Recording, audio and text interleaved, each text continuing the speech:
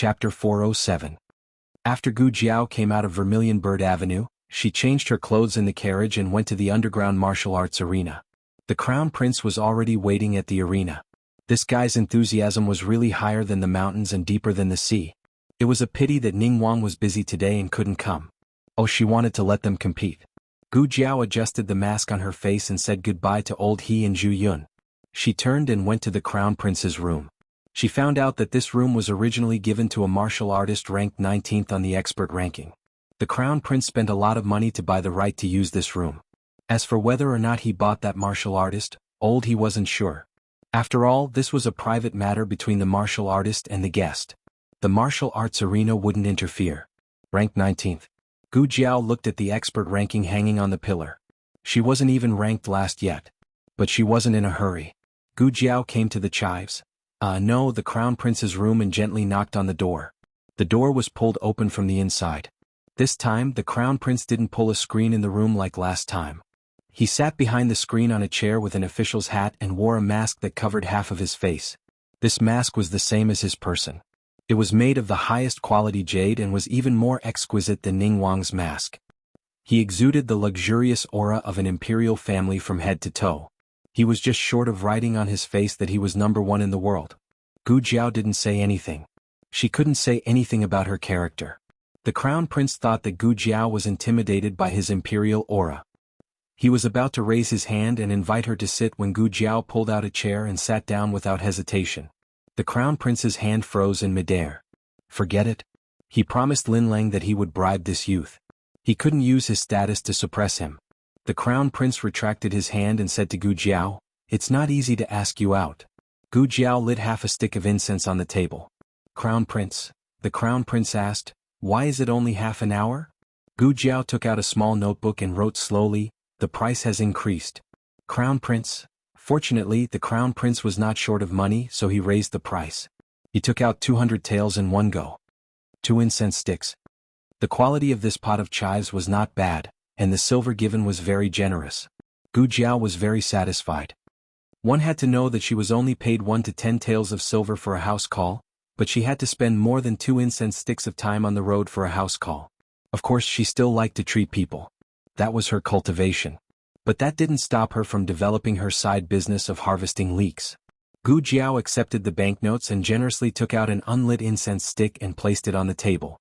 The Crown Prince was also very satisfied. Last time, the incense stick's time was too short, causing him to not be able to finish speaking. This time, there was an additional incense stick's time, which should be enough for him to bribe the other party. But when the Crown Prince thought of someone's slow writing speed, he felt that he couldn't take it slowly and had to get to the point as soon as possible.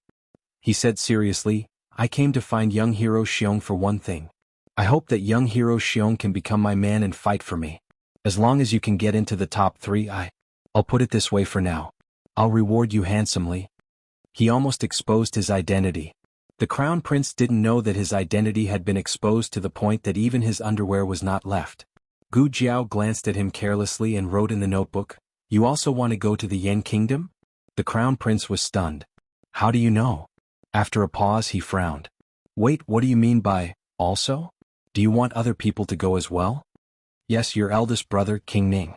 Fortunately, Gu Jiao was a person with professional ethics. She didn't disclose the client's privacy but wrote in the notebook, "I can't tell you." "You." The Crown Prince choked. But this sentence was equivalent to not writing it. What did it mean that she couldn't tell him? That meant there was, but it was inconvenient to say it. The Crown Prince frowned. What was going on? Were there a lot of people who wanted to go to the Yen Kingdom these days? To be able to find Xiong Badian, it meant that the other party was interested in Xiong Baishan's potential like him and Lin Lang, whose eyes were so sharp. The Crown Prince listened to Wen Lin Lang and came to find Xiong Badian. Now that he knew that Xiong Badian was in high demand, he felt a sense of competition. However, he was the Crown Prince. He didn't believe that anyone in the world could compete with him, except for his father and uncle. But his father and uncle wouldn't come to such a place. The Crown Prince said arrogantly, "I will pay you double how much the other party paid you." Gu Jiao didn't reject him immediately. She was thinking about the possibilities. She wouldn't sell herself to anyone, but she could sell the opportunity to go to the Yen Kingdom. The premise was that she could squeeze into the top 3 of the master list before then. The first and second place were said to have retired from the martial arts world and hadn't appeared for a few years. King Ning and the Crown Prince couldn't do anything about them, so they had to target the third place. The third place was not from the Zhao Kingdom. It was difficult for the Crown Prince and King Ning to cooperate with him. Therefore, the two of them wanted to find someone to kill him openly. They were indeed brothers. Their methods of going to the Yen Kingdom were the same. "Why do you want to go to the Yen Kingdom?" Gu Jiao asked. She had to figure out his motive. If he wanted to betray the country, wouldn't she be an accomplice? The Crown Prince said angrily, "Why are you asking this? You just have to agree to my conditions. I won't treat you badly. Furthermore, I can promise you even more things that are better than money." He was the Crown Prince. Not to mention money, it wouldn't be difficult to give him an official title. The premise was that he could really get into the top 3. The Crown Prince didn't really trust his strength. After all, he had a master who was ranked 19th. Wasn't he much more powerful than this guy? But Lin Lang said that he couldn't put all his eggs in one basket. There was nothing wrong with betting on a few more masters. Gu Jiao wrote slowly, "If you don't say it, I won't consider it." The Crown Prince gasped. Did this guy know who he was threatening? The Crown Prince of the country. The Crown Prince suppressed his anger and said calmly, "I want to see the chess sage of the 6 kingdoms, Mr. Meng." Mr. Meng. Never heard of him. Gu Jiao could tell that the Crown Prince wasn't lying. He was just looking for someone. There was no political danger. The Crown Prince said coldly, "I've said what I need to say. Will you agree now?" Gu Jiao nodded seriously. "I agree. I'll consider it." The Crown Prince, who had been tricked again, was speechless. The Crown Prince used his political methods to brainwash Gu Jiao. Gu Jiao listened with one ear and out the other. The Crown Prince's mouth was dry. Gu Jiao closed the small notebook. "Time's up." The Crown Prince was speechless. Gu Jiao came out of the underground martial arts arena. She got into the carriage and changed her clothes. She asked Xiao Sanzi to drive the carriage to the Hanlin Academy. There was still some time before the break. Gu Jiao went to a nearby pancake shop. She found the shop's dried vegetable pancakes to be very delicious. The crust was crispy and the filling was juicy. The price was not cheap. One pancake could sell for 20 copper coins. Xiao Sanzi stopped the carriage beside the shop. Gu Jiao got out of the carriage and asked for 10 pancakes in one go. 10 pancakes? We can't finish them in one pot. Miss, you have to wait. Do you want to come in and sit for a while? No need. I'll wait outside. The weather was hot. She wanted to get some fresh air outside. She was the only customer. The couple focused on making her pancakes. They didn't make her wait too long. "Miss, the pancakes are ready," the shop owner said to Gu Jiao with a smile. Gu Jiao walked over. She turned around and said, "Xiao Sanzi, help me get the food box." Okay. There was a clean food box in the carriage. Xiao Sanzi lifted the curtain and took it down. Gu Jiao handed him a piping hot dried vegetable pancake wrapped in bamboo leaves. "Here." Xiao Sanzi was surprised. "Ah, I have one too?" Gu Jiao said, "Eat it while it's hot." Xiao Sanzi smiled and took the pancake. "Thank you, Miss Gu." After the pancakes were packed, Gu Jiao paid for them. Xiao Sanzi took a bite of the piping hot pancake. He gasped as he took the food box with his other hand and said, "Let me." He carried the food box into the carriage. "Miss Gu, you should eat one while it's hot. It's crispy now. It'll be soft when you get home." "Okay," Gu Jiao replied. Then, Xiao Sanzi put the food box away and jumped off the carriage. But Gu Jiao was nowhere to be seen. He circled around the carriage and even looked under the carriage. Where is she?" "Boss, did you see my miss?" Lady Boss said, "Didn't she get on the carriage with you just now?" "No." Xiao Sanzi lifted the curtain and confirmed that the carriage was empty. This was strange. She was clearly talking to him just now. How could she disappear in the blink of an eye? He was dumbstruck and stood in place. Did I see a ghost?" Gu Jiao also didn't expect that she would be kidnapped in the middle of the street while she was buying pancakes. Moreover, no one saw her. She was still held in the waist with his arm. This familiar posture, this familiar formula. The fear of being controlled by a pen once again welled up in her heart. Gu Jiao's little face was cold. She decided to let go of the burden of being an idol and shouted loudly on the street. But just when she opened her mouth, a strong wind blew into her face and her cheeks changed shape. Gu Jiao was taken to Vermilion Bird Street by Long Yi. Long Yi didn't need to go through the back door. Of course, he also didn't need to go through the front door. He directly descended from the sky and landed in the courtyard of Princess Xinyang. Gu Jiao looked at the courtyard full of colorful and brilliant red flower buds. The valve of her memory was opened. She had been here before. This was the first house behind the orange tree. She had mistakenly thought that the madam of this house was a tuberculosis patient mentioned by the scholar. She had entered the house and treated her illness for free. That's right, it was free because no one paid the consultation fee. Strange, why did Long Yi bring her here? Soon she knew the reason. Because after Long Yi had put her down, she saw Princess Xinyang sitting upright inside the house. Gu Jiao understood everything. No wonder when she had seen Princess Xinyang in the palace, she had felt an indescribable sense of familiarity. As it turned out, she had really seen her before. Then, that day when she had heard the conversation in the restaurant near the underground martial arts field, it was also her and that female official's conversation. The medicine that female official had gone to the underground martial arts field to look for the pharmacists of Yen State was also bought for her. But why was it a bottle of high-grade tonic? Were the pharmacists of Yen State so weak? They couldn't even take out a bottle of decent heart protection pill? Gu Jiao naturally didn't know that bottle of high-grade tonic was called 100 Flowers Pill, which was bought by the crown princess from a swordsman of Zhao State. 100 Flowers Pill was rumored to be miraculous, but in fact it was only a kind of tonic that replenished qi in blood. There was no need to talk about its healthcare effect, but if it was used to treat myocarditis, then it was too difficult. Eugene came to the door and made a gesture. "Miss Gu, please." Gu Jiao calmly entered the house. A daughter who had grown up among the common people was first kidnapped all the way, and then met the princess of this dynasty, but she was still able to maintain such a calm bearing. If it was other people, then they would have been surprised by Gu Jiao. But Princess Xinyang's expression was very calm. In her hand, she was holding a few pieces of paper written with the gossip she had plundered from the tea house among the common people. She placed the pieces of paper on the table one by one. Gu Jiao roughly glanced at them. They were all related to her. It seemed Princess Xinyang was investigating her. Princess Xinyang went straight to the point. "Tell me, why did you approach me?" She glanced at Gu Jiao, the threat in her eyes obvious. "You better tell me the truth. My patience is limited. Don't force me to torture you." She was a rather tough princess. Gu Jiao wasn't afraid of ghosts knocking on the door if she didn't do anything wrong. She calmly said, "I think Princess might have misunderstood. I never wanted to approach you." Princess Xinyang poured the white pills from the porcelain bottle into a clean, empty plate. "Is that so? Then what's with this bottle of medicine? Don't tell me you didn't put it there." Gu Jiao didn't deny it. "I did switch the medicine inside, but I still say the same thing." Princess misunderstood. "I was asked by someone to come to Vermilion Bird Avenue to treat a tuberculosis patient. I didn't expect to walk into the wrong house and mistakenly mistook Princess for the patient." Princess Xinyang looked at Gu Jiao and said lightly, "I don't have tuberculosis." Gu Jiao said, "I know. I didn't give you the medicine to treat tuberculosis. You have myocarditis? It's commonly known as heart disease. My brother also has heart disease, but yours isn't as serious as his. Take the medicine carefully and you'll recover in a few months." Princess Xinyang said, "You're the first person to say that my illness can be cured." Gu Jiao raised her eyebrows. "You're also the first person to misunderstand that I have ulterior motives after being treated by me." Princess Xinyang snorted, "You have a sharp tongue. Don't think I'll let you go just like that. I'll have someone investigate whether or not you're telling the truth." "Go ahead." She wasn't lying. Auntie Sun's tuberculosis wasn't a secret in Vermilion Bird Avenue.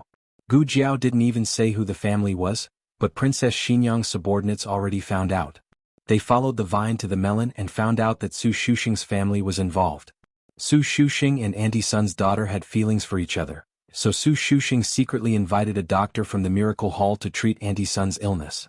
In the end, Su Shuxing made a scene at the Miracle Hall, saying that the doctor didn't keep his word and didn't treat the patient after taking the consultation fee. In the end, he found out that he had given the doctor the wrong direction. He invited the doctor to Auntie Sun's house to treat her again and left behind a few types of medicine. Those medicines were different from those in regular pharmacies, but they were very similar to Princess Xinyang's medicine. It was obvious that they came from the same doctor. "How is it? I didn't lie to you, did I?" Gu Jiao crossed her arms. No one offered her a seat, so she found a chair and sat down. She didn't treat herself as an outsider. Eugene wanted to laugh. Princess Xinyang's expression was still ice-cold. "Even if the matter of changing the medicine was accidental, you and Long Yi clearly met, but you lied to me in the imperial palace." Was she so smart? She even guessed this? Gu Jiao said without changing her expression. Evidence, Princess can't slander me again and slander me a second time. Princess Xingyang coldly said, if you didn't meet Long Yi and didn't use any tricks on Long Yi, why would Long Yi let you in? Gu Jiao seriously thought for a bit, because I'm cute? Princess Xingyang, Eugene chuckled.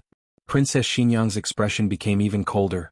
Don't think that because you are the daughter of Marquis Ding and Mansion, and also deeply favored by His Majesty and Empress Dowager, I don't dare to touch you. Eugene, bring my whip. Eugene opened her mouth as if trying to dissuade. Princess, bring it. Princess Xingyang expressionlessly said. Eugene regretfully sighed and went to the study to bring over Princess Xingyang's golden whip. Princess Xingyang coldly said, this golden whip was bestowed by the previous emperor, even the emperor can be beaten. Beating you is already a favor. Gu Jiao, then I will fight back. But what no one expected was that before Princess Xingyang had a chance to use her whip, Long Yi flashed in and blocked Gu Jiao behind him.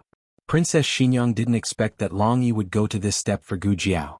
She was slightly startled and then her eyes darkened. Move aside. Long Yi didn't move. Actually, Princess Xingyang didn't really want to beat Gu Jiao. She wasn't so cruel, she only wanted to scare her and make her obedient. But Long Yi took it seriously. How familiar was this scene? Move aside. A certain little devil in chaos hid behind Long Yi. Long Yi, don't move aside, don't move aside. My mother wants to beat me. Long Yi, if you don't move aside, I will also beat you. Long Yi, quickly take me away. Wait until my mother calms down, then take me back. The scene buried in the depths of her memory pierced her mind like an awl, and the whip in Princess Xingyang's hand fell to the ground. Chapter 408. Princess Xingyang fainted without any warning. The servants in the courtyard did not lose their heads out of worry. Everyone went about their own business in an orderly manner under Eugene's command. Princess Xingyang was carried to the bed by Eugene. Gu Jiao did not realize that the delicate and weak Eugene actually had such strength. However, Eugene was not a martial arts practitioner after all, so she had used up all of her strength. She panted for a while, her forehead covered in a thin layer of sweat. Lord Eugene, this servant will go get a doctor, said a servant girl. Eugene nodded, then seemed to think of something and shook her head. Then she looked at Gu Jiao, who had not taken advantage of the chaos to escape. She asked seriously, Dr. Gu, can I trust you? Dusk was setting in the west. Xiao Lulang finished his day's work and came out of the Hanlin Academy. He saw Xiao Sanzi anxiously pacing back and forth at the door. Xiao Sanzi was the clinic's coachman and often followed Gu Jiao to see patients. Xiao Lulang subconsciously looked behind Xiao Sanzi, only to see a quiet carriage with the curtains tightly shut. However, his intuition told him that Gu Jiao was not in the carriage. Xiao Sanzi, what's wrong? Xiao Lulang walked over and asked. Xiao Sanzi heard Xiao Yulang's voice and turned around abruptly, his face full of panic. Brother Xiao, Miss Gu has disappeared. Xiao Lulang frowned. When did she disappear? Where did she disappear? Xiao Sanzi was extremely anxious. Just now, Xiao Lulang comforted him. Don't panic, tell me slowly. Xiao Sanzi did not know that this was not right. After all, he had seen the emperor with Miss Gu. He had to be calm, he had to be calm. Xiao Sanzi calmed himself down and told him what had happened in front of the shop. Xiao Lulang frowned and said, Are you saying that she suddenly disappeared? Xiao Sanzi said, Isn't it sudden? I held the pancake in one hand and the lunchbox in the other. I told her to eat the pancake while it was still hot. Otherwise it would become soft and not crispy. She even said okay, but when I turned around to look at her, she was gone. No, what I mean is, he's gone. I asked the couple at the bakery, but they didn't see anything either. I looked around, but I couldn't find him even after I searched the entire street. Xiao Lulang went to the crime scene. Where did your carriage stop? He asked little 3.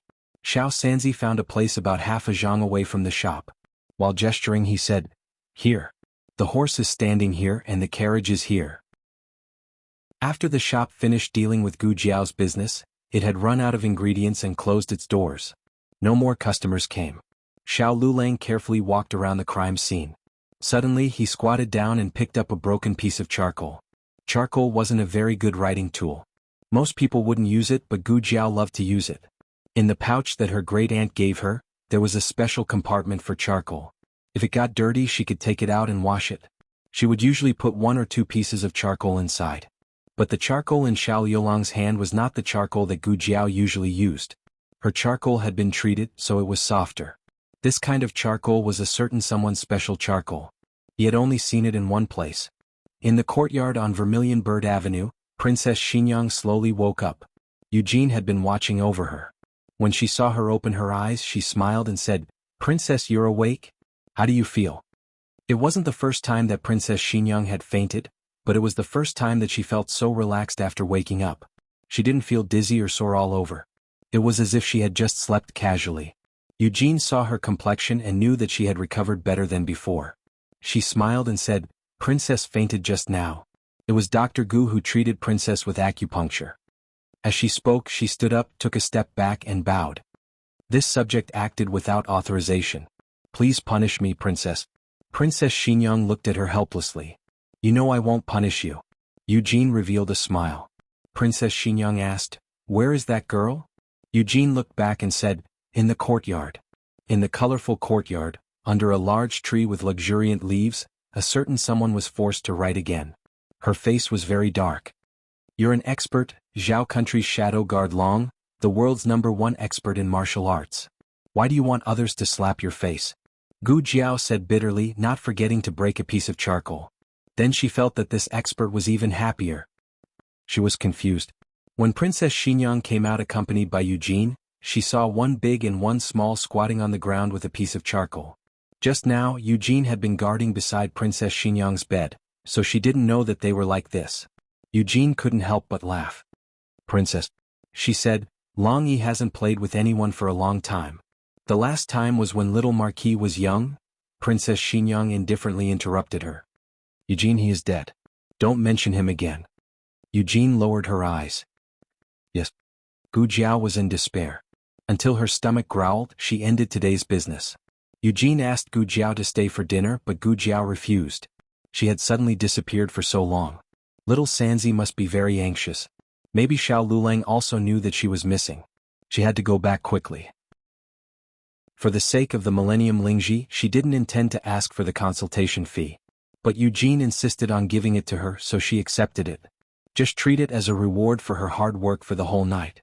Gu Jiao put that 100 taels banknote into her purse. Compared to Marquis Xianping, who only gave her a copper coin, Princess Xinyang was simply too generous. When Gu Jiao came, she was captured by Long Yi. Now she couldn't let Long Yi capture her again. Eugene considerately asked people to prepare a carriage.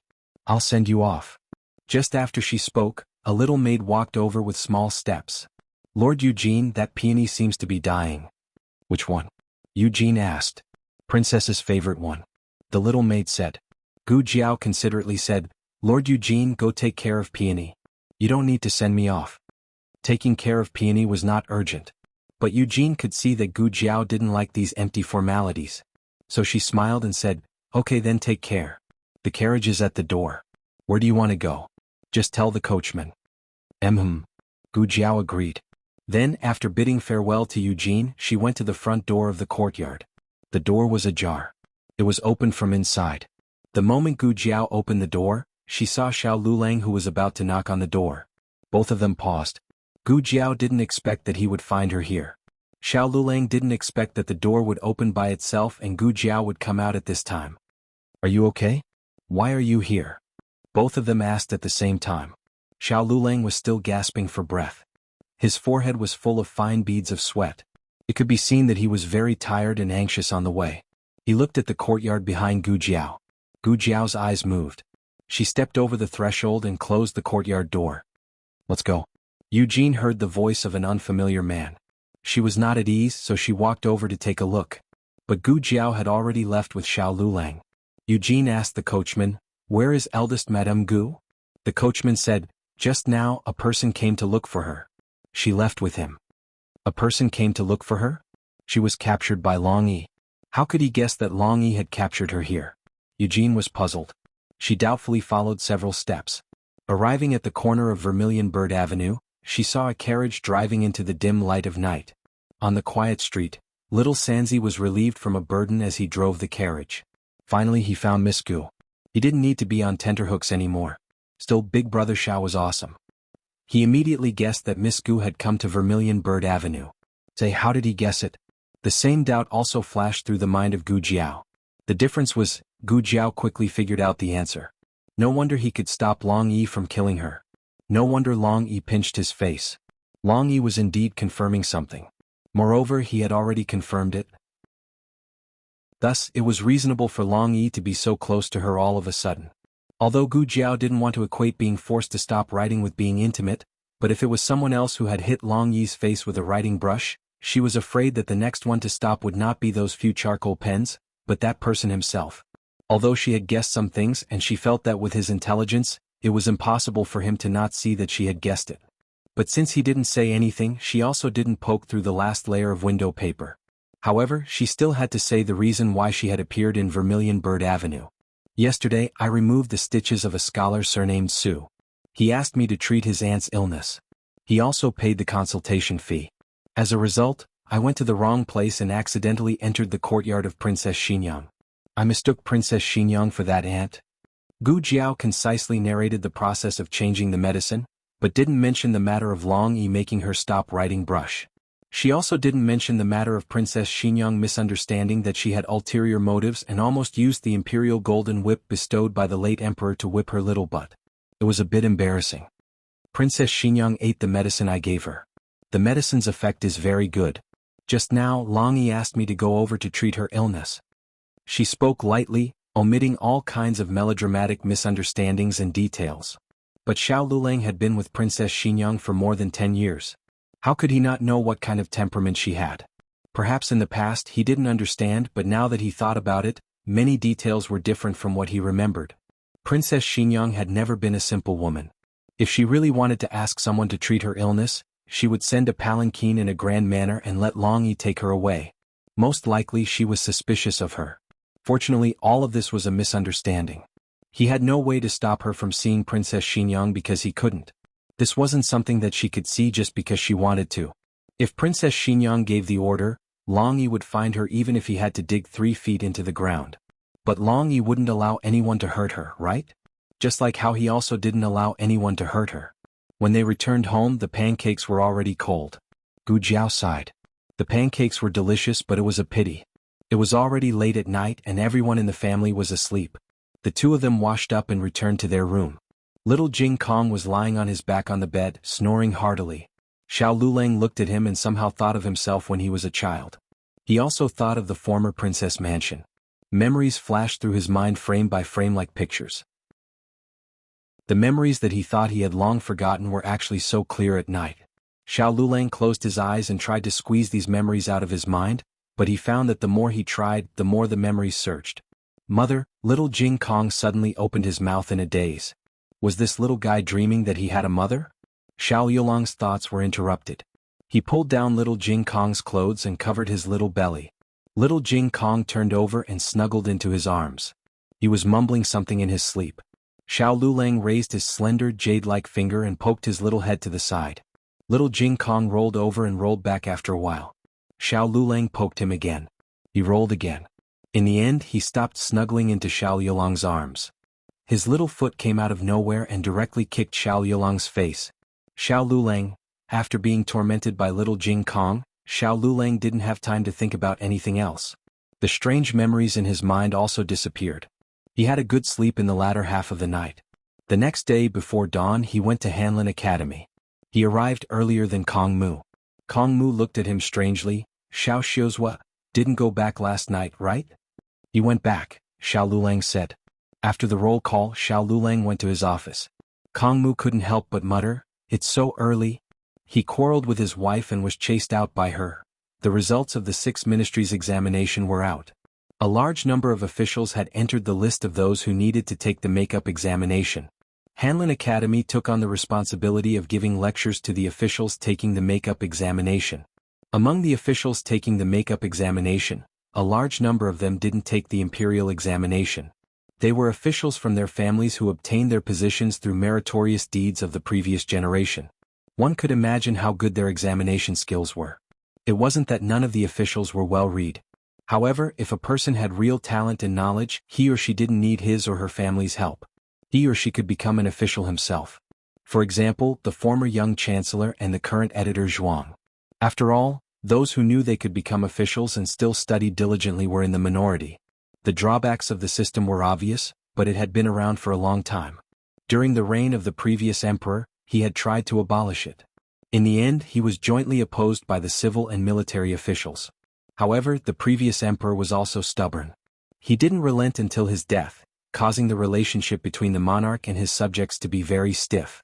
His old subordinates were loyal to him, but they also hoped that he would take back his order. After Empress Dowager Zhuang held court behind the curtain, she restored the system and gave the civil and military officials a way out. However, at the same time she also raised a condition, the addition of the 6 ministries examination. There would be an examination every 3 years. If they failed, they would have to take the makeup examination.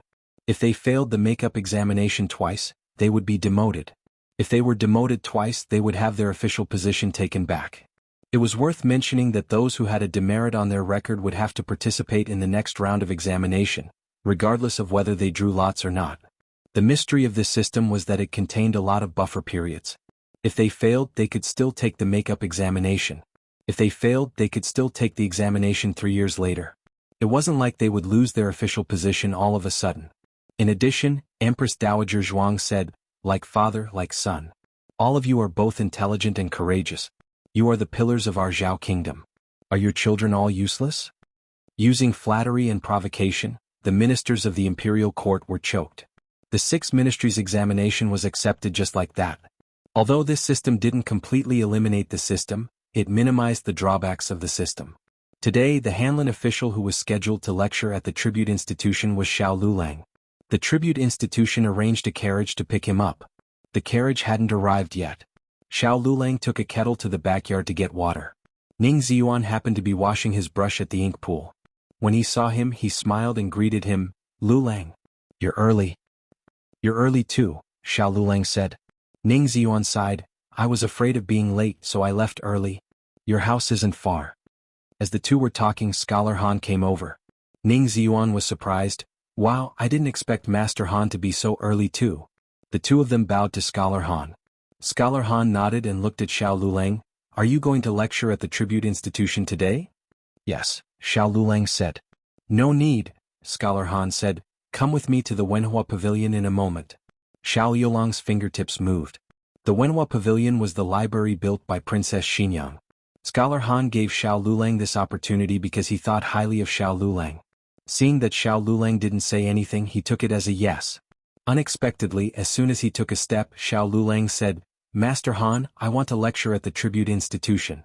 What did he mean by, "You want to lecture at the tribute institution"? Was this how he bargained with his superior? Scholar Han looked back and said seriously, "Do you know what kind of place the Wenhua Pavilion is? What kind of opportunity is this?" "I want to lecture at the tribute institution," Xiao Lulang said word by word. Scholar Han frowned. Xiao Lulang looked at Ning Ziyuan and said, "Let Editor Ning go to the Wenhua Pavilion. I still want to go to the tribute institution." He said 3 times that he wanted to go to the tribute institution. No matter how much Scholar Han wanted to praise him, he wouldn't give him another opportunity. You come with me," Scholar Han said to Ning Ziyuan. Ning Ziyuan followed Scholar Han. As he walked, he gestured exaggeratedly at Xiao Lulang and silently said, "Are you really going to give me such a good opportunity? What are you doing?" Scholar Han stopped and turned his head to look at him. Ning Ziyuan stopped in a second and said, "Nothing, I'm just stretching." Scholar Han led Ning Ziyuan out of the Hanlin Academy. Xiao Lulang waited for another hour before the people from the tribute institution arrived. However, just as he was about to sit in the carriage, the coachman from the Hanlin Academy rushed over anxiously and said, "Bad news, Xiao Lulang. Editor Ning is in trouble. Hurry and go to the Wenhua Pavilion." Chapter 409. There are all kinds of novels that you can't find online. Outsiders didn't know much about Ning Ziyuan and Xiao Yulang's friendship. The coachman named Wu Lauer had only run into them a few times, and only then did he know that Ning Ziyuan and Xiao Lulang were very close in private. He was tight-lipped and didn't say anything. But now that something had happened to Ning Ziyuan, Wu Lauer couldn't care less. "What happened to Editor Ning?" Xiao Lulang asked. Wu Lauer said anxiously, "He broke an antique inkstone in the Wenhua Pavilion. I heard that it belonged to the late emperor. What do you think we should do? If he's really punished, Editor Ning's career will be in danger." It was indeed a big taboo to break an item of the imperial family. Even Scholar Han couldn't protect Ning Ziyuan. The Wenhua Pavilion wasn't far from the examination compound. Xiao Lulang told the people from the examination compound to go there first, and he would be there later to deal with some matters. Then Xiao Lulang and Wu Laoer went to the Wenhua Pavilion. Every blade of grass, every tree, every brick and every tile of the Wenhua Pavilion was the same as before. The smell of cinnamon from the Four Seasons could easily awaken one's memories. Xiao Yulang's expression was dazed for a moment. Xiao Xiuzhua?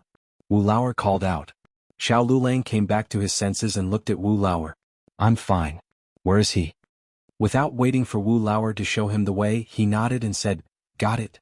He's at Tingfeng Courtyard. After he finished speaking, he strode towards Maple Courtyard. Wu Laoer was confused. I don't think I told you that he was at Tingfeng Courtyard. Have you been here before? How do you know where Tingfeng Courtyard is? The Pavilion of Literary Splendor had one pavilion and 3 courtyards. The main pavilion was called the Pavilion of Literary Splendor. It was used to store books. The Courtyard of Listening Lair was the private courtyard of Princess Xinyang.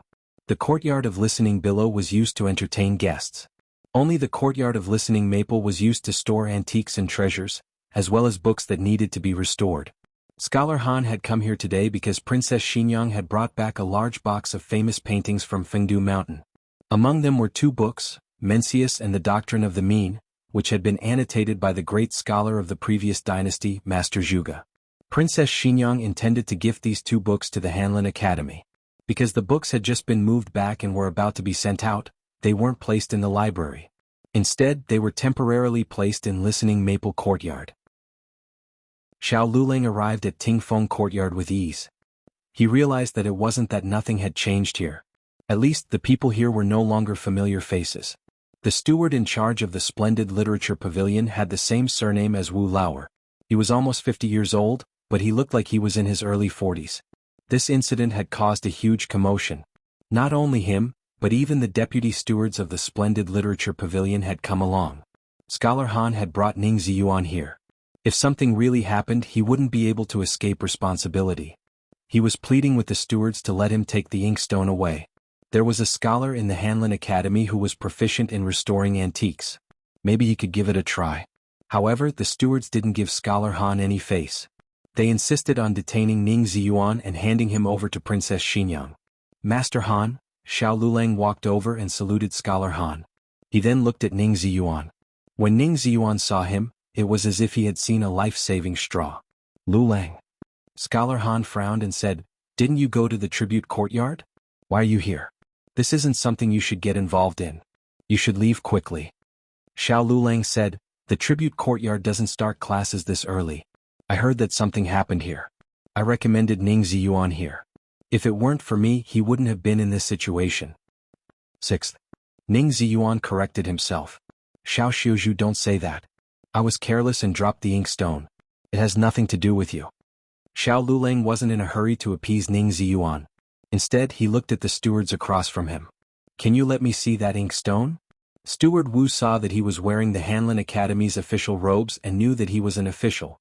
He didn't refuse his request, but Steward Wu looked at his lame leg and crutches with a strange expression. Xiao Lulang was used to this kind of scrutiny. He stood there, neither servile nor overbearing, and waited for the servants of the splendid literature pavilion to carefully bring in the broken inkstone on a tray. This was the imperial inkstone used by the 3rd emperor of the Great Western Dynasty. It was an antique from the previous dynasty. No wonder the stewards of the splendid literature pavilion were so nervous. However, this inkstone wasn't broken by Ning Ziyuan. It had been broken long ago. It was broken by the young Xiao Heng. He was worried that Princess Xinyang would spank him, so he asked Long Yi to find some fish bleach glue and stuck it on himself. So Ning Ziyuan was really tricked by him. Xiao Lulang said without changing his expression. This inkstone was broken to begin with. Nonsense. Steward Wu said sternly. How could it be broken? Are you implying that we broke the inkstone and blamed it on your Hanlin Academy? Ning Ziyuan was actually a little confused, but no one believed him, so he didn't dare to voice his doubts. Now that Xiao Lulang spoke, he became a little more confident. I also don't think I broke it. There's a wooden floor below and this thing isn't placed high. Who knows how it broke in half with a light knock? Scholar Han looked at Xiao Lulang. What evidence do you have? Although he didn't want Ning Ziyuan to be guilty, he couldn't let someone else take the blame just to get Ning Ziyuan off the hook. Princess Xinyang wasn't a good-tempered person. and the consequences of slandering her servant were severe. Xiao Lulang showed the inkstone to Scholar Han. This crack is quite old and there are traces of it being glued together. If the stewards don't believe me, you can invite Dr. Nye from our Hanlin Academy and the Chancellor of the Directorate of Imperial Studies. They will know once they take a look. Dr. Nye was the 5 classics doctor who was proficient in restoring antiques. The old Chancellor didn't need to be mentioned. Not only could he identify antiques but he could also fake them. When Scholar Han heard this, he immediately sent people to Hanlin Academy and the Imperial College to invite experts. After careful inspection, they confirmed that Xiao Lulang wasn't lying. This inkstone was indeed broken for many years. However, the stewards still had a skeptical look on their faces. Scholar Han smiled faintly. You don't trust Hanlin Academy, but don't you trust the Imperial College? Hanlin Academy has nothing to do with the Imperial College. This was the truth. Everyone knew that Hanlin Academy was under Grand Tutor Zhuang, and Grand Tutor Zhuang and the old Chancellor were independent. The old Chancellor thought, your disciple is in Hanlin Academy? The old Chancellor stroked his beard and said seriously, all right, there are some things that shouldn't be said. After all, the young Marquis has passed away and it's not inappropriate to talk about him again. However, we can't make an innocent person take the blame because of this. Actually, this inkstone was broken by Xiaohang. He was naughty when he was young, so he didn't dare to tell Princess Xinyang that he broke the inkstone. He secretly took it to the Imperial College and asked me to fix it for him. That's right, I glued this inkstone. If you don't believe me. What if you don't believe me? Do you want to go underground and ask the young Duke for confirmation? The stewards had an image in their minds. They quivered and didn't dare to speak anymore. The old Chancellor waved his hand. Okay, I'll tell Princess Xinyang about the inkstone. I won't make things difficult for you. At this point, the stewards finally heaved a sigh of relief. Even if they hadn't served the young Duke, they knew that the old Chancellor was the young Duke's teacher. Since he took the responsibility, there was nothing for them to do. The storm was over. Scholar Han thought he could meet Princess Xinyang, but she didn't come to Wenhua Pavilion until they left. He felt a little regretful. After leaving Wenhua Pavilion, Xiao Lulang looked at the old Chancellor with a speechless expression. Teacher's mouth is really... The old Chancellor waved his hand. Excellent as always, I know. Xiao Lulang was speechless. As long as you're happy. On the other side, Gu Jiao entered the palace. She was now a regular at Renshou Palace. She didn't even need to check her token and could directly enter the palace. She was going to deliver candied fruit to her grandaunt. Recently, her grandaunt had improved a new type of candied fruit. It was sweeter but had less sugar, so her grandaunt could eat one more fruit every day. When she was on the way to Renshou Palace, she suddenly heard someone calling her. Miss Gu. It was Consort Rui Wang's voice. Gu Jiao hadn't seen Consort Rui Wang for a while. It was mainly because she encountered a wave of assassination on her way back from visiting old concubine Jing in the nunnery. Rui Wang was so scared that Rui Wang couldn't go out for 2 months. I knew it was you. Consort Rui Wang walked over and affectionately held Gu Jiao's arm. You seem to have grown taller. Unlike me, I can only put on weight. Gu Jiao looked at her slightly round body and said, you're not fat. She really wasn't fat. Consort Rui Wang used to be too thin. Now she was normal. Consort Rui Wang said, only you and the prince would say that. The nannies didn't allow me to eat too much. They were afraid that the baby would grow too big and it would be hard to give birth. Gu Jiao deeply agreed. In ancient times where medical treatment wasn't advanced enough, giving birth was a natural process. Not eating too much was the best choice as long as the child's nutrition was ensured. However, looking at Consort Rui Wang's complexion, it was clear that the nannies had taken good care of her. Consort Rui Wang sighed. I haven't been out for so long that I didn't even know that old concubine Jing had passed away. The prince probably hid it from me because he was afraid that I would be sad and affect the baby. Old concubine Jing's death had been kept a secret, so Gu Jiao wasn't sure if Rui Wang had heard anything. How have you been recently? Consort Rui Wang asked. I'm fine. Gu Jiao said. Consort Rui Wang sighed. Why didn't you come to the estate to find me? You don't know how bored I've been for the past 2 months. Gu Jiao looked at her bulging belly and said, are you still bored with him? Consort Rui Wang and Consort Yao were both due in the beginning of the 10th month. She was now 7 months pregnant. Her belly looked a bit bigger than Consort Yao's. When the child in her belly was mentioned, Consort Rui Wang revealed a hint of motherly gentleness. I don't know if it's a son or a daughter. I want to give birth to a son for the prince. If it's a son, then it'll be Imperial Father's first Imperial grandson. Imperial Father will definitely be very happy. Other people wouldn't dare to say this, but Consort Rui Wang was a straightforward person. Adding on the fact that she trusted Gu Jiao a lot, she didn't have any scruples when she said this. Just as Gu Jiao was about to use the stethoscope to listen to the heartbeat in her belly, a woman's cry of surprise came from behind the rockery not far away. What? Ugh! As soon as Consort Rui Wang opened her mouth, Gu Jiao vigilantly covered her mouth. Chapter 410. There was clearly a trace of an expert's presence in the place where the woman's cry came from. After Gu Jiao covered Consort Rui Wang's mouth, she signaled her with her eyes. Consort Rui Wang opened her eyes wide and nodded. The place they were at was a small path between Rinshou Palace and Cunning Palace. The surrounding scenery was very good and there was a lot of cover which was good for hiding. It was also for this reason that the other party chose this place. For the time being, Gu Jiao didn't know what the other party wanted to do. She only knew that if she pulled Consort Rui Wang away now, no matter where they went, they would be seen by the people behind the rockery. Gu Jiao simply pulled Consort Rui Wang behind a large tree behind them. Consort Rui Wang picked up Gu Jiao's hand and used her fingertips to write on her palm. Aren't we going to see what happened? Gu Jiao shook her head and wrote on her palm, "There's an expert." After a pause she said, "He doesn't have a murderous aura." In other words, he didn't want to kill that woman. Consort Rui Wang nodded thoughtfully. The rockery was directly across from the large tree, about 20 steps away. The two of them both held their breaths. With Gu Jiao's ability she could hide her presence very well, but Consort Rui Wang couldn't do it for the time being. She could only try to slow her breathing as much as possible. However, that woman's breathing was probably too fast and nervous, so she suppressed Consort Rui Wang's and didn't let the expert notice. The conversation behind the rockery could be faintly heard. "It's you? Why are you here? What did you do to Chunying?" Hearing this name, Consort Rui Wang's temples suddenly jumped a few times. Gu Jiao looked at her with confusion. She picked up Gu Jiao's hand and wrote on her palm, "Chunying is the Crown Prince Consort's personal female official." Gu Jiao raised her eyebrows. So the woman who spoke was... Both the woman and the expert lowered their voices, which sounded different from their usual voices. Therefore, it was difficult to tell if it was the person she had guessed in her heart. But there was no hurry.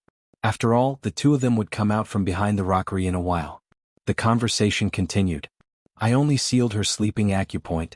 It will automatically unseal after an hour." Gu Jiao, "Oh, she wants to learn too. She put her husband to sleep and then did this and that." It was a man's voice. The woman said, "I think you're the crazy one. This is the Imperial Palace. It's broad daylight. Aren't you afraid of being discovered?" The voice sounded a little angry. The expert sneered, "Who told you to always avoid me? I can only resort to this. Don't come any closer." The woman shouted. A few hurried footsteps came from behind the rockery. It should be the woman who was staggering back to avoid the expert. Unfortunately, she couldn't retreat far. Gu Jiao heard her back hit the rockery. The expert seemed to compromise. "Okay, I won't come over. Don't hurt yourself." The woman said coldly, "What do you want to do?" The expert smiled playfully, "Don't you know what I want to do? Look at how scared you are. Don't worry. I don't want to do anything today. I just came to tell you." Gu Jiao and Consort Rui Wang didn't hear the last sentence clearly. The expert seemed to have said it close to the woman's ear. Then there was a crisp slap from behind the rockery. Consort Rui Wang was stunned and blinked. Was this a slap? Gu Jiao nodded. Sounded like it. After that slap, there was no more conversation from behind the rockery. The expert should have left. The woman's breathing was still there. Gu Jiao and Consort Rui Wang didn't leave. Both of them wanted to see who the woman behind the rockery was. The two of them waited for a long time. Finally, the woman behind the rockery came out. Consort Rui Wang took a closer look and quickly covered her mouth. How could it be her? Gu Jiao had already guessed it, so she didn't have much of a reaction. At this time, the servant girl who was left behind in the Imperial Garden by Consort Rui Wang hadn't seen Consort Rui Wang for a long time. She couldn't help but come here. Princess, you're here." Consort Rui Wang couldn't hide anymore. She braced herself and walked out from behind the tree. Gu Jiao also walked out. "Princess." The servant girl bowed to Consort Rui Wang. She hadn't seen Gu Jiao before, so she didn't greet Gu Jiao. But when she saw the woman walking out from behind the rockery, she quickly bowed. "Crown Prince Consort." Consort Rui Wang's mouth twitched. This was so awkward. Consort Rui Wang naturally wouldn't admit that she had eavesdropped on the crown prince consort. She cleared her throat and said to Wen Linlang with a fake smile, "Did the crown prince consort also go to pay respects to Imperial Mother? I just came out of Imperial Mother's palace and met Dr. Gu on the way.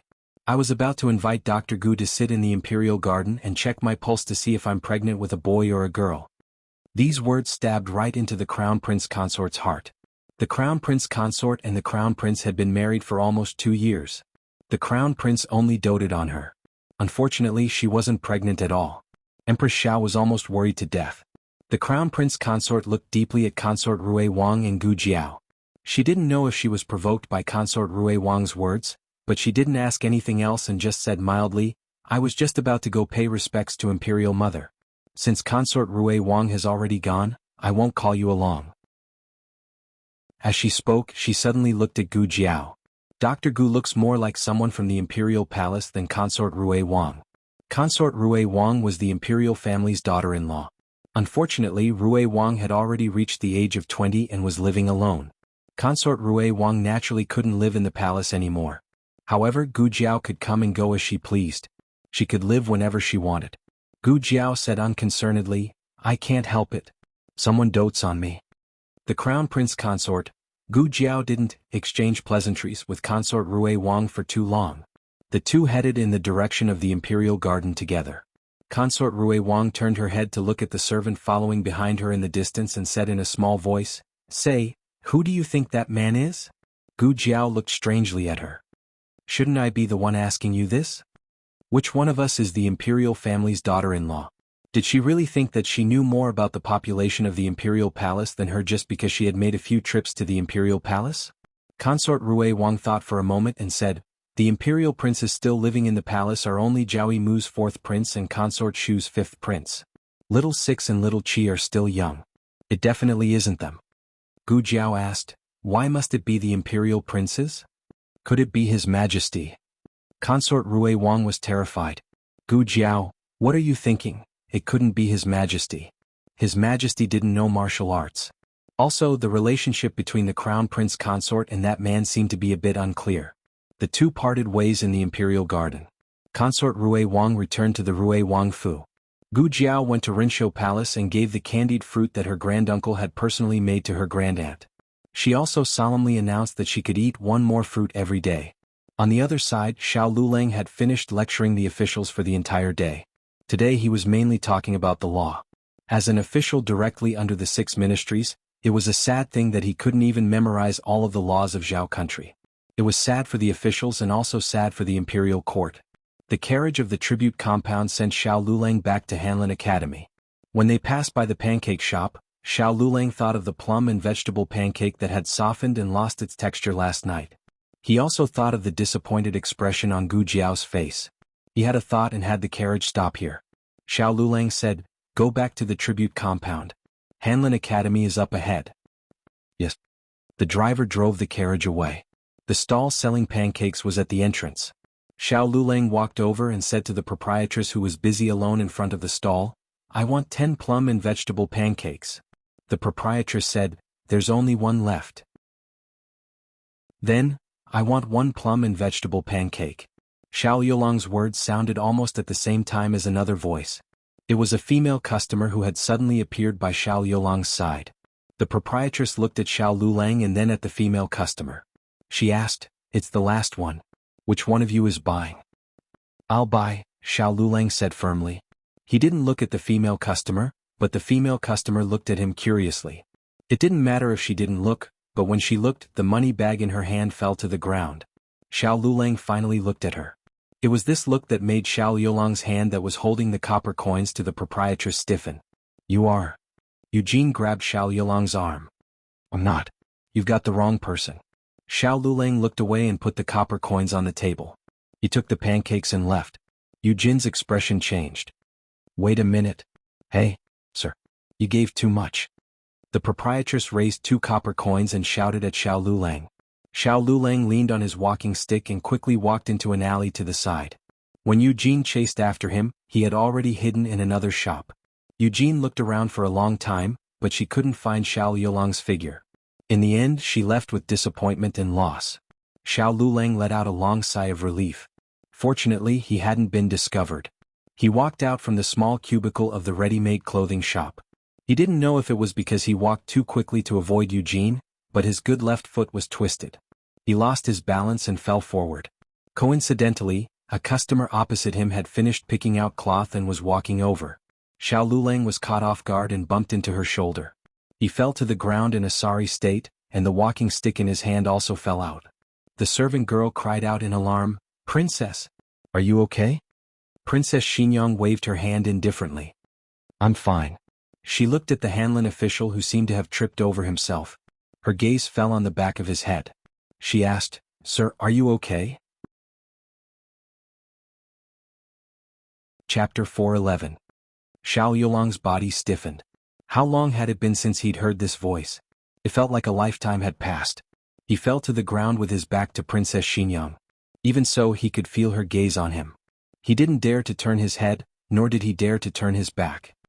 He tried to restrain his body from trembling and said calmly, "I'm fine." "You." Princess Xinyang heard him say he was fine, but out of the corner of her eye, she caught a glimpse of the cane that had fallen. It didn't look like a cane but more like a walking stick. It was suitable for people who couldn't walk but couldn't walk at all. Princess Xinyang wasn't sure if he had been born with a disability or had just been injured recently. Either way, it didn't seem like he was fine. She said, "I think I tripped you just now. Can you still get up? I'll call a doctor for you. Come help this man up."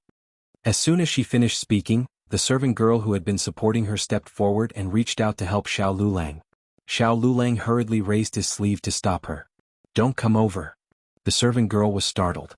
She looked back at Princess Xinyang in confusion. Xiao Lulang composed himself and said, "I'm not used to people touching me." When he was 14, his voice hadn't changed. It was still a young and immature voice. Now that it had passed, he had changed into a voice that was somewhere between a teenager and an adult man, low and clean. Princess Xinyang didn't immediately notice that something was wrong with his voice, but she could clearly feel his avoidance and resistance. She thought about how men and women shouldn't touch each other. He was wearing Hanlin robes and they were near Hanlin Academy. He really should be careful to avoid tarnishing his reputation. Princess Xinyang didn't make things difficult for him. "If you need anything, go to Princess Xinyang's residence and let me know." Although she didn't live in the princess's residence, her servants were there and could still notify her. Xiao Lulang tried hard not to look back. "No, I'm fine." Princess Xinyang felt that this person was strange and so was she. She couldn't quite put her finger on it. "Where are you going? I can have the guards send you there." "No need." Xiao Lulang refused. "I can walk by myself." As he finished speaking, he used his hand to push himself up. Under the gaze of Princess Xinyang, he limped to the door and bent down to pick up the cane that Gu Jiao had personally made for him. He had never been in such a sorry state before. He knew that she was watching him from behind, but he didn't want her to see him like this. His hand that was holding the cane trembled slightly. He didn't look back and quickly disappeared into the crowd. Princess Xinyang looked at his departing figure and revealed a thoughtful expression. "Princess." Eugene walked in panting. Princess Xinyang came back to her senses. She glanced at her and said, "How did you end up like this when you went to buy some bread?" Eugene opened her mouth, hesitating whether or not she should tell her what she had just seen. Princess Xinyang said, "Just say what you want to say. When did you become so wishy-washy?" Eugene looked at her and gathered her courage to say, "Princess, just now. I think I saw the young duke." Princess Xinyang's expression changed slightly, but she recovered her usual calmness in an instant. "Eugene, how many times do I have to tell you? He's dead." Xiao Lulang ran back to Hanlin Academy in one breath. Ning Ziyuan had just come out of Hanlin Academy. Seeing that he seemed to have lost his soul, he pulled him aside and asked in confusion, "Lulang, what's wrong with you? Didn't you go to the examination hall to give a lecture? Did someone bully you?" "I knew it. Those makeup examiners at the examination hall were all shady officials. They're a bunch of prickly people. How about this, I'll go in your place next time." "I'm fine. The examination hall is fine." He could even suppress the super prickly crown prince, not to mention those little prickly people. "But you look like you have something on your mind." Ning Ziyuan didn't believe that Xiao Lulang was fine. After knowing Xiao Lulang for so long, he knew what kind of person Xiao Lulang was. In the past, Attendant Yang would always find ways to make things difficult for him, but he had never seen him in such a sorry state. Ning Ziyuan's mind flashed. Are you worried about what happened this morning? I broke the inkstone and offended Princess Xingyang, didn't I? Don't be sad. I'll explain it to her. I broke the inkstone. This whole thing started because of me. Xiao Lulang said, I'm really fine. Ning Ziyuan looked at him suspiciously. But you don't look well. Xiao Lulang said casually, maybe I didn't sleep well last night. Ning Ziyuan asked suspiciously, is that so? Xiao Lulang nodded. Yes. Then? Ning Ziyuan looked towards the end of the alley. Sister-in-law didn't come to pick you up today. I'll find a carriage to take you back. There's no need. Xiao Lulang rejected his good intentions. Xiao Lulang seemed to be easy to talk to in front of his friends, but when he was stubborn, no one could persuade him. Ning Ziyuan had no choice but to let him be. Xiao Lulang walked aimlessly on the street with his cane. When he left the boutique, he almost ran away. He didn't even look back to see how she looked, but her voice was deeply engraved in his mind. It kept circling and lingering. It started to rain heavily. The pedestrians all ran away. Only Xiao Lulang didn't notice it and walked slowly in the rain. It wasn't until a tender voice sounded beside him that he suddenly came back to his senses. Brother-in-law, what are you doing? Why aren't you using an umbrella? It was little Jing Kong. Little Jing Kong was holding a small yellow umbrella that Gu Jiao made for him. He raised his head and looked at Xiao Lulang, who was drenched like a drowned rat. Xiao Lulang didn't realize that he had arrived at the entrance of the Imperial College until now. Are you here to pick me up today? Little Jing Kong asked, holding the umbrella. Actually, it was not time for school to end yet. Little Jing Kong had finished his homework in advance and made an exception to leave school first. Yes. Xiao Lulang nodded and said to the little guy, let's go. Little Jing Kong didn't move. You don't have an umbrella. I don't have an umbrella. He paused and then added, I don't need one. Here. Little Jing Kong handed him the umbrella. You can use it yourself. How could Xiao Lulang take a child's umbrella? What if he took it? The umbrella was so small that it couldn't fit two people. Little Jing Kong said, I have a raincoat. Jiao Jiao made him a raincoat. There was even a big red flower that he drew on it. Little Jing Kong handed the umbrella to Xiao Lulang. Xiao Lulang still held the umbrella for him. He took out his yellow raincoat from his school bag and put it on quickly. Then he took off his shoes, held them in his hands and stepped into the water barefoot. Xiao Lulang was speechless. You just want to step into the water? Little Jing Kong stepped into the water all the way and jumped into the holes. Since Jiao Jiao wasn't around, he didn't have to care about his tough guy image. He stepped into the water happily like a little frog that fell into a pond. It turned out that going home with a bad brother-in-law could be so fun. When he reached the entrance, he said generously, okay, I'll allow you to pick me up on rainy days. Xiao Lulang, haha, as if I want to pick you up. Lu Quan next door was about to pick up little Jing Kong. He was slightly surprised when he saw the two people at the door. You're back? Hello, Uncle Lu. Little Jing Kong greeted him politely. The little guy was wearing the raincoat that Gu Jiao Jiao made for him, and he was wearing a small raincoat hat. He liked things that were golden, but Gu Jiao Jiao didn't have any golden dyes, so she made yellow. The raincoat itself was beautiful, but after he drew so many ugly big red flowers, it became a little indescribable. It was supported by the face. It was too ugly and cute. Xiao Lulang, the Hanlin Academy official, looked a little funny holding a childish yellow umbrella. Lu Quan laughed and said, it's good that you're back. I'll go and pick up Master. Goodbye, Uncle Lu. Little Jing Kong waved at him politely. Lu Quan said to Xiao Lulang, Lulang, quickly change your clothes. You're all wet. Xiao Lulang nodded. The two of them entered the courtyard. None of the family members were home. Gu Jiao had gone to see a doctor and had not returned. Yao Shi had been invited to Granny Zhou's home. Although they were not far from each other and were both in by Shui Tong, with such heavy rain suddenly falling, Granny Zhou was worried that Yao Shi would fall. Granny Zhou had Yao Shi wait until the rain stopped before leaving. Yu Ye and senior servant Fang were also there. As for Gu Yan and Gu Shaoshun, needless to say, they went to learn martial arts. Little Jing Kong couldn't step on the water alone, so he ran to the backyard and let little 8, little 9, and the 7 chicks out to step on the water. The 9 mythological beasts in the house said that they didn't want to step on the water. Xiao Lulang went back to the west room to change into dry clothes, then went to the study to take out the Yen Kingdom's arithmetic book and continued to study and calculate the ancestral rate. Little Jing Kong stepped on the water for a while, then walked into the study quietly. He came to the desk, held his little belly and said awkwardly, I'm hungry. Xiao Lulang glanced at him. Are you sure you want to eat the food I made? Little Jing Kong choked and stammered.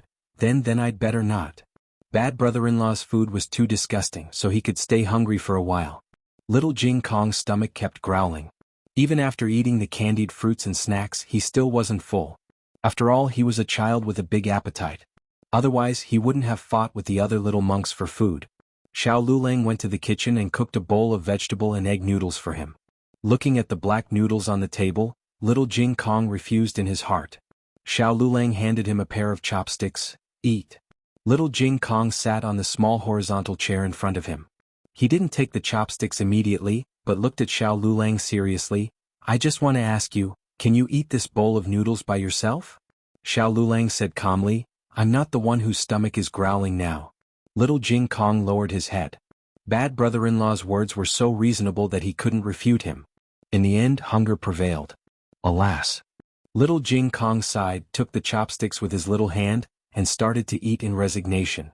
It was almost dinner time, but Xiao Lulang wasn't hungry.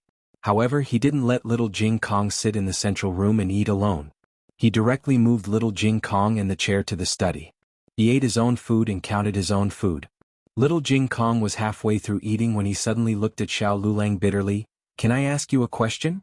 Go ahead. Xiao Lulang didn't raise his head and continued to do the math problem in his hand. Little Jing Kong was full of curiosity. How do you make every meal taste worse than the last? Xiao Lulang looked at him and said shamelessly, work hard and cook well. Little Jing Kong knew that he couldn't learn this skill, because the sweet potatoes he roasted when he was 3 years old were already better than the food made by his bad brother-in-law. Little Jing Kong developed a good habit of not wasting food when he was in the temple. No matter how bad the food tasted, he would grit his teeth and finish it. Are you full? Xiao Lulang looked at the black and empty bowl in front of him and asked. Little Jing Kong pursed his lips and looked dignified. Your food tastes so bad. Do you expect me to eat a second bowl? Okay, congratulations, your wish is fulfilled. Well, he couldn't do anything if he wasn't full. Xiao Lulang knew that the little monk's stomach wouldn't be full so easily. He also steamed some vegetable jerky, corn on the cob, and sweet potatoes for him in the pot. They should be cooked by now. He took away the empty bowl in front of little Jing Kong and went to the kitchen to bring out the steamed vegetable jerky, corn, and sweet potatoes. Little Jing Kong crossed his arms and turned his face away. I don't want this plate. He had beautiful tableware. Xiao Lulang said indifferently, You don't want it? Eat it or not, I won't spoil you. Little Jing Kong unwillingly picked up the chopsticks and said, A child without jiao is a blade of grass. Xiao Lulang, taking care of a child required a lot of energy. Xiao Lulang felt tired after a while, but this kind of tiredness seemed to be different from normal tiredness. He felt a little dizzy. After eating, little Jing Kong went to the backyard to wash the bowls. The cupboard was too high for him to reach, so he had to tiptoe to put the clean bowls and chopsticks on the stove. He also took a wet rag and planned to wipe his small table. But when he entered the study room, he felt that something was wrong. Bad brother-in-law is sleeping on the table? It's not dark yet. Little Jing Kong walked over, tilted his head and called Xiao Lulang, brother-in-law. No response. Little Jing Kong thought for a while. There was still no response. Little Jing Kong let out a strange cry of surprise. He took out his little hand, which had just grabbed a wet rag, and touched Xiao Lulang's forehead. It's so hot. Xiao Lulang fell ill without any warning. His whole body was hot and his brain turned into paste. He started to have a dream again and again. In the dream he returned to the princess manor. Today Zhuang Xianji came to teach Wen Linlang. It was supposed to be at the Wen family, but the Wen family was too far away, so it was changed to the princess manor. Wen Linlang was his fiancée, so he accompanied her to the class. After Zhuang Xianji finished teaching, it was a break. Wen Linlang complained, Mr. Zhuang's class is too difficult. Let's go out and play, okay? He nodded as he could see his mother outside. The two went to the back of the mountain. When Linlang found a rabbit, this little rabbit is injured. Let's bring it home, okay? The rabbit raised by his mother died not long ago, and his mother was sad for a long time. I want to eat dates. Can you go to the tree and pick them for me? His mother also liked to eat dates, so he climbed up to pick them. Can you go and buy osmanthus cake for me? His mother also liked osmanthus cake, so he sat in the carriage and went to buy it. When he carried the rabbit, a bag of dates and a box of osmanthus cake, He excitedly went to find Princess Xanyang.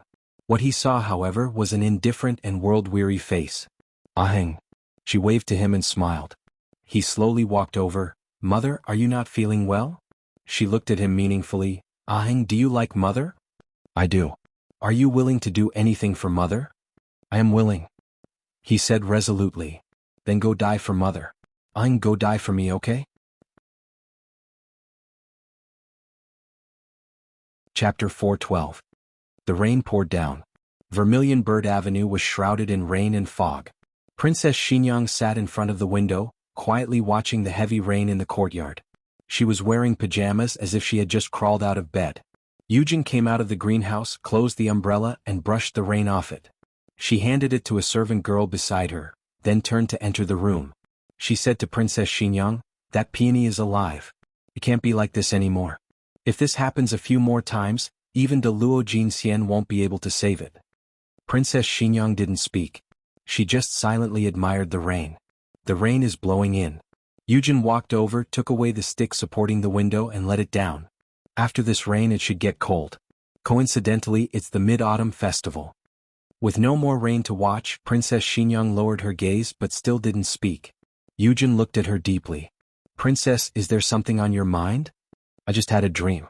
Princess Xinyang said, "I dreamed of that child." Yujin's eyes moved. She asked tentatively, "The young duke?" "Yes." Princess Xinyang readily admitted. She pinched her left sleeve with her right hand. "He shouted that he wanted to kill me." Yujin's expression changed slightly. Princess Xinyang smiled faintly. Yujin wanted to say something but hesitated. She sighed. "It's getting late. Princess should rest early." When Xiao Lulang woke up, it was already midnight. He lay on the soft bed. After a while, he remembered that he seemed to have fallen asleep on the table. But how did he end up on the bed? And it didn't seem to be his bed. "Awake?" Gu Jiao's voice sounded in his ear. The rain outside had lessened. The torrential rain turned into a patter of autumn rain. It was as if the surroundings were suddenly filled with the coolness of autumn. A dim oil lamp was left on the candlestick. Xiao Lulang turned his head to look at Gu Jiao, who was lying beside him. Her expression and voice were not drowsy at all. It was obvious that she had not slept. Under her gentle gaze, the lingering palpitations in his heart gradually calmed down. "What about me?" The moment he opened his mouth, he realized that his hoarse voice didn't sound like his at all. His throat also felt swollen and painful. Gu Jiao said, "You were caught in the rain today and fell ill. Before your family came back you had a high fever. Jing Kong was taking care of you."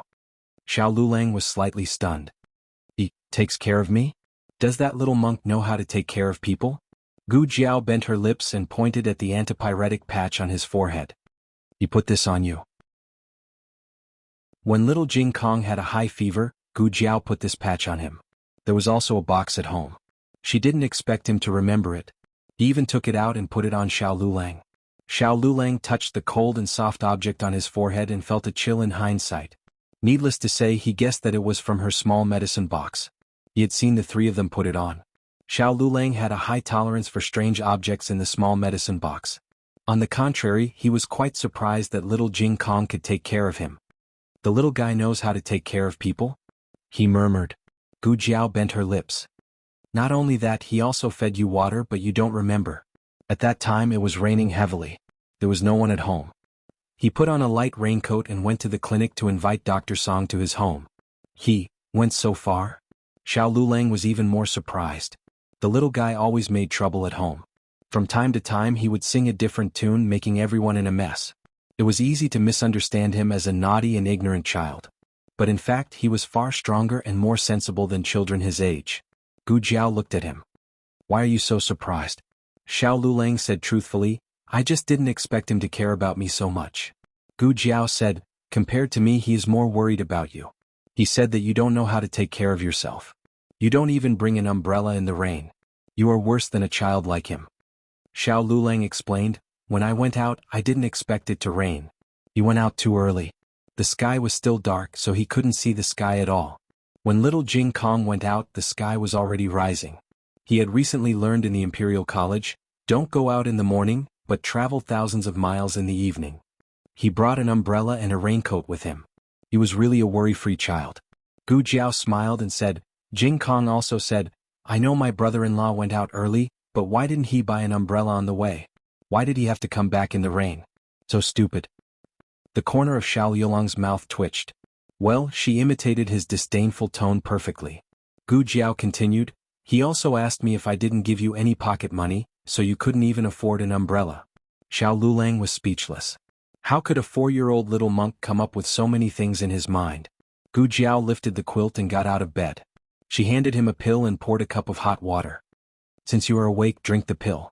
Xiao Lulang sat up, took the medicine and drank it. He also finished the water. Then he finally realized that something was wrong. Why am I lying on your bed? Gu Jiao blinked and said seriously, I didn't carry you here. Xiao Lulang was speechless. Go to sleep. Gu Jiao put down the teacup and decisively lay down on the bed and pretended to be dead. Xiao Lulang also lay down, but he didn't sleep. Instead, he looked at her without blinking. Gu Jiao could feel his gaze even with her eyes closed. She opened her eyes and said, Yes, I forgot to turn off the light. As she spoke, she went to turn off the oil lamp and lay down again. The room was suddenly plunged into darkness and an eerie silence. Xiao Lulang could hear her uneven breathing. He still looked at her in the dark and said, If one day you find out that I am not who you think I am, will you be disappointed? Why should I be disappointed? Gu Jiao turned her head to look at him. Also, if you are not who I think you are, what do you think you are? Is your face fake? She raised her hand and pinched his face. No, he said.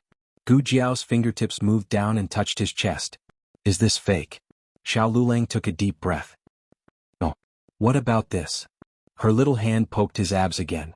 Wherever her fingertips touched, it was soft and numb, making him feel as if he was on fire. Xiao Lulang quickly grabbed her restless little hand. He was worried that if he didn't stop her, her hand would move down and she might poke something she shouldn't. It's also real. He said in a hoarse voice, Don't touch it. Gu Jiao, oh. Xiao Lulang. Why does she sound so regretful? Xiao Lulang didn't let go of her hand, but he didn't use too much force. She could pull her hand out if she wanted. Gu Jiao did not do so. She turned her body to face him as if she could really see him in the pitch-black darkness. Their breaths intertwined in the night. Suddenly she hooked his finger and asked, Since you're real from head to toe, I won't be disappointed.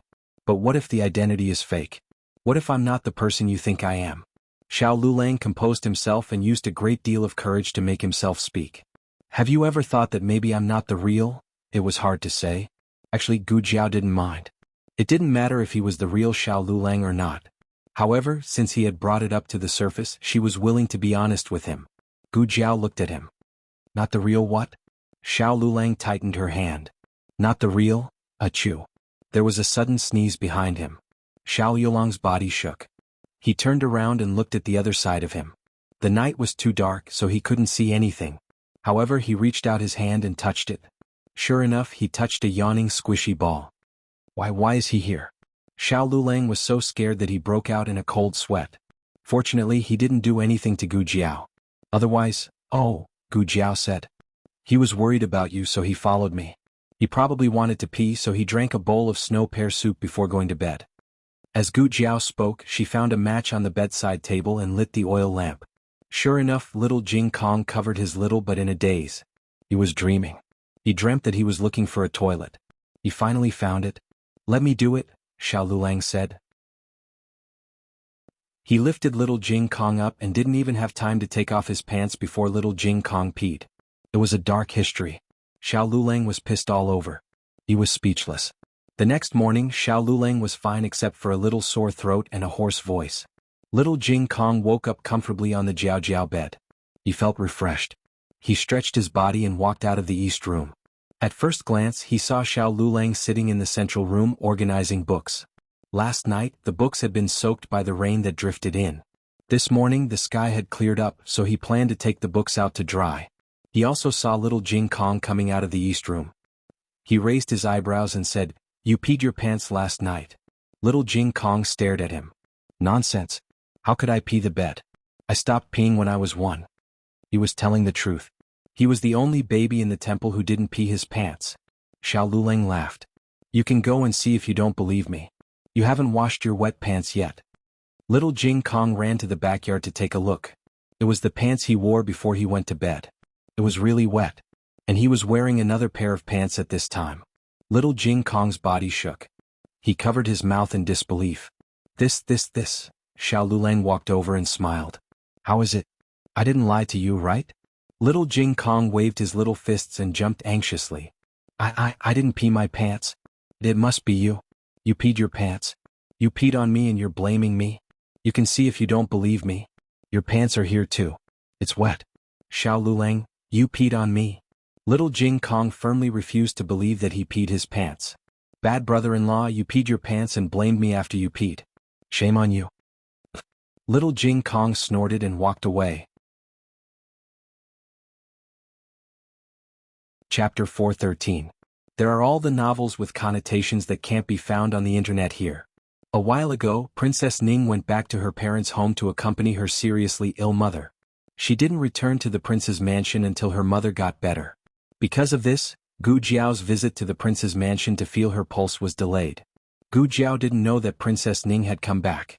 Princess Rui Wang was the first to know. She hurriedly ordered the carriage to go to the prince's mansion. Sister-in-law. Princess Ning's carriage happened to stop at the gate of the mansion. She was about to get in when she heard Princess Rui Wang's happy voice. Princess Ning took back her foot that had stepped on the stool and turned to look at Princess Rui Wang, who got out of another carriage. She couldn't help laughing and said, "Slow down. How can you walk so fast with such a big belly?" Princess Rui Wang almost ran. She came to Princess Ning and said with a smile, "Aunt, are you feeling better?" "Yes, much better." Princess Ning nodded with a smile. "You are pregnant. Why don't you take care of the baby in the mansion? What are you doing here?" Princess Rui Wang said, "I heard that you came back, so I came to see you. I have nothing to do in the mansion these 2 months, so I learned some cooking skills. This is the dried apricot I made myself. Please don't dislike it."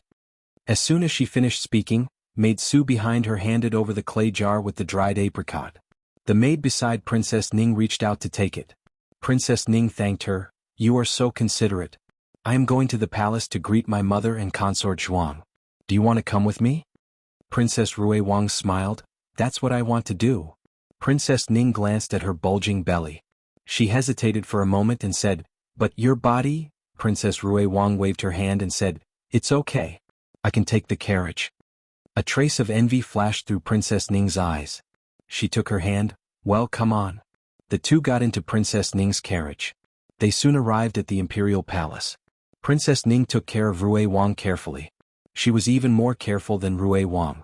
Consort Rui Wang wanted to say that she didn't need to be so nervous. It was as if she was not pregnant. But when she thought that Consort Ning had 3 miscarriages, she closed her mouth again. She played along and pretended to be more cautious than usual. She also slowed down her pace. "Is it hard to be pregnant?" Princess Ning chatted with her on the way to Cunning Palace. Consort Rui Wang's eyes flashed. It's been hard. I can't sleep in the middle of the night and my calf cramps." Nanny always asked her this, but she had never done it. If it wasn't tiring, it was probably because he had to go to the toilet all the time. Now she was feeling a little like that again. "What's wrong?"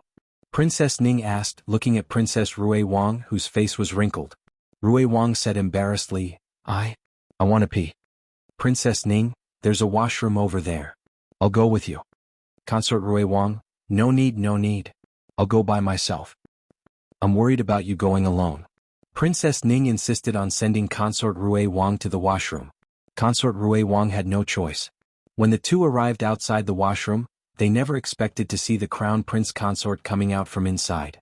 The 3 of them paused for a moment. The Crown Prince Consort's status was higher than the other consorts, but she still politely called Princess Ning's sister-in-law. Consort Rui Wang rolled her eyes. She didn't like Wen Linlang and didn't even bother to be polite. Especially after she caught Wen Linlang entangling with another man last time, she disliked Wen Linlang even more. Everyone knew that Prince Ning and the Crown Prince didn't get along, so Princess Ning clearly kept a certain distance from the Crown Prince Consort. But on the surface they were still decent. She nodded slightly to greet the Crown Prince Consort. The Crown Prince Consort said, I still have something to do, so I'll leave first. Goodbye, eldest sister-in-law. Goodbye, third sister-in-law. Princess Ning, goodbye. Wen Linlang responded to her with rolling eyes. After the Crown Prince Consort left, Princess Ning said to Consort Rui Wang, Okay, you can go. Okay. Consort Rui Wang went to the washroom. This was the disadvantage of being pregnant. It was too easy to go to the toilet. Consort Rui Wang came out of the washroom, washed her hands and moisturized them with hand oil. Then she went to Empress Zhao's cunning palace with Princess Ning. They weren't Empress Zhao's legitimate daughters-in-law, so they came out of the cunning palace after showing enough courtesy. After that, the two went to noble consort Zhuang's everlasting palace. This time the two stayed longer. Noble consort Zhuang was looking forward to the baby in consort Rui Wang's belly. After all, it was a member of her family. Rui Wang and her husband were favored, and Prince Ning was like a tiger with wings.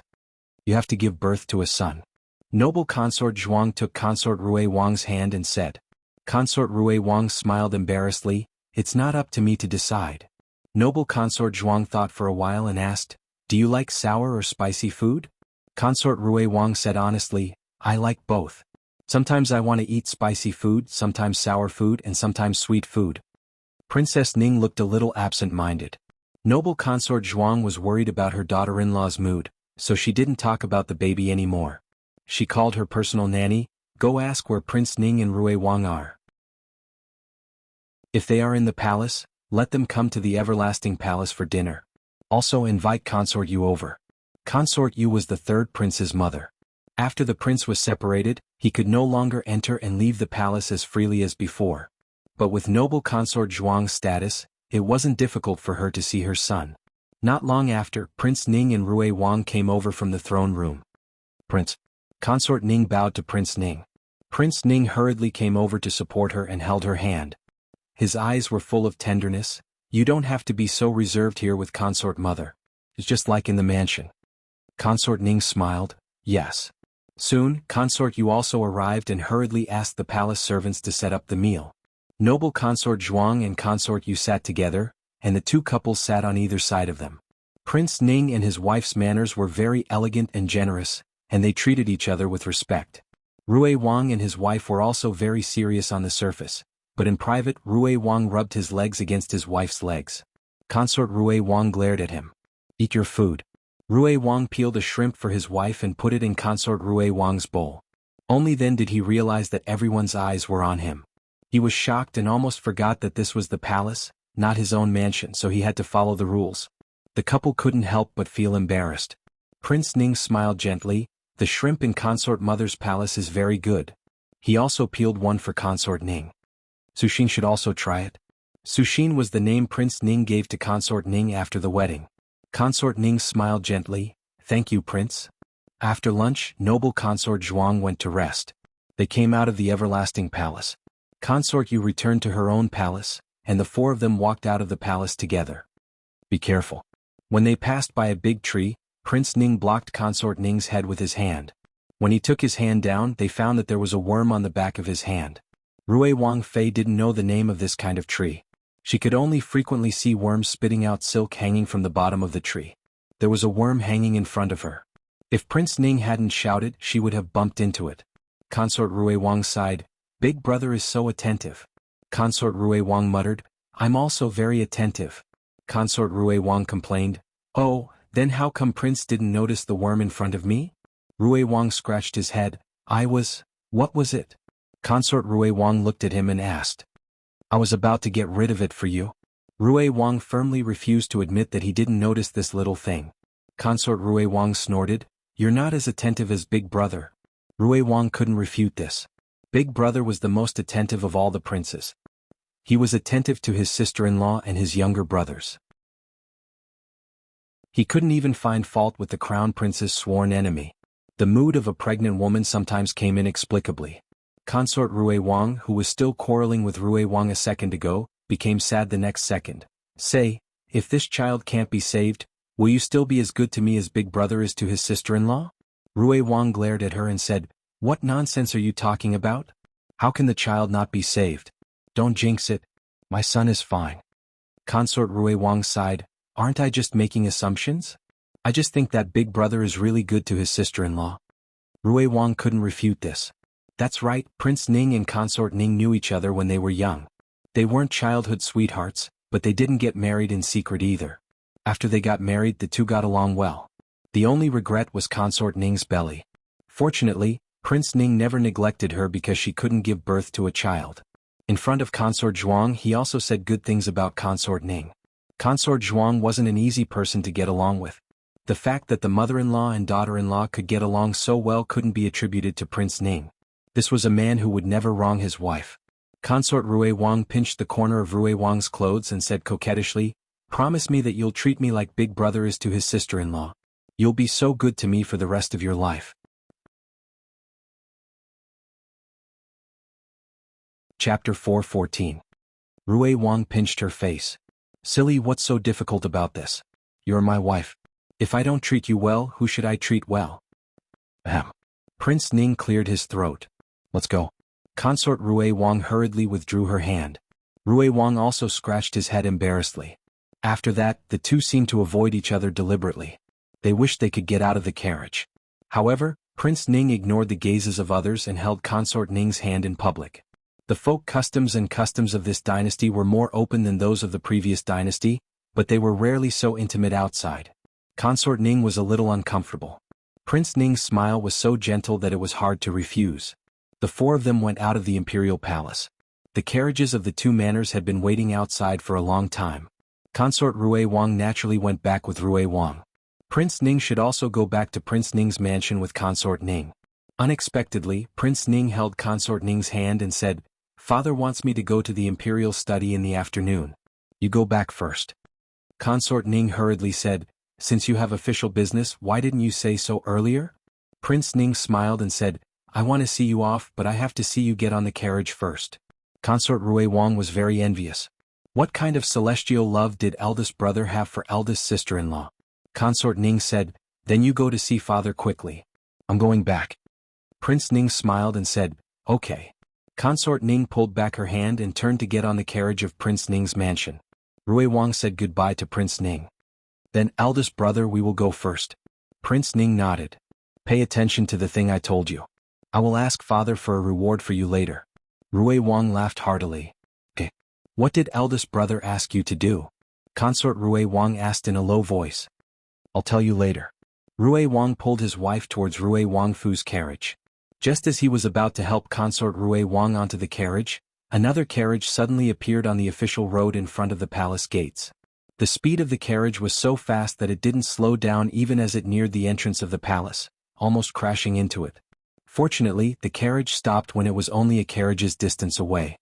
At this moment, Ning Wang was already standing in front of the carriage. He held a sword in his hand as if he would kill the horse if the other party didn't stop the carriage in time.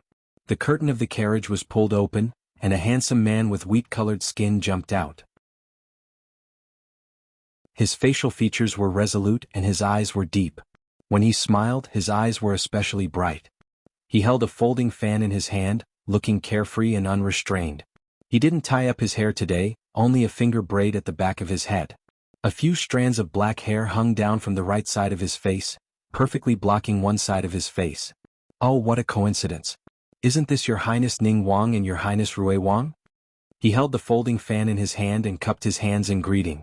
Rui Wang frowned. "The sixth prince. That's right. This person was the hostage of the state of Qin, as well as the sixth prince of the state of Chen's imperial family, Yuan Tang. Yuan Tang's attire today was a bit strange. His long hair hung down, giving off a feeling that he was hugging a pipa and covering half of his face. However, he wasn't a pale-faced scholar, but a wheat-colored handsome man who exuded a masculine aura. His image was a bit hard to describe in words. Yuan Tang smiled and said, "Your Highness Rui Wang, long time no see. This must be Consort Rui Wang? We met once a few years ago."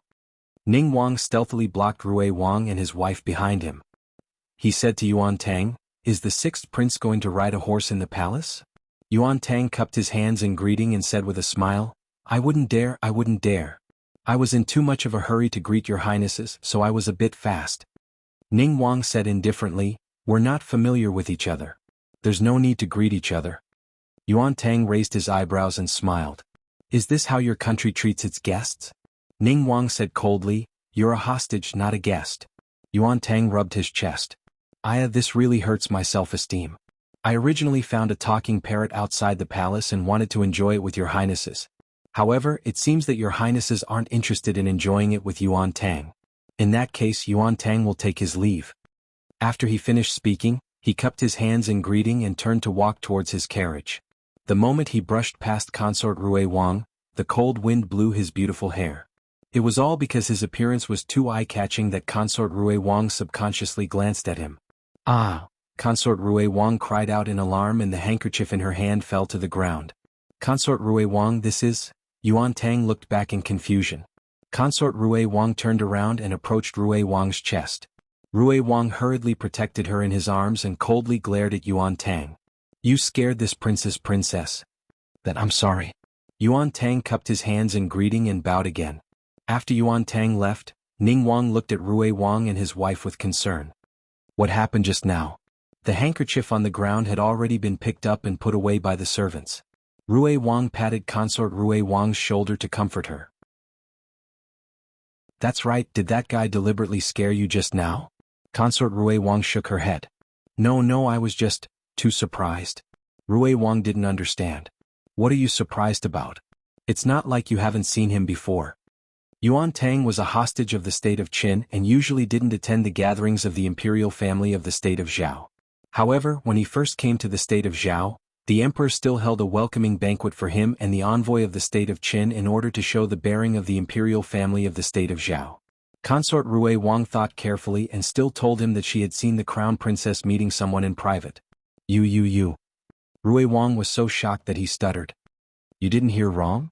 Was it really the crown princess and Yuan Tang? Consort Rui Wang recalled. They deliberately lowered their voices so I couldn't tell whose voice it was. However, I heard the crown princess say, "What did you do to Chunying?" Chunying is the crown princess' personal female official. After that, I saw the crown princess walk out from behind the rockery, so I was certain that woman was the crown princess. Then how were you certain that man was Yuan Tang? It was King Ning who spoke. Consort Rui Wang frowned and said, I heard the crown princess slap him from behind the rockery. Just now, I saw that Yuan Tang's face was red and swollen. There were streaks that looked like finger marks, so I immediately thought of that man. This didn't sound like anything honorable. The current crown princess actually colluded with a hostage of the state of Qin. If this got out, she would be beheaded. Rui Wang said in disbelief, this Yuan Tang is too daring, and the crown princess, why would she collude with a hostage of the state of Qin? She doesn't seem like that kind of person. Consort Rui Wang snorted. What do you mean she doesn't seem like that kind of person? You men are all blind. I already told you that she isn't a decent woman. She dared to hook up with the crown prince when she was engaged to Xiao Heng. Who can say that she won't hook up with other men now that she has the crown prince? Rui Wang retorted, what are you saying? Who's blind? As soon as Consort Rui Wang finished speaking, she remembered that Prince Ning was also here. She smiled embarrassedly. Eldest brother isn't blind. Eldest brother is the person with the brightest eyes in the entire palace. Don't think that I don't know that you secretly liked Wen Linlang. So did Old Fourth. Only eldest brother doesn't like her. Rui Wang choked. That was many years ago. He was young and inexperienced and was stunned by Wen Linlang's beauty. However, didn't he not see Wen Linlang after that? His heart and eyes only had her Du Chanchan in them.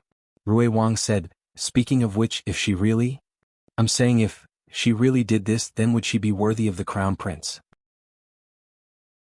Would she be worthy of imperial father and the people of the state of Zhao? Eldest brother, should we report this to imperial father as soon as possible? If she had hooked up with other men, they would have made the crown prince's head turn into a grassland. However, it just had to be a hostage of the state of Qin. The severity of this matter was huge. Prince Ning paused and said, don't be anxious. Empty words have no proof. We have to find evidence first. As he spoke, he looked sternly at Consort Rui Wang. Third sister-in-law, can you take responsibility for your words? Are you sure you didn't hear wrong? Consort Rui Wang carefully recalled and nodded with certainty. I'm sure. Prince Ning continued, then you didn't act rashly and alert the enemy, right? I mean, you didn't run to the crown princess to confirm, right? Consort Rui Wang shook her head. Of course I didn't. However, she still saw me when she came out from behind the rockery. I said that I had just arrived there. I don't know if she believed me. Prince Ning nodded. Then, at that time, other than you, was there anyone else who heard the commotion behind the rockery? Consort Rui Wang almost blurted out Miss Gu. However, she shook her head. No. Originally, I wouldn't have been discovered. However, my personal maid and Miss Gu came over. The crown princess also saw them. Prince Ning stared at her. Are you sure they didn't hear you? Consort Rui Wang said, they came and called out to me. That's why the crown princess was alerted. These words allowed Gu Jiao to get a free ride with the maid. Actually, her eldest brother was someone she could trust. However, she didn't want to involve Gu Jiao. Once her eldest brother went to ask Gu Jiao for confirmation, then the crown princess and Yuan Tang might notice Gu Jiao. Gu Jiao would be in danger. Prince Ning said with a grave expression, "I know. Don't make this matter public. I will investigate the truth of the matter. It won't be too late to report to Imperial Father after I get conclusive evidence." Consort Rui Wang deeply agreed. Eldest brother is right. After all, the crown princess wasn't an ordinary woman. She was the most respected Wang Fei in the imperial family of Zhao country. In the future she would be the mother of the country. It would be fine if there was evidence to accuse her. However, if there wasn't enough evidence and she was bitten, then her eldest brother's years of painstaking effort would be wasted. Thinking of something, Rui Wang said worriedly, "Then, will Qianshan be in danger?" The crown princess saw her. If she tells Yuan Tang that their conversation might have been overheard by Qianshan, will Yuan Tang come to silence her? Yuan Tang's martial arts are so high, and she even tried to assassinate Imperial Father. The more she said, the more frightened Rui Wang became. How did his wife encounter this kind of thing? Ning Wang smiled warmly, replying, "I will send someone to Rui Wang Fu to protect San Daimei. San Daimei, try not to leave the Fu in the next few days. If you have to leave the Fu, take the shadow guards I sent over." Rui Wang's heart returned to his stomach. He cupped his hands and smiled. "That would be great. I thank eldest brother on behalf of Qianshan." Prince Ning patted him on the shoulder and said, "We're a family." The medical center. Gu Jiao had just returned from outside. She treated a guest's injury and put his dislocated left arm back in place. The second boss walked over and knocked on her door. He smiled and said, "Little Gu, are you free later?" "Speak." Gu Jiao said concisely. The second boss walked in and said with a smile, "Do you still remember what day it is tomorrow?" "What day?" Gu Jiao asked. The second boss said with hurt, "You really forgot." Gu Jiao pulled out her memory in a second. "Isn't it a gathering of the Chamber of Commerce?" A genius's brain would never disappoint. The second boss smiled.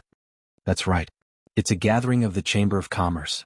It's at the Four Seas Manor in the eastern suburbs of the capital. I will send someone to pick you up at Jade Water Alley tomorrow morning." Gu Jiao said, "Oh, how many days will I be gone?" The second boss gestured with his fingers. 3 days. It won't be long." "Okay." Gu Jiao nodded. The second boss looked at her suspiciously. "Little Gu." Gu Jiao, "Yes." The second boss said, "Have you gained weight? Your clothes are too small." "Are they?" Gu Jiao looked down at her body. She didn't feel it. Gu Jiao took a ruler to measure her waist. She had been exercising a lot recently and had lost half an inch. However, her clothes were too small. They were indeed too small. It was not other parts of her body that were too small. It was the lapel that could not be closed. Gu Jiao had a headache. If she continued to grow like this, it would be difficult for her to dress as a man. The medical center was especially busy today. The second boss was soon called away by shopkeeper Wang. Little Jiangli came over. "Sister Gu, there is someone outside the door.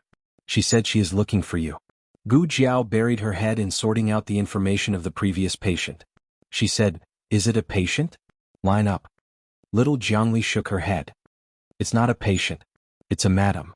She said she knows you and that you promised to visit her to treat her madam." "I promised to visit her madam to treat her madam? Did I?" Gu Jiao searched her mind and made sure there was no such memory. She asked little Jiangli to reply to the madam. After a while little Jiangli came again. This time she had a token in her hand. "Sister Gu, the madam said you will know after you see her." "Let me see." Gu Jiao reached out and took the token. The token had the emblem of the royal family of the Zhao kingdom and a big Ning character. It was someone from Prince Ning's mansion. Yes, she had promised Prince Ning that she would visit Princess Ning's house to treat her body. However, before she could go to Prince Ning's mansion, Princess Ning went back to visit her parents. Although her parents were also in the capital, it was strange to go to her parents' house to check her pulse. Gu Jiao said to little Jiangli, "I have 3 more patients here. Ask the madam to wait for a while. If there are more patients, arrange them to be with Dr. Song and Dr. Lu." "Got it, Sister Gu." Little Jiangli left obediently. Little Jiangli was small, but she was very considerate.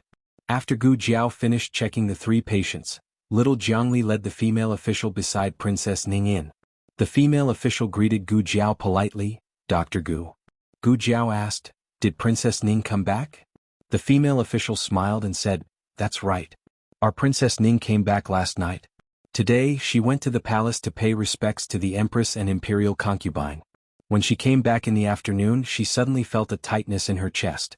I heard from the prince that Dr. Gu's medical skills are excellent, so I specially asked Dr. Gu to go to the mansion to check the Princess Ning's pulse.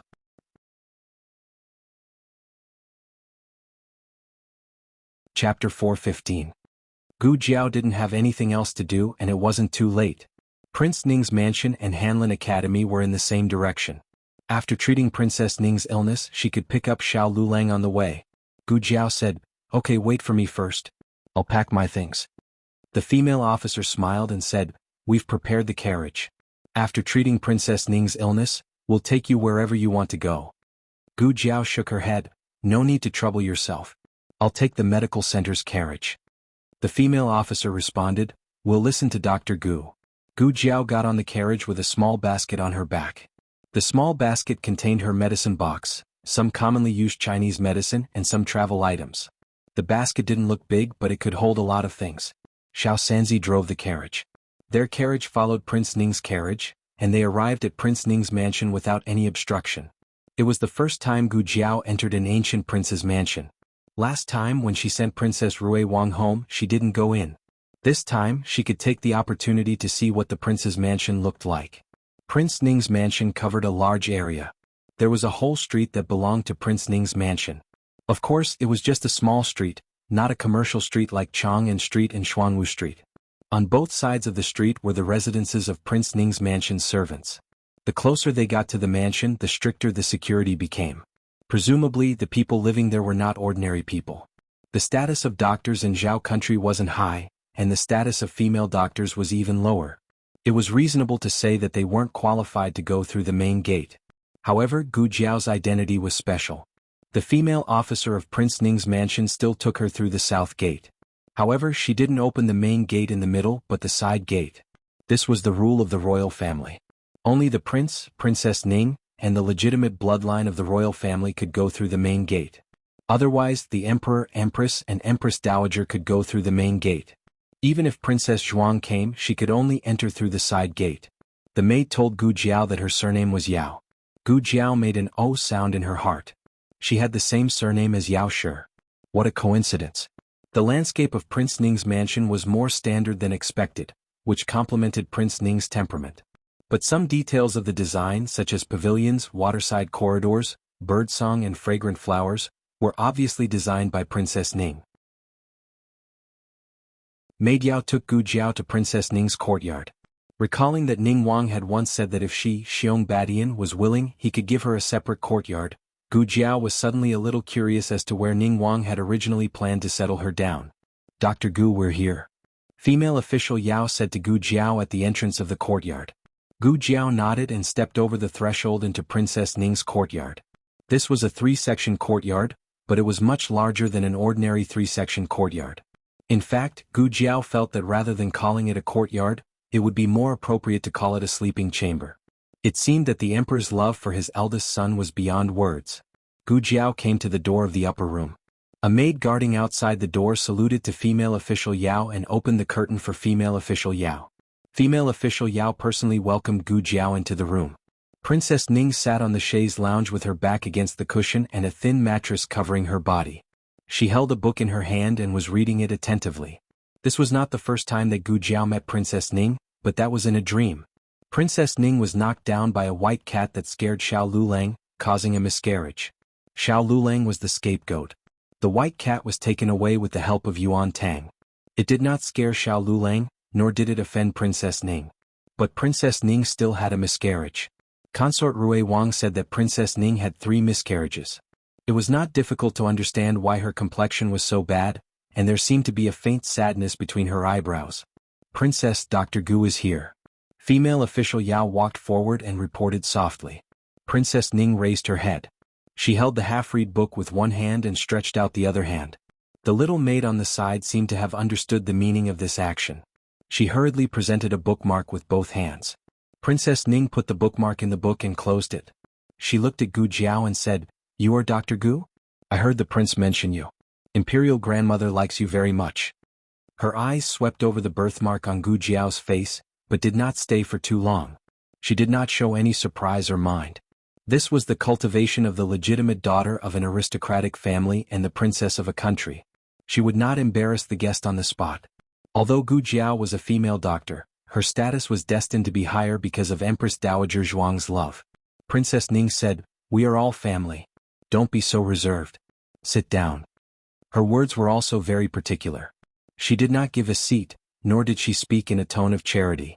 She spoke as if she was treating a real guest. Gu Jiao sat down beside her.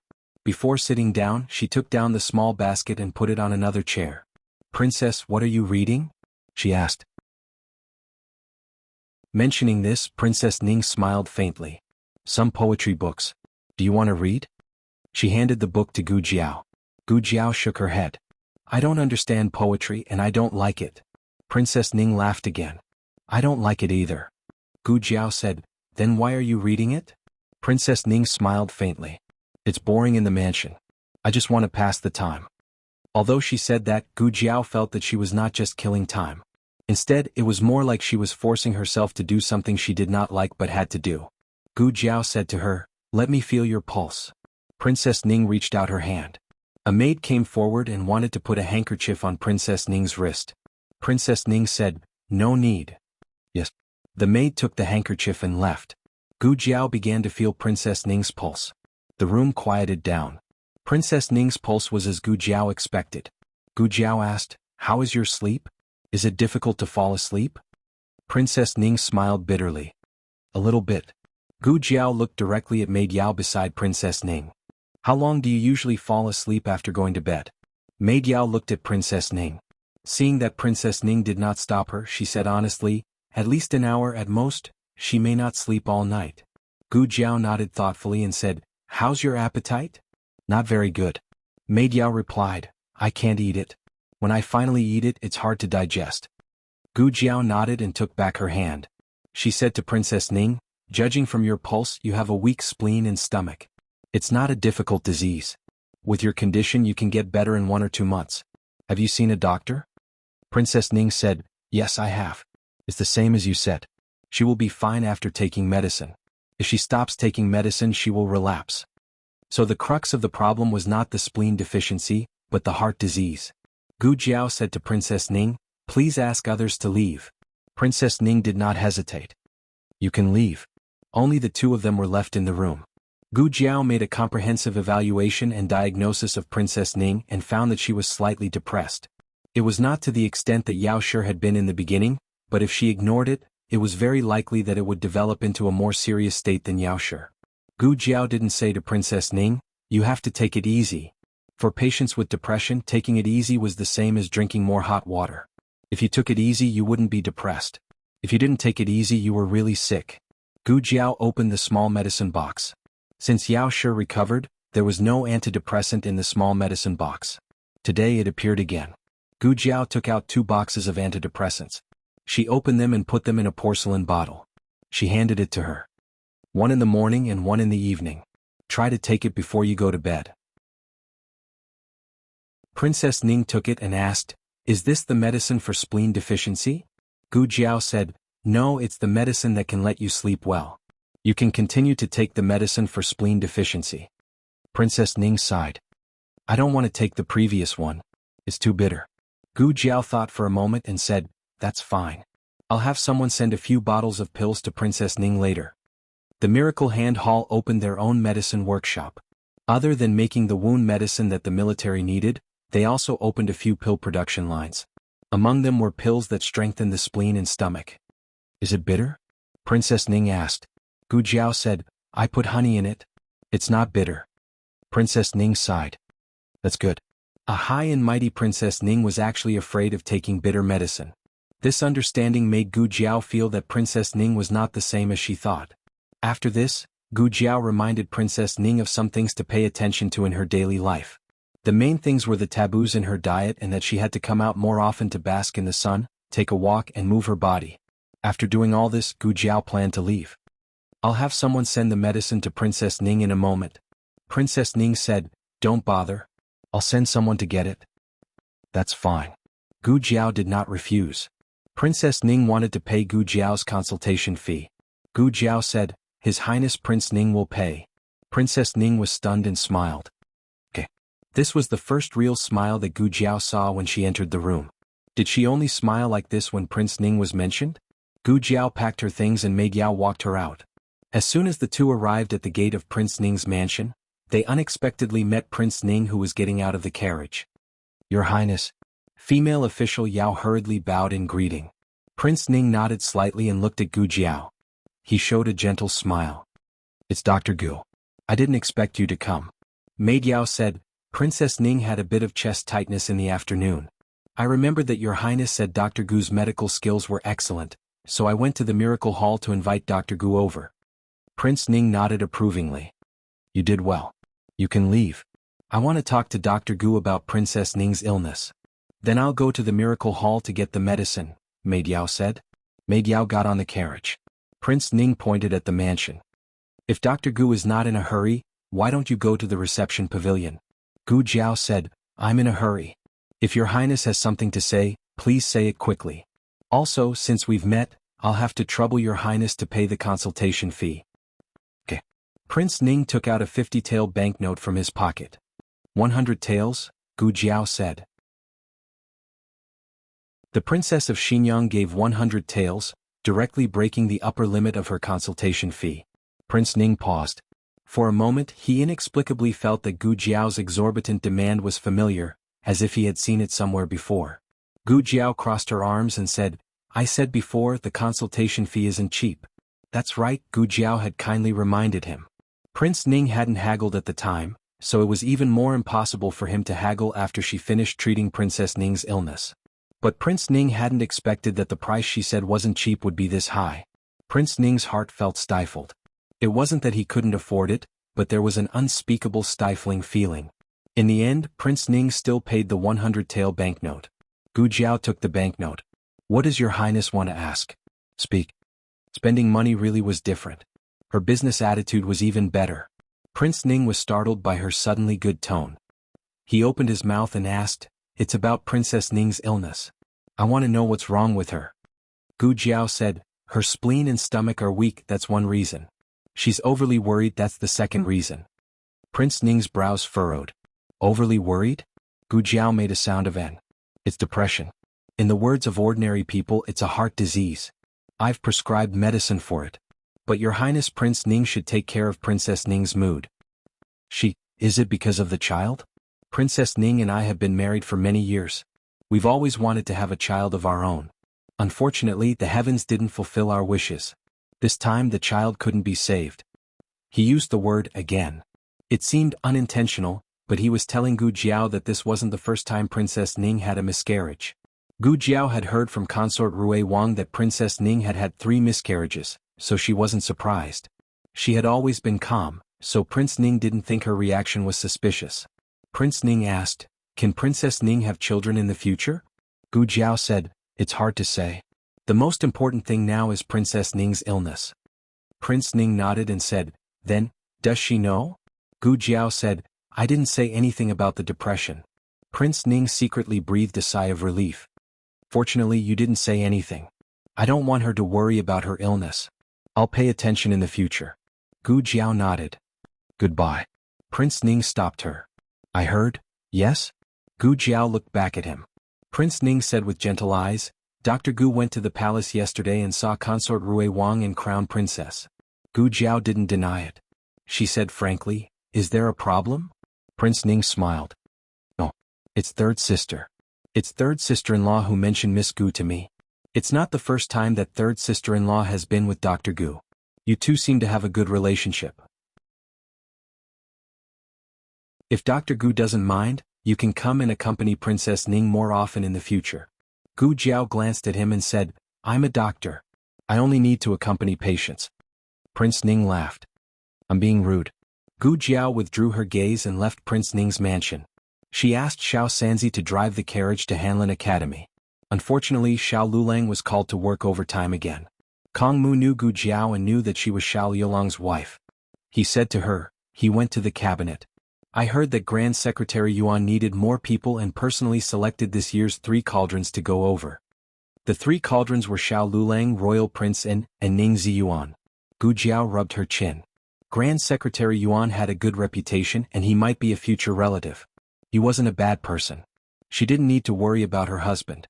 Xiao Sanzi asked, Miss Gu, are we going back to the medical center or to Clearwater Alley? Gu Jiao thought for a moment. Let's go back to the medical center first. Gu Jiao returned to the medical center and put a banknote of 100 taels on the counter. Shopkeeper Wang looked at her in surprise. What's this? The consultation fee. Gu Jiao said. No. You only went out to see a doctor once. How did you bring back so much consultation fee? Shopkeeper Wang said. He remembered that last time she had also mysteriously brought back 100 taels from Vermilion Bird Avenue. Shopkeeper Wang blinked. Miss Gu, you didn't go to rob someone, did you? Gu Jiao looked at him lazily. Who are you looking down on? Shopkeeper Wang smiled embarrassedly. You're right. Miss Gu is a gentleman. Why would you rob someone? Before he could finish speaking he heard Gu Jiao say, What's so good about robbing 100 taels?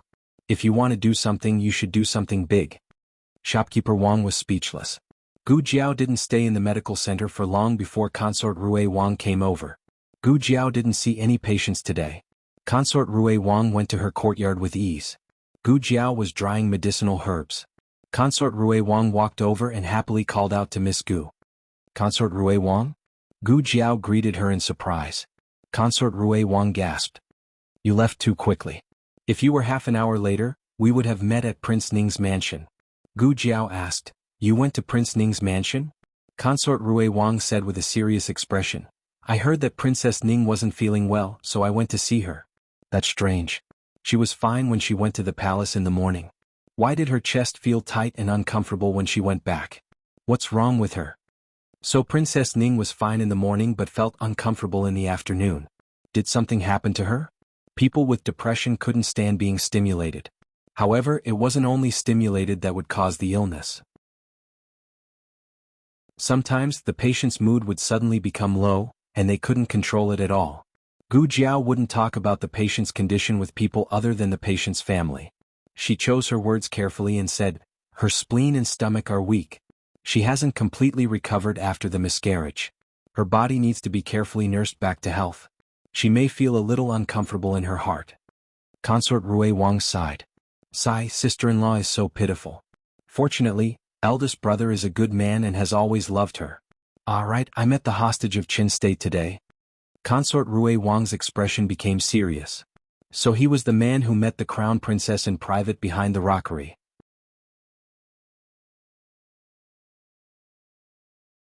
Chapter 416. The novel will be updated more quickly. There are all kinds of novels that can't be found on the internet. After coming out of the medical center, Gu Jiao got in Xiao Sanzi's carriage and went to Lu Yixing's house. Lu Yixing's house was as poor as usual, but Lu Yixing wasn't sitting in the yard as usual. Only the mute boy named Anu and another old nanny were working in the front yard. One was weaving baskets and the other was scrubbing. The two of them recognized Gu Jiao. Gu Jiao said, I'm looking for Lu Yixing. Is he here? The old nanny was hard of hearing and couldn't hear. Anu pointed to a room inside. Thank you. Gu Jiao thanked her and stepped into the central room. Then she turned and walked into the other room that Anu pointed to. This was a study room which was also Lu Yixing's bedroom. It was about the same size as the West Room in Xiao Lulang and Little Jing Kong. The furnishings were very old and simple. The paint on the cabinet was peeling off, and the table was lame and made of stone. There were also some broken furniture. She didn't know if it was picked up from outside or smashed by someone who broke into the room. In short, it was full of holes and cracks. Lu Yixing was wearing a coarse hemp garment. He sat behind the desk and read a book attentively. Gu Jiao recognized that this was the book she gave him last time. He really began to read. Gu Jiao didn't disturb him. She crossed her arms and leaned against the door. Lu Yixing was immersed in the sea of books and didn't notice Gu Jiao's arrival for a moment. It was only when the old nanny outside accidentally knocked over a stool that he raised his head in shock and heard a loud crash. Then he saw Gu Jiao leaning against the door and looking at him calmly.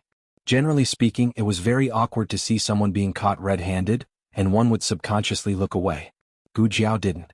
She raised her eyebrows and asked, Did I disturb you? No, it wasn't you. Lu Yixing hid the surprise in his eyes and opened the window beside him to take a look outside. After making sure that the old lady was fine, he felt relieved. "Why are you here?" He closed the book and cautiously looked around his room. It was unknown if he was checking to see if there was any dirt or mess in his room that could not be seen. Fortunately he didn't. Nanny and Anu had just cleaned up this morning. You. He hesitated for a moment. He wanted to invite the other party in, but felt that it was inappropriate, so he stood up and said, "Let's go to the central room." Gu Jiao nodded. The guest had to follow the host's wishes, so it didn't matter where they sat. Although there were 2 servants in Lu Yixing's house, one of them was old and hard of hearing, while the other could not speak. Lu Yixing would personally entertain the guests. Of course, there had never been any other guests in his house, and Gu Jiao was the only one. Yuan Tang could not be counted as a guest. "Sit." Lu Yixing pointed to the chair and said. Gu Jiao sat down. A white shadow rushed over and jumped onto Gu Jiao's legs.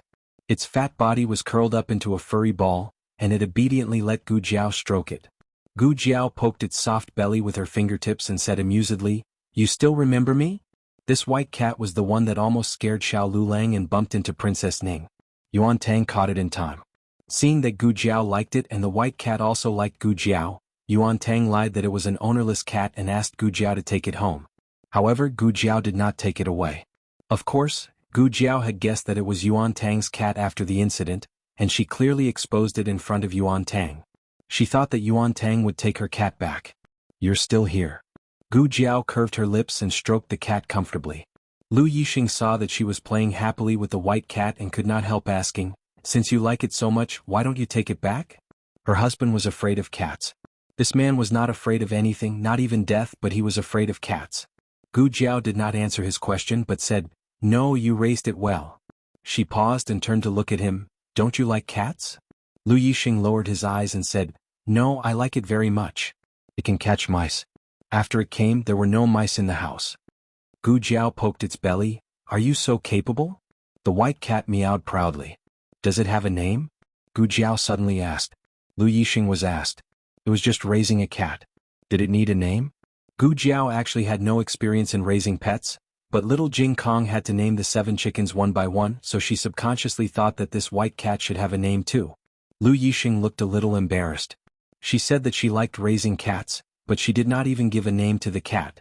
Lu Yixing's eyes flashed and he said, I thought of a few names but I don't know which one is good." Gu Jiao looked at him. "Let's hear it." Lu Yixing, who knew nothing about naming, was speechless. Lu Yixing had an idea and he said, "Why don't you give it a name? After all, it's your cat and it's just temporarily in my care." "Okay." Gu Jiao nodded, thought for a moment and said, "Let's call it Little Sure." There were 9 mythical animals in the house and this one was the 10th. "Okay, let's call it Little Sure." Lu Yixing had no objection at all. "Are you here to see Little Sure today?" he asked and stood up to pour water for Gu Jiao. "I'm here to see you too," Gu Jiao said. Lu Yixing's hand shook and a drop of water spilled on the table. He took a handkerchief and wiped it without leaving a trace and put the tea in Gu Jiao's hand. "You really have nothing better to do." Gu Jiao took down the small basket and took out a few thick books from it. "Here." Last time she gave Lu Yixing the 4 books. This time she gave him the 5 classics and 2 arithmetic books. They were all annotated and were very suitable for self-taught scholars. "You." Lu Yixing wanted to say something but hesitated. Gu Jiao could almost imagine what he was going to say. "I know you can't afford these books, but I'm not giving them to you for free. These are Little Sure's food expenses. Little Sure is so fat and it's obvious that he can eat a lot." The white cat meowed bitterly. Lu Yixing sighed, "You'll regret it if you lose the bet." He would never be conferred the title of Marquis or Minister in this lifetime. Lu Yixing hesitated for a moment, but in the end he accepted the books. However, he secretly remembered the value of these books, and he would return them to her one day. Lu Yixing stroked the covers of the books and said, "I'm borrowing these books from you. I'll return them to you when I earn some money." "It's up to you," Gu Jiao said nonchalantly. It was just a few books and she didn't lack money. However, she didn't refuse him on the spot because she wanted to take care of his incomparably strong self-esteem. At this time, Gu Jiao didn't know that one day many years later, Lu Yixing really did return the money for these books, but he didn't use money. 1 book, 1 city. A total of 11 cities and he returned her half of the country. If there's anything you don't understand you can ask me, Gu Jiao said confidently when she saw Lu Yixing flipping through the 2 arithmetic books. Ah, okay. Lu Yixing humbly asked for advice, and took out a pile of 8-part essay drafts from his room. Gu Jiao said without changing her expression. Or you don't have to ask me. Lu Yixing, Gu Jiao stroked the cat for a while, and in the end she wanted to sniff the cat, but she restrained herself. Actually, I came here today for another matter. She was so busy stroking the cat that she almost forgot about the important matter. What's the matter? Lu Yixing asked. It's about Yuan Tang, Gu Jiao said. As soon as she finished speaking, Yuan Tang's voice sounded from the other room. What does it have to do with this prince? Gu Jiao frowned strangely. Lu Yixing explained, he came here just now and he's sleeping in the woodshed. Gu Jiao looked at Yuan Tang with a puzzled expression. You don't want to sleep in the imperial palace, but instead sleep in the woodshed. What's wrong with you? Yuan Tang covered his face with a folding fan and yawned. He strode over and sat down across from Gu Jiao. As long as I'm close to cousin, what's wrong with sleeping in the woodshed? Lu Yixing said to Gu Jiao, I thought he wouldn't wake up so I didn't tell you. He didn't expect Gu Jiao to suddenly mention Yuan Tang. If he had known, he would have reminded her. After all, it was quite embarrassing to be caught talking about someone behind their back. Lu Yixing thought too much. Gu Jiao wasn't embarrassed at all. Gu Jiao made a sound and said to Yuan Tang, You came at the right time. Yuan Tang smiled. What's wrong? Do you miss this prince? Lu Yixing's eyes turned cold. Yuan Tang hurriedly said to him, Don't be angry, it's just a joke. I only have cousin in my heart, there's no room for anyone else. Lu Yixing was obviously used to his shamelessness and glib tongue. He coldly turned around and ignored him. Yuan Tang smiled and said, Dr. Gu, what did you want to say to me just now? Gu Jiao didn't say anything. She directly reached out and grabbed Yuan Tang's chin. She turned his face to the left and sure enough she saw the scratches and swelling under his hair. However, it was probably because he had applied medicine so it wasn't as obvious as what Rui Wang had said. However, she could still see the marks. Yuan Tang didn't resist.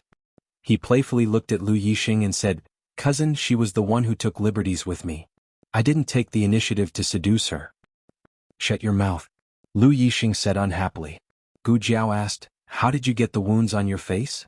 Lu Yixing raised his eyebrows and said, You care about me that much? Lu Yixing coldly said, Don't talk nonsense. Yuan Tang helplessly shrugged. He used his folding fan to point at the big white cat on Gu Jiao's lap and said, How else could it be? It scratched me. Gu Jiao looked at the white cat on her lap and asked, You scratched me? The white cat closed its eyes and pretended to be dead. Lu Yixing said, It scratched me. I saw it. Gu Jiao asked, When did it scratch you? Lu Yixing said, Last night he climbed over the wall to enter the house. The white cat thought it was a thief so it scratched him with its claws. She didn't expect this little thing to be so fierce. Yuan Tang looked at the white cat with hidden bitterness and said, It's only been a few days and you've already forgotten who was the one who raised you. Lu Yixing wouldn't lie to her. According to Gu Jiao's observation, the marks on Yuan Tang's face didn't look like finger marks. They looked more like scratches and scratches caused by sharp claws. Of course, she couldn't rule out another possibility. The slap didn't leave too big of a mark, and the swelling immediately went down with ice. Yuan Tang looked at Gu Jiao, who was deep in thought, and said, Hey, why are you looking at me like that? Are all of you people from Zhao so strange today? First, Consort Rui Wang saw me and screamed in shock because of my injured face. Then you held my face and touched me. Lu Yixing was annoyed to death and said, Who touched you?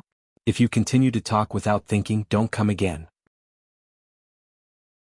Yuan Tang immediately cowered and said, Okay. I won't say it. It wasn't Yuan Tang.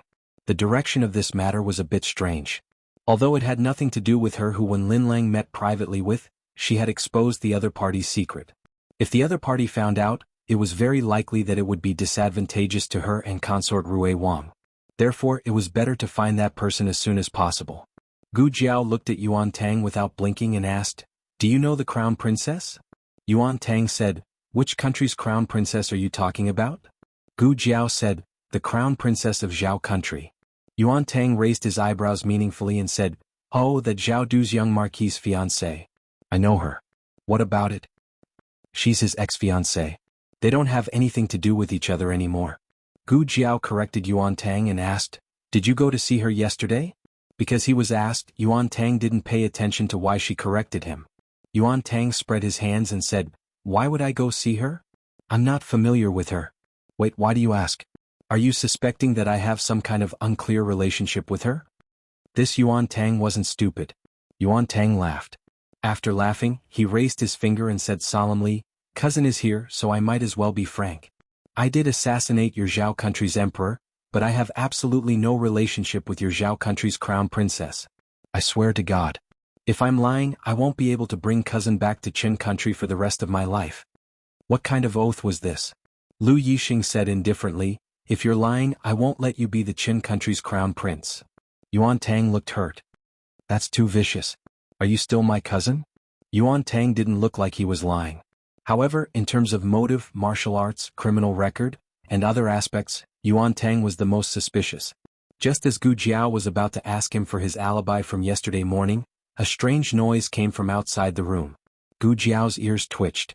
She picked up the teacup in her hand and threw it outside the door. With a clang, an arrow was knocked to the ground by the teacup. The mute slave in the yard stood up, grabbed the old mama who didn't hear anything and carried her into the room. The moment the two entered the room, Yuan Tang got up and closed the door to the central room. He also bolted the door. Almost at the same time, the sound of an entire row of arrows hitting the door rang out. One of the arrows even broke through the door halfway and almost pierced Yuan Tang's stomach. Yuan Tang looked at the arrow that almost cut his stomach open and the corner of his mouth twitched. "No way, cousin, what have you been doing recently? In the past, those people from Zhao country only came to your house to mess around. Now they want to kill you?" As soon as Yuan Tang finished speaking, another arrow flew through the air. This time it came from the back door. The back door couldn't be closed because there was no back door. However, the person this arrow was aimed at wasn't Lu Yixing. For a moment, Gu Jiao thought that the arrow was aimed at her. Until, the arrow accurately pierced Yuan Tang's folding fan. If the fan hadn't blocked it fast enough, he would have been cut open.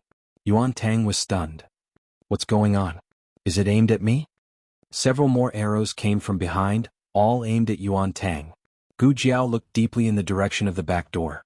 Her eyes moved. "Okay, you're eliminated as a suspect." Yuan Tang dodged the arrows and ran around the room. "What do you mean?" Obviously, someone wanted Yuan Tang to be the scapegoat so that Yuan Tang wouldn't be able to testify.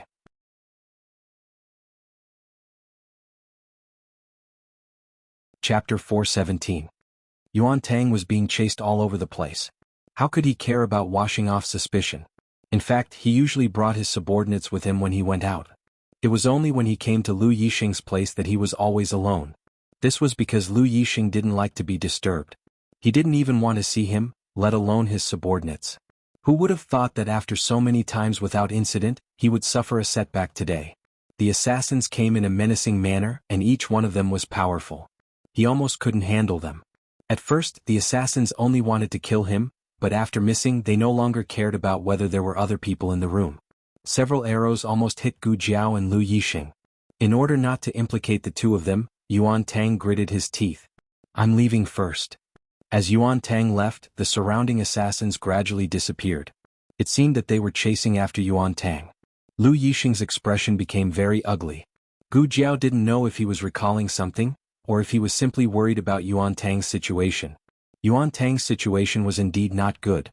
This time the other party seemed to be determined to kill him at all costs. No matter where Yuan Tang fled, he could feel that group of people chasing after him. His martial arts were not on par with the Dragon Shadow Guards, but he was at least one of the top 10 experts in the state of Qin. He was confident that he wouldn't lose to this group of assassins in a one-on-one fight. However, there was a saying that went, "outnumbered." The direction back to the palace was completely blocked. It was obvious that the assassins didn't want him to return to the palace to call for reinforcements. How despicable. "Don't let this prince find out who did it, or else this prince will skin you alive." Yuan Tang had no choice but to escape in another direction. He didn't know how long he was chased until night fell, until he left the lights of the homes far behind him, until his internal energy was exhausted and he couldn't escape anymore. He was cornered in an empty street corner. As the Mid-Autumn Festival approached, the full moon hung high in the sky. The cold moonlight shone on Yuan Tang's sweaty cheeks, and his eyes emitted a sharp and cold light. "Who are you? Who sent you to kill this prince?" he asked coldly. However, no one answered. The dozen or so black-clothed assassins only clenched their long swords and charged at him without a word. Yuan Tang's folding fan turned and activated a mechanism. Countless blades appeared and blocked the swords that were coming at his head. At this moment, a sword attack came from the side of his body. Yuan Tang's left fingertips caught the sword just in time. However, everything was not over yet. A wave of terrifying attacks came from behind him. Yuan Tang's brows twitched. "I can't hide anymore." In the blink of an eye, there was a loud bang and the black-clothed assassin that attacked him from behind let out a pitiful cry. Everyone was shocked by this sudden change. People were always filled with curiosity and fear towards the unknown. Because they didn't know how powerful it was, they didn't dare risk their lives. The other assassins froze for a moment. Using this time, Gu Jiao threw out a few more black flame beads, forcing back the other assassins that wanted to kill Yuan Tang. Yuan Tang came back to his senses and used his internal energy to push back the 4 assassins around him. After pushing them back, he collapsed. Gu Jiao quickly moved forward and held his arm. Yuan Tang knew that he couldn't show any weakness at this critical moment, otherwise they would chase after him. Yuan Tang stabilized his mind and did his best to not collapse. He stared at the murderous assassins and whispered to Gu Jiao, "Thank you. I owe you my life today." Gu Jiao glanced at him indifferently. "Is your life valuable?" Yuan Tang said, "I'm the future crown prince of the Chen kingdom. Do you think it's valuable?" Gu Jiao, "Oh. What did you use just now? Why was it so powerful?" "A hidden weapon." Yuan Tang, "I know it's a hidden weapon, but can you tell me what kind of hidden weapon it is?" "Forget it, now is not the time to talk about this. The most important thing is to quickly take care of this group of assassins." Just now, 3 of them had been injured by Gu Jiao's explosion, but there were still 11 of them left. The worst thing was that Yuan Tang had already used up all his energy on the way here. He could barely stand, but he had no chance of winning if they really fought. Yuan Tang said helplessly, "We can only rely on you, Dr. Gu." "Stand back," Gu Jiao said. Yuan Tang took a few steps back and stood by the wall. There were 11 of them. Yuan Tang did not expect Gu Jiao to take care of them alone. She only needed to stall for time. Once he caught his breath and recovered some energy, he would be able to rejoin the battle. What Yuan Tang did not expect was that before he could catch his breath, half of the assassins were already down. "No way. Is this girl really so good at fighting?" Gu Jiao used a stick. There was no blood. She only knocked the person unconscious. She used the move that the old marquis had taught her before she left. She did not expect it to be so useful. The old man was pretty good. She was good too. "Wow, if this goes on, I won't even have to fight, right?" Yuan Tang crossed his arms. He felt that this girl could take care of everyone on her own. The next second, Yuan Tang realized that he had been happy too early. "Stop, or I'll kill him." With a harsh shout, a masked man in black walked out with a sword pressed against Lu Yixing's neck. Yuan Tang's eyes darkened. "Cousin." Gu Jiao threw away one of the assassins in black. She looked indifferently at Lu Yixing and the masked man in black. A dangerous light flashed through her eyes. "Let him go," Gu Jiao said. Her tone was unquestionable. The man in black was shocked by the fact that a little girl could emit such a powerful aura. But it was only for a moment. He said coldly, "You dare to hurt so many of my brothers. You've got guts. Hand that brat over. Leave one of your hands behind and we'll let this matter rest." Lu Yixing said expressionlessly, "If you were the ones being captured today, I wouldn't have done anything." "Stinking brat. Shut up." The masked man's sword suddenly moved an inch closer to Lu Yixing's neck. The blade was pressed against his white skin. Gu Jiao's eyes were cold as she said, "If you dare to harm a single hair on his head, I'll have you pay with your life."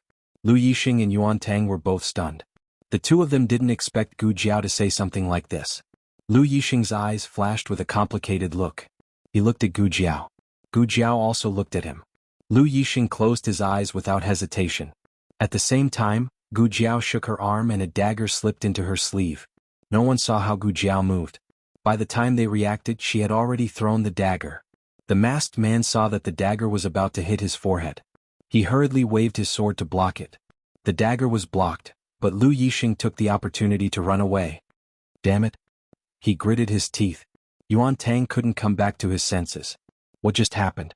Did that girl suddenly attack, or did she give his cousin some kind of signal? Otherwise, why would his cousin close his eyes? Speaking of which, wasn't his cousin afraid that the girl would make a mistake? Yuan Tang was jealous. Even his cousin didn't trust him that much. Lu Yixing quickly walked towards the two of them. The masked man was about to swing his sword at Lu Yixing's back, but Gu Jiao's black flame pearl blew him back several steps. He obviously knew how powerful this thing was. Several of his brothers had been injured by it. Gu Jiao also quickly walked over to help Lu Yixing. "Are you okay?" Gu Jiao asked. "I'm not." Lu Yixing didn't finish his words. He suddenly reached out and pulled Gu Jiao into his embrace. His other hand blocked the back of Gu Jiao's head. A sword slashed down and Lu Yixing's little finger flew out. "Cousin." Yuan Tang cried out involuntarily. Hot blood splashed onto Gu Jiao's neck. She grabbed Lu Yixing's right hand and saw the bloody wound on his little finger. Her eyes instantly turned cold. At this moment, everyone felt that Gu Jiao's aura had changed. It was as if the fight just now was just a casual fight.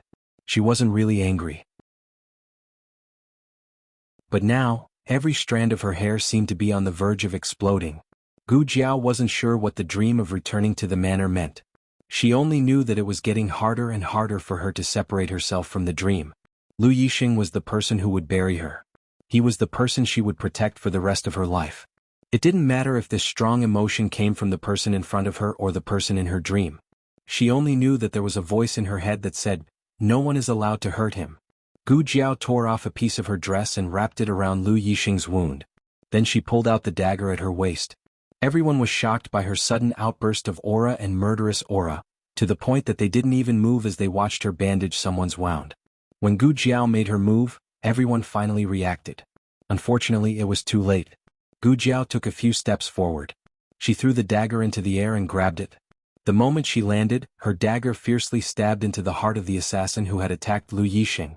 Another stream of blood spurted out, splashing onto her face. She wiped it away and her eyes became terrifying. Everyone was stunned by this scene.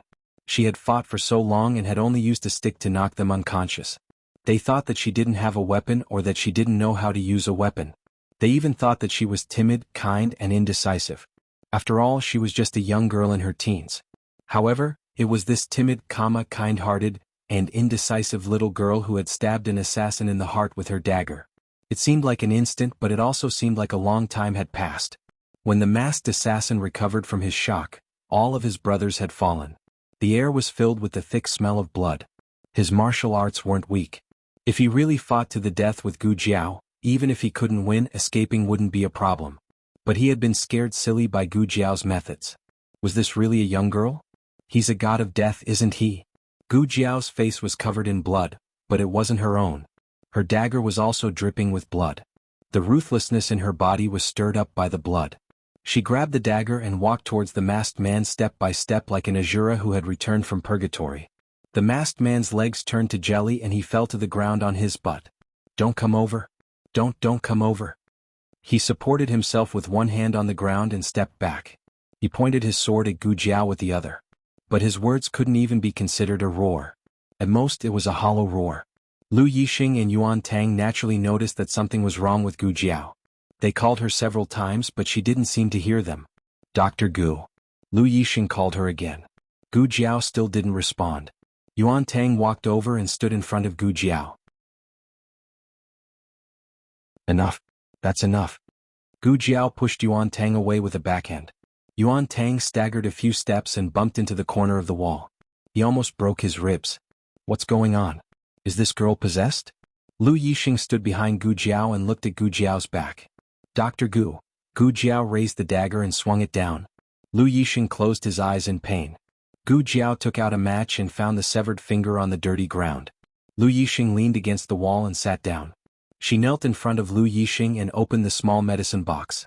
She took out the disinfectant and surgical instruments, washed her hands and put on gloves. Gu Jiao cleaned Lu Yixing's wound, injected anesthetics and stitched up the severed finger. During the stitching process she didn't say a word. Lu Yixing didn't ask either. Yuan Tang, on the other hand, looked at her small medicine box and the things she took out from it with a very strange gaze. "Hey, what are these? Will it really heal if you reconnect it like this? What did you just do to my cousin? Why doesn't it hurt? Hey, say something. You're very scary, okay?" Yuan Tang waved his finger in front of Gu Jiao's eyes. Gu Jiao didn't respond. She didn't deliberately ignore him, but she really didn't seem to see him. Yuan Tang looked at Lu Yixing strangely. Cousin Shi. Lu Yixing gave him a look that told him to shut up. Yuan Tang shut his mouth resentfully, but he couldn't help looking at Gu Jiao. Was this girl really bewitched? Why couldn't she hear or see him? Gu Jiao's surgery was very meticulous. After the last stitch, she cut off the thread and wrapped it with gauze. The next second she blacked out and fainted. Gu Jiao actually lost consciousness a long time ago. She completed the surgery for Lu Yixing based on her obsession. After the surgery she didn't need to hold on anymore. She couldn't hold on anymore. Seeing Gu Jiao fall to the dirty ground, Lu Yixing almost instinctively reached out and supported Gu Jiao's swaying little body with his arm. He gently pulled back his arm and Gu Jiao fell into his arms. The girl's fragrance mixed with the strong smell of blood penetrated the tip of his nose. He had never been so close to anyone. His body stiffened. However, before he could get used to the existence of the young girl in his arms, a robust figure descended from the sky and snatched Gu Jiao from his arms. Who is it? Yuan Tang suddenly blocked in front of Lu Yixing. He reached out to snatch Gu Jiao back, but he couldn't even touch the other party's clothes. Who are you? Lu Yixing supported himself against the wall and coldly stood up. Just when the two of them thought that the other party was another assassin who came to assassinate them, the other party suddenly hit the southeast roof with his palm. Miserable screams came from the roof, followed by more than 10 figures falling down. Yuan Tang's complexion changed. When did so many assassins appear in the dark? If it wasn't for this person, he feared that the three of them would have met with misfortune. Who was this masked man in the end? Was he an enemy or a friend? If he was an enemy, why did he help them? If he was a friend, why did he kidnap Gu Jiao?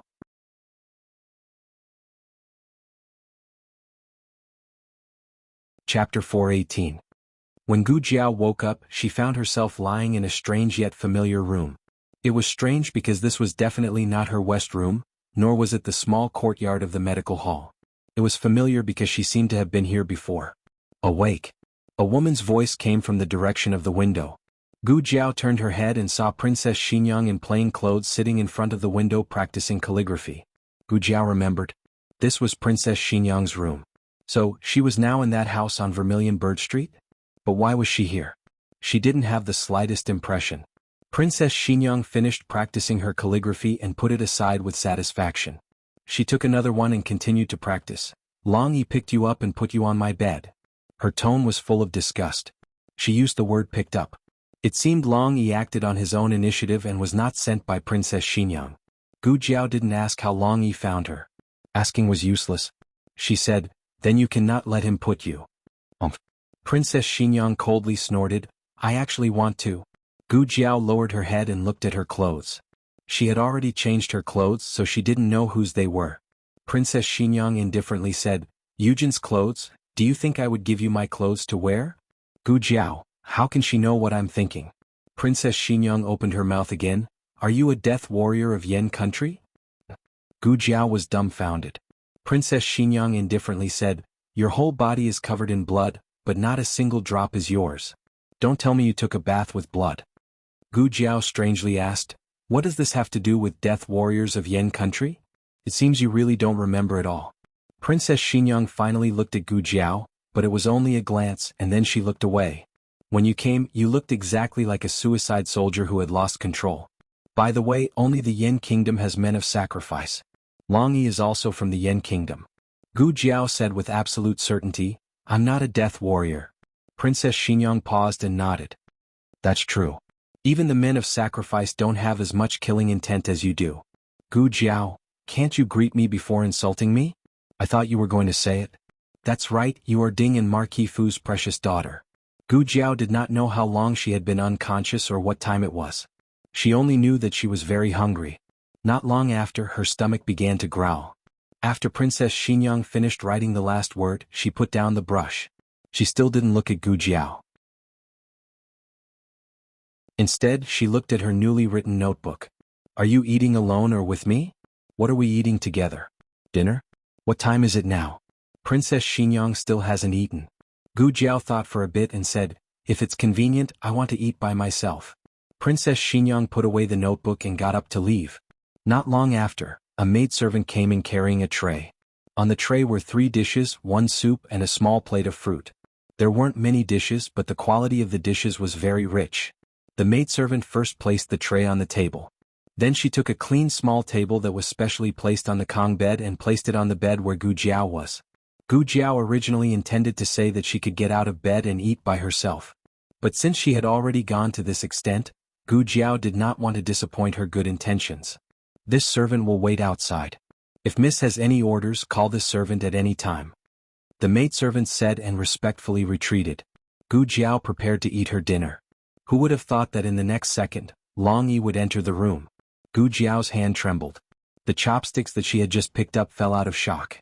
It couldn't be that he came to find her again. Gu Jiao trembled with fear and stared for a long time, but seeing that Long Yi didn't take out his charcoal pencil, she secretly sighed in relief. It didn't seem like it. Then what did he come to find her for? Gu Jiao looked at Long Yi. Long Yi's hands were behind his back. His eyes were fixedly staring at the food in front of Gu Jiao, as if he was very much looking forward to it. Gu Jiao's eyes spun. Do you also want to eat? Long Yi didn't move. Guessed wrong? Gu Jiao thought for a bit. Are you reminding me to eat quickly? Long Yi's aura still didn't change. Guessed wrong again. Shadow Guard Long didn't know how to speak. She had to guess everything. Gu Jiao couldn't guess what Long Yi wanted to do this time. She mused for a long time, then said strangely, You shouldn't be thinking of feeding me, right? Long Yi's eyes were ready to move. Gu Jiao looked at the hands behind his back. She didn't think too much. Wasn't it just being fed? Seeing that he had saved her, she would allow it. Okay. Gu Jiao put down her chopsticks. You feed me. She had never been fed by a shadow guard Long before. It could be considered a unique experience in 2 lifetimes. Long Yi happily took out the cutlery hidden behind his back. Gu Jiao stared and almost fell. People used a spoon to feed, why did you use a spatula? Are you serious? Next door, Princess Xingyang was eating. Gu Jiao walked in without a change in her expression. I thought about it. Eating alone isn't very polite. It's better if I eat with the princess. Princess Xingyang didn't say yes or no, so Gu Jiao took it as a tacit agreement. She sat down across from Princess Xingyang. There was originally another set of cutlery on the table, but Gu Jiao didn't sit on the chair corresponding to that set of cutlery. Instead, she chose to sit beside it. After she sat down, she didn't take the cutlery. Eugene's eyes flashed. You also sit down and eat. Princess Xingyang said to Eugene. Yes. Eugene gave Gu Jiao another set of cutlery, then sat down on the chair corresponding to the original set of cutlery. She looked at Gu Jiao suspiciously. She wasn't sure if Gu Jiao had coincidentally seen through her plan to accompany Princess Xingyang to eat. Gu Jiao buried her head in her food as if she didn't care about anything other than eating. Eugene's expression relaxed, and she also began to eat slowly. It wasn't that Gu Jiao didn't care about other things. She just didn't show it on her face. As she ate, she secretly observed Princess Xingyang. Princess Xingyang's movements were very gentle, and there was a sense of nobility and elegance that came from her bones. Gu Jiao almost couldn't help but think of Xiao Lulang. Xiao Lulang was the same. Even when he was in the countryside and wore patched clothes, it was still difficult to hide the elegance between his brows and his movements. Gu Jiao hadn't seen Xiao Lulang before, so she didn't feel like Xiao Lulang was a completely different person like the old chancellor. In fact, no matter how much a person's temperament changed, their style of writing changed, and their habits suddenly changed, some small movements and expressions wouldn't change. Deliberate changes were all things that one could realize, but some things that one couldn't realize naturally couldn't be changed. Xiao Lulang himself didn't know that when he ate something good, his eyes would quickly blink twice, and when he ate something bad, his left eyebrow would twitch. Princess Xingyang was the same. However, there didn't seem to be anything she liked on the table. The 3 of them quietly finished their meal, and Princess Xingyang went next door. Eugene considerately asked Gu Jiao, Dr. Gu, are you full? There are still snacks in the kitchen. No need, I'm full. Gu Jiao didn't have a big appetite. Today, because she had used up too much energy, she only ate 2 bowls of rice. Normally 1 bowl was enough. Eugene smiled and politely asked, Dr. Gu, do you like tonight's dishes? Gu Jiao said, I'm not picky. In other words, she didn't like it very much. It wasn't as good as the red braised pork that Princess Xingyang had prepared for her. Unfortunately, Long Yi held a spatula, so she was scared and ran away.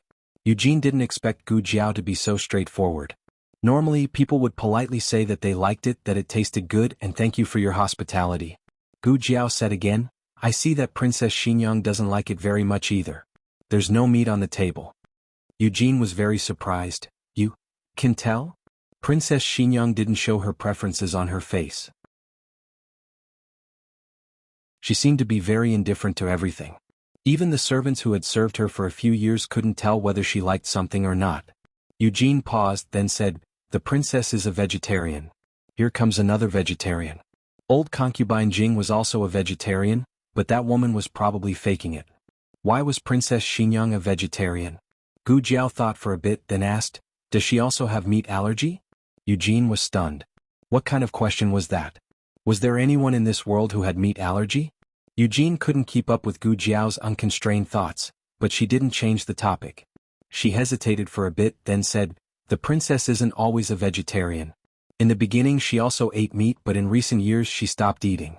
She said that she wanted to accumulate good karma for Little Master so that Little Master could throw himself into a good family in his next life." Gu Jiao didn't believe in this. But combined with her own matters, Gu Jiao felt that the end of science might really be theology. People might not be able to reincarnate, but they might be able to step into another parallel spacetime. When the brain waves travel through spacetime, it would be affected by the magnetic field and lose its past memories. Therefore, there was a saying that drinking Meng Po's soup would cause one to forget the past. Of course, this was only Gu Jiao's own wild guess, without enough scientific evidence to support it. Today, Long Yi persisted in using a spatula to feed Gu Jiao, the little patient, and didn't let Gu Jiao stop writing. Late at night, Gu Jiao intended to return. Before leaving, she went to thank Princess Xinyang. Princess Xinyang was practicing calligraphy again. Gu Jiao didn't know why, but an image suddenly appeared in her mind. The young princess of Xinyang was practicing her calligraphy under the sun's rays, and little Xiao Lulang was sitting across from her. Princess Xinyang said, "You're not allowed to eat until you've practiced 1,000 characters." Little Xiao Lulang picked up the brush with hidden bitterness, resigned to his fate, and began to practice calligraphy. Why did she have such thoughts? Wasn't it because Xiao Lulang always forced her to practice writing? She seriously suspected that he had been tormented by Princess Xinyang when he was young, and now he was tormenting others as he grew up. Gu Jiao gathered her thoughts and said to Princess Xinyang, "Thank you, Princess, for today." Although Long Yi had picked her up and brought her back, but it was not easy for her to not throw him out. Princess Xinyang said indifferently, "No need to thank me. Your life is very valuable. After all, you still have to treat my illness." "Gu Jiao, what you said makes so much sense that I can't refute it. Goodbye." Gu Jiao turned around and walked out. Princess Xinyang was practicing her calligraphy when she suddenly opened her mouth and called, "Girl." Gu Jiao stopped and looked at her in confusion. "Princess, is there something else?" Princess Xinyang asked, "How can a person like you become a doctor?" It wasn't a questioning tone, nor was it a disdainful tone. It was pure curiosity. Gu Jiao was dumbfounded. "What kind of person am I?" Princess Xinyang said, "Don't ask me, ask yourself." This was the second time tonight that Princess Xinyang had said strange things to her. She didn't think that Princess Xinyang would come to this conclusion just because she was unconscious and covered in blood. Could it be that she had done something when she was unconscious? And then her secret was discovered by Princess Xinyang? Shadow bloodthirsty. There had always been such a saying in the organization, so generally no one dared to provoke her. But only her godfather knew that she wasn't bloodthirsty in the true sense. She just couldn't control herself. Blood made her excited. In her previous life, she had always trained herself through various operations. She had already controlled herself very well. Tonight's situation where she completely lost control was very rare. Who would have thought that Princess Xinyang would encounter her? To be exact, after being picked up by Long Yi, Princess Xinyang encountered her out-of-control side. However, it was also fortunate that she was picked up by Long Yi. If she had stayed by the side of Lu Yixing and Yuan Tang, perhaps she would have already. Gu Jiao turned her head and looked at Princess Xinyang. "You're not afraid of me?" Princess Xinyang looked at Gu Jiao strangely. "Why should I be afraid of you?" "Because I am a monster." "How did I give birth to a monster like you?" "Go away. Stay away from your sister." The woman held the baby in her bosom and fiercely pushed her to the ground. Her immature little face had just been slapped by the woman. Her cheeks were swollen like a steamed bun, but she didn't cry. Even when her mother pulled her to the ground and hurt her little, but she didn't cry. She picked up the box that had fallen to the ground, stood on her tiptoes and stuffed it into the baby's bosom. A gift for my sister." The woman slapped the box away and looked at her with disgust. "Who wants your gift? Go away." The woman almost trembled as she dialed a phone number. She shouted herself hoarse, surnamed Gu. Take your daughter away. Jiao Jiao, daddy will take you back. The tall and handsome man looked at the little girl in front of him and said with an awkward smile. In the dead of winter, she stood barefoot on the cold floor, holding the gift that her sister didn't want. She was very pretty but a little dirty. She asked the man, "Do you live in Daddy's house?"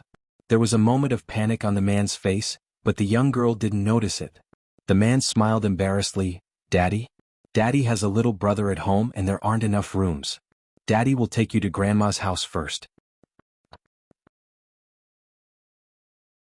She lowered her head and touched the doll in her arms. It was a doll that she had sewn with her own hands. It had a bloody mouth, sharp teeth, blind eyes and bald hair. The man raised his hand as if he wanted to touch her head. She looked up and obediently waited for the man to touch her head. She knew that her father was lying. Her father's house was very big and there was only one brother. It was impossible that it couldn't fit. But if her father touched her, she would forgive him. If her father couldn't touch her, she could stand on her tiptoes. She tried very hard to stand on her frozen little toes. Hurry up and touch her, her head was ready. But the man swallowed his saliva, and his palm didn't actually touch her head. He just rubbed the top of her head symbolically and quickly withdrew his hand. It was as if touching a strand of her hair would cause a plague. The man revealed a loving smile. "Daddy promises you, I'll come and pick you up after the new year." She waited from the age of 3 to 6, and after 3 years no one came to pick her up. Later she found out that the omnipotent, brave and powerful father in her heart was also afraid of her.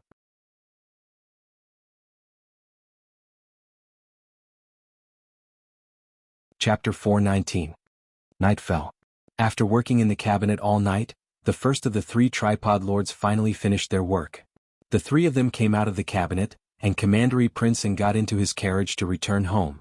Hanlin Academy's carriage was parked outside the cabinet. They planned to take Ning Ziyuan and Xiao Lulang home. Ning Ziyuan was exhausted. He really wanted to take Hanlin Academy's carriage home, but his horse was still parked in Hanlin Academy. If he didn't ride the horse back tonight, he wouldn't be able to come to Hanlin Academy tomorrow morning. It was too far to walk and it was too expensive to hire a carriage. Ning Ziyuan sighed helplessly. "Forget it. I'll go back to Hanlin Academy first. I'll ride my horse back." Xiao Lulang looked at him. "Don't ride the horse when you're tired." Ning Ziyuan waved his hand. "It's okay. It's not too far." The carriage went in the direction of Hanlin Academy. "Right?" Ning Ziyuan spoke again. "Don't you think Grand Secretary Yuan thinks highly of you?" "Busy?" Xiao Lulang asked. Ning Ziyuan said confidently, "Of course. Grand Secretary Yuan said 3 sentences to me today, and 5 sentences to Commandery Prince and added together, he didn't say more than you." Xiao Lulang didn't pay attention to this. Ning Ziyuan continued, "Also, I noticed that he kept looking at you." Xiao Lulang gave him a confused look. "Did you do your job well today?" Ning Ziyuan sighed again. "You and Commandery Prince did most of the work. To be honest, I didn't do much. Grand Secretary Yuan called them to the cabinet today mainly to help organize some memorials about the laws of the Zhao Kingdom. The Zhao Kingdom had been founded for 200 years. Some laws were set at the beginning of the country. They were in line with the national conditions at that time, but they weren't suitable now. Almost every emperor of the Zhao Kingdom would reorganize and revise the laws. Naturally, the emperor would not personally revise them one by one. The cabinet would draft them and then bring them to the emperor for review. However, the cabinet needed to listen to the voices of the people before drafting, and the voices of the people had to be reported one by one through the local officials. What the 3 of them did today was to sort out the contents of these reports into standardized memorials.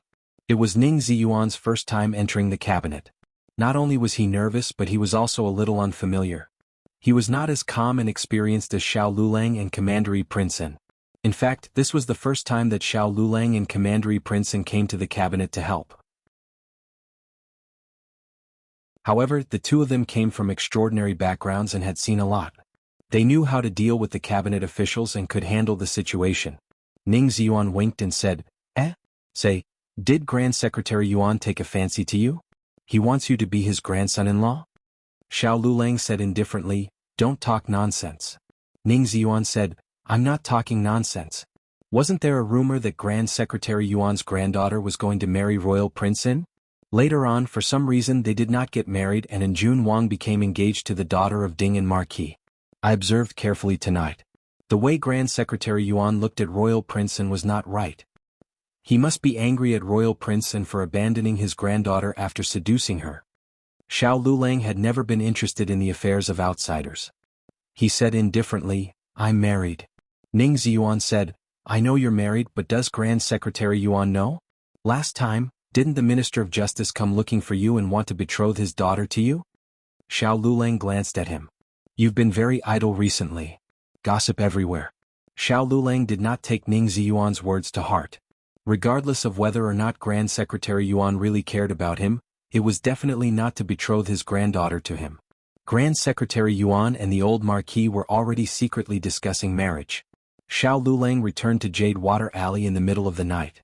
He was surprised to find a person standing at the door. He wore a light-colored gown and looked lonely under the cold moonlight. Xiao Lulang walked closer and recognized that he was Lu Yixing, whom he had met once before. Lu Yixing was the orphan of the Lu family. In the capital he was like a rat that everyone wanted to beat up. At the same time he was also Gu Jiao's patient. Little Jing Kong and Prince Yu's son Ming'er had encountered human traffickers. It was Lu Yixing who courageously sent the two children back to the medical center. Prince Yu gave him a large sum of money to thank him and he accepted it. However, when Xiao Lulang also went to thank him, he was rejected. He said, "Dr. Gu treats me. If she doesn't charge less, she doesn't charge me at all. I owe Dr. Gu a favor, so I can't accept your gift." These words left a deep impression on Xiao Lulang of Lu Yixing. "What are you doing here?" Xiao Lulang walked forward and asked. Lu Yixing had already seen Xiao Lulang when he walked into the alley. It wasn't that he didn't want to avoid him, but in the end he still chose to stay. He opened his mouth and said, "I."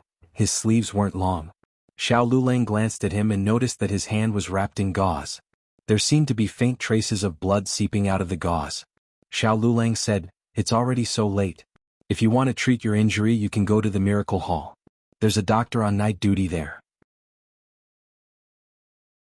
Lu Yixing wasn't here to treat his injury. However, it was very difficult for him to explain to Xiao Lulang why he was here. He didn't want Xiao Lulang to misunderstand.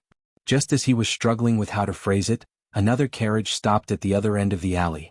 Gu Jiao got off the carriage and walked towards her house. She saw two handsome men standing at the door, facing each other in a strange atmosphere. For a moment she was stunned. This scene was a bit too pleasing to the eye.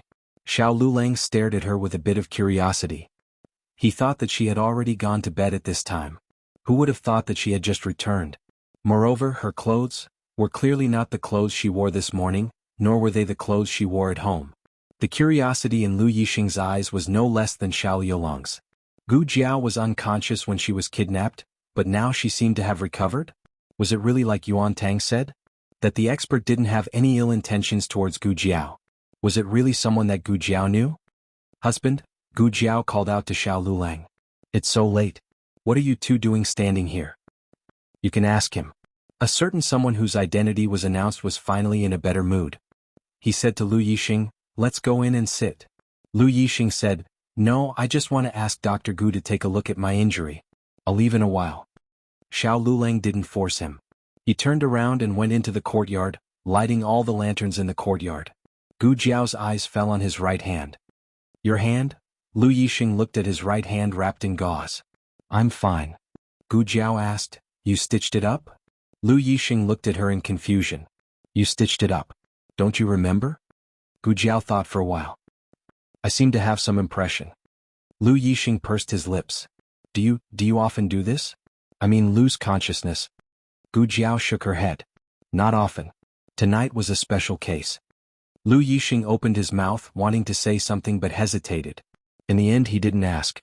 He said, "I'll send your medicine box and basket to the medical center."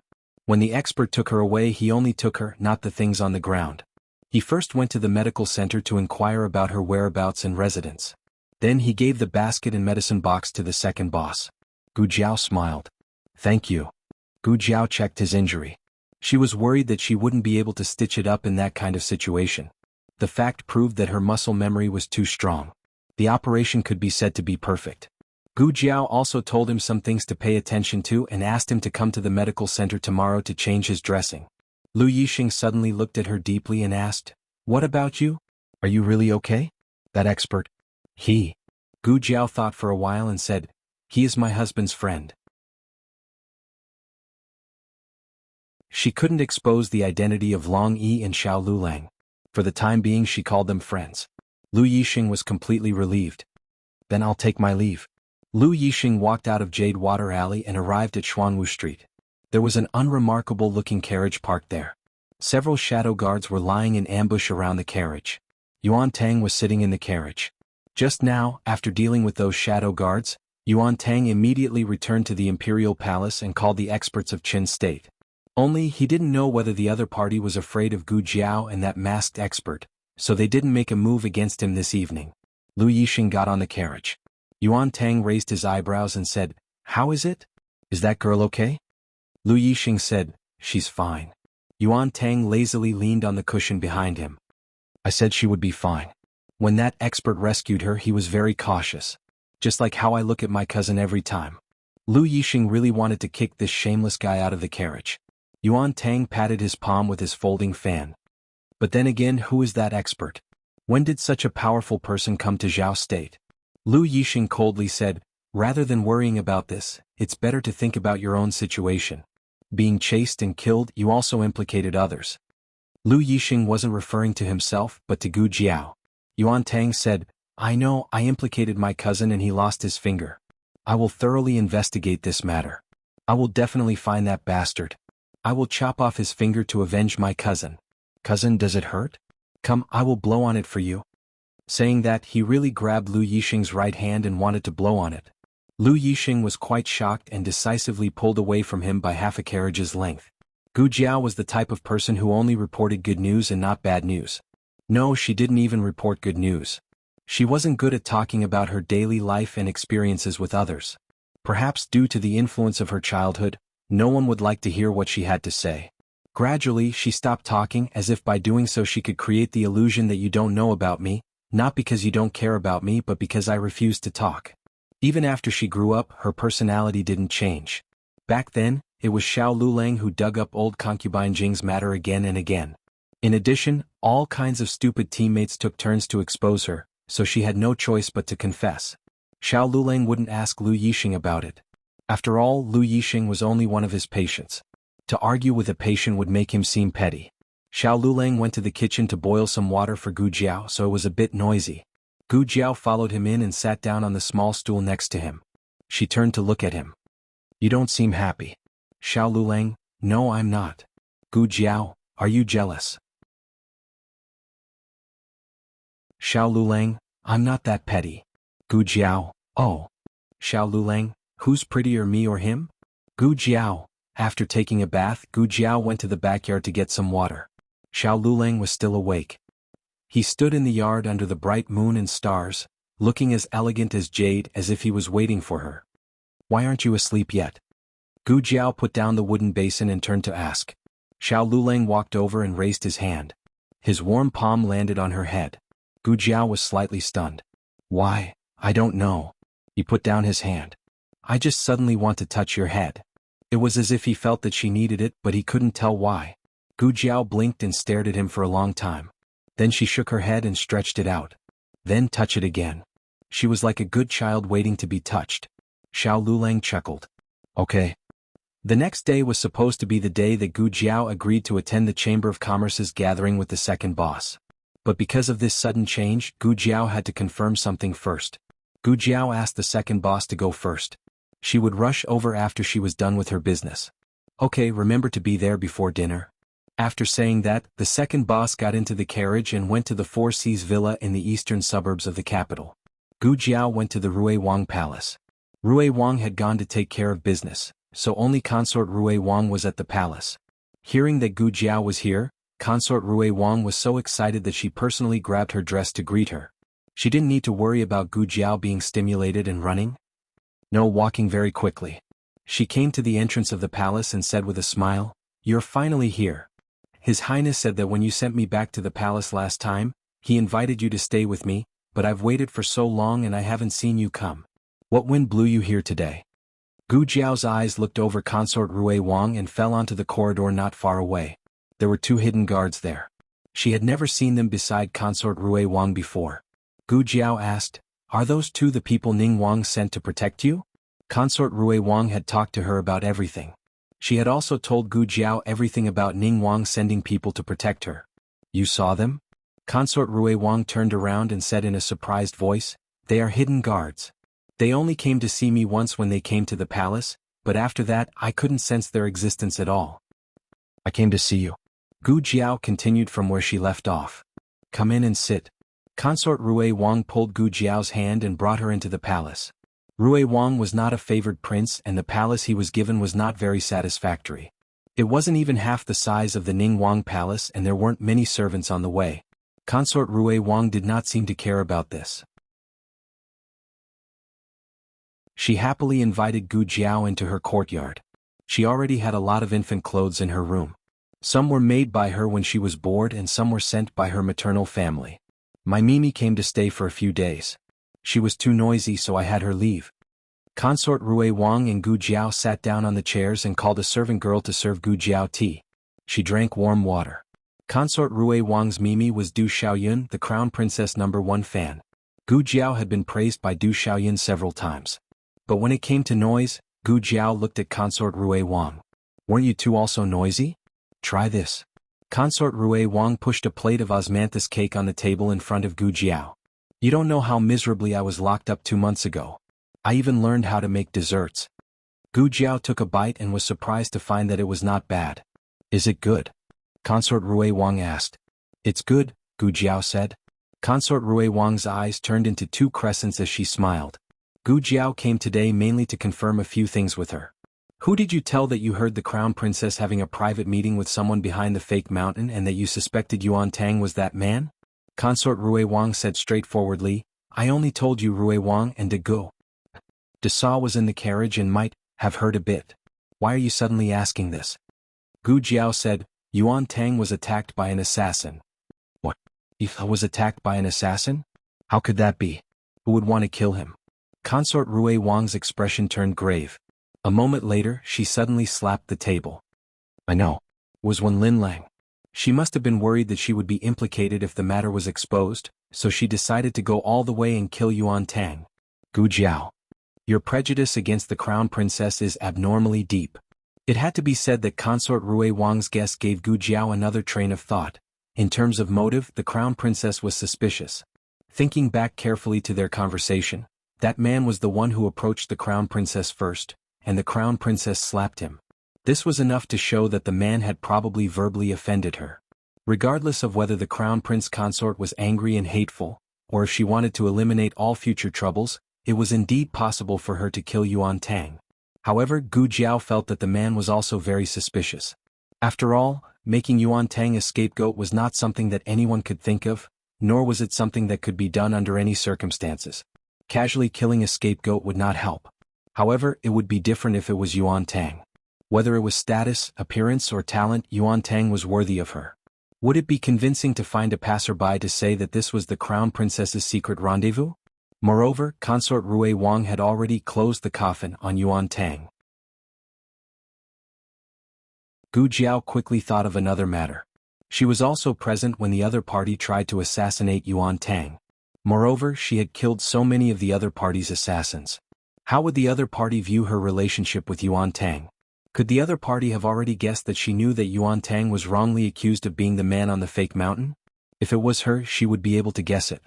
After all, Consort Rui Wang had gone to the medical center to find her after recognizing Yuan Tang. With her relationship with Consort Rui Wang, it was impossible that she did not tell her the gossip that Yuan Tang was the adulterer. Moreover, she was with Yuan Tang that night. It was hard to suspect that she had gone to find Yuan Tang to verify the truth. Miss Gu, what's wrong? Did I say something wrong? Consort Rui Wang saw that Gu Jiao was suddenly silent and could not help but feel uneasy. Actually, her personality was not too unpleasant. It was just that she was always at odds with Wen Linlang. There were too many people who liked Wen Linlang, so it was inevitable that she would not get along with her. Don't tell me you also like Wen Linlang? She asked weakly. Gu Jiao shook her head. I like you. Consort Rui Wang immediately became happy. She held Gu Jiao's hand and said affectionately, I like you too. Rui Wang, who had just walked to the door and heard this confession, she suddenly felt that the top of her head was a little green.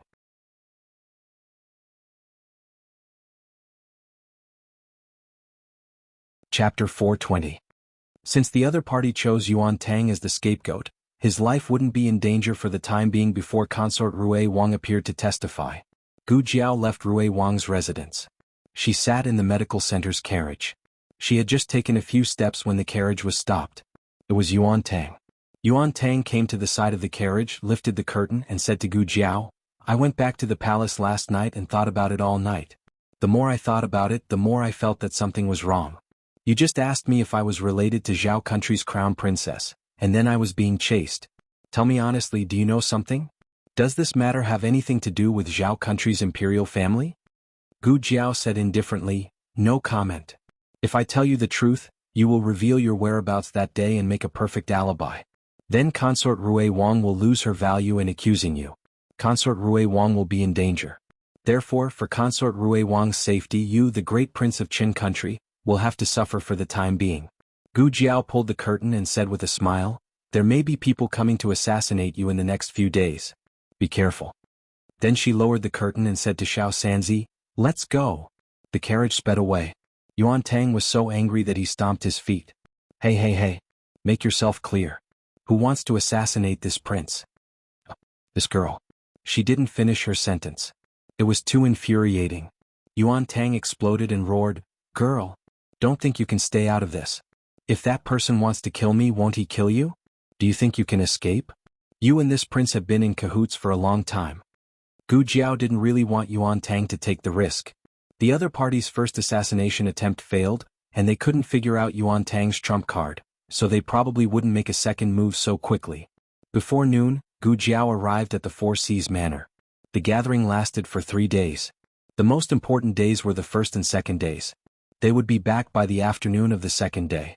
As expected, they bumped into people from Huichun Hall at the Chamber of Commerce. This was a very important Chamber of Commerce and all the big bosses had come. Gu Jiao then saw the rumored stepson of the Hu clan, Second Master Hu Hongtu. Just from his name, one could tell how much his parents expected of him.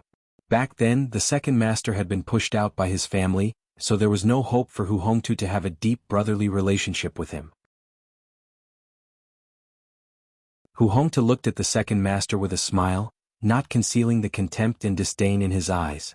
"Big Brother is also here?" It seems that Big Brother secretly learned a lot when he was in the Rejuvenation Hall. These words were too harsh. What did he mean by the Second Master secretly learned a lot when he was in the Rejuvenation Hall? So the Second Master was an outsider, and the Rejuvenation Hall wasn't his father's business. Hu Hongtu might have forgotten that if it weren't for his appearance, the Second Master would be the first successor of the Rejuvenation Hall. Although the Rejuvenation Hall was a century-old pharmacy, the Second Master's mother had just married into the Hu clan when the Hu clan encountered an unforeseen event. The Rejuvenation Hall almost couldn't operate anymore. It was the Second Master's mother who invested all the money from her dowry into the Rejuvenation Hall that brought it back to life. But in the end, this poor woman didn't get anything. She passed away from a serious illness, leaving behind her young son to be bullied by others. A person's sore spot would only be poked when they were weak. Now that he had a strong backing, he didn't fear Hu Hongtu's provocation at all. "I came here based on my own ability. If we're talking about secretly learning, aren't you the one who secretly learned? I'm the legitimate son of the Hu clan." Hu Hongtu chuckled. "The former legitimate son of the Hu clan. Now you're just a stray dog." The Second Master coldly smiled. "Is that so? Then let's wait and see. Let's see if the one who bites you to death is this stray dog." The two brothers parted on bad terms. Gu Jiao curiously admired the surrounding scenery. The Second Master said, "I've let you see a joke." Gu Jiao said, "No, it's pretty good." The more Hu Hongtu acted like a lowly person, the more ruthless they would be when they fought in the future. Gu Jiao asked, "Do you need my help?" The Second Master said with an aura that could swallow mountains and rivers, "No need. He's just a mere stepson. I can still crush him to death." The Second Master was no longer the Second Master of the past. He was Niu Hulu's Second Master. Since the Second Master said this, Gu Jiao didn't want to get involved in the grievances between the two brothers. She stayed in the villa for a night and followed the Second Master to get to know many merchants in the capital. She also displayed her superb medical skills and proved the strength of the Miracle Hand Hall to the Chamber of Commerce. The next afternoon she returned as scheduled. She rushed back to celebrate the Mid-Autumn Festival. The Mid-Autumn Festival was the Mid-Autumn Festival in her previous life. It was a great day for the whole family to gather and admire the full moon. Last year, because of the autumn imperial examination, they couldn't celebrate the festival properly. This year everyone was there. Feng Lin and Lin Qingye came over early in the morning. Du Ruhan also came. However, he went back after lunch. Gu Jiao didn't manage to meet Du Ruhan. Gu Jiao invited Master Lu and Master's wife Nan Xiang early in the morning. The two of them came in the afternoon and arrived at Jade Water Alley almost one after the other with Gu Jiao. Master Lu, Master's wife Nan Xiang. Little Jing Kong warmly invited the two of them into the courtyard. His eagle and 7 chicks all had big red flowers on their heads. They lined up in the courtyard to welcome them. It could be said that it was very ceremonial. Master's wife Nan liked this little guy to death. She smiled and said, "You're Jing Kong, right?" "Yes, Master's wife Nan Xiang." Little Jing Kong said cutely. The two of them chatted happily. Little Jing Kong enthusiastically introduced his chicks and chicks to Master's wife Nan Xiang. Of course, he didn't forget to introduce Gu Yan's puppy. "That's Xiaoba. He's a little timid." Xiaoba straightened his back. How was he timid? He was the bravest shepherd dog in the entire capital. The new big yellow dog of the Zhao family next door rushed in. Xiaoba lost his cool in a second. He hugged the dog's head with his paws and hid behind the flock of chickens. Master's wife Nan Xiang liked this place very much. The smile in her eyes didn't disappear from the moment she entered the house. Master Lu felt very gratified when he saw Nan Xiang like this. Little Jing Kong considerately introduced the small vegetable garden at home to Master's wife Nan Xiang. He especially proudly told her that he watered the vegetables in the garden. Nan Xiang was amused by the little guy who shook his head. She couldn't wait to steal him back immediately. With little Jing Kong's introduction, Nan Xiang and Master Lu also got to know Feng Lin and Lin Qingye. Unexpectedly, the four of them got along very well.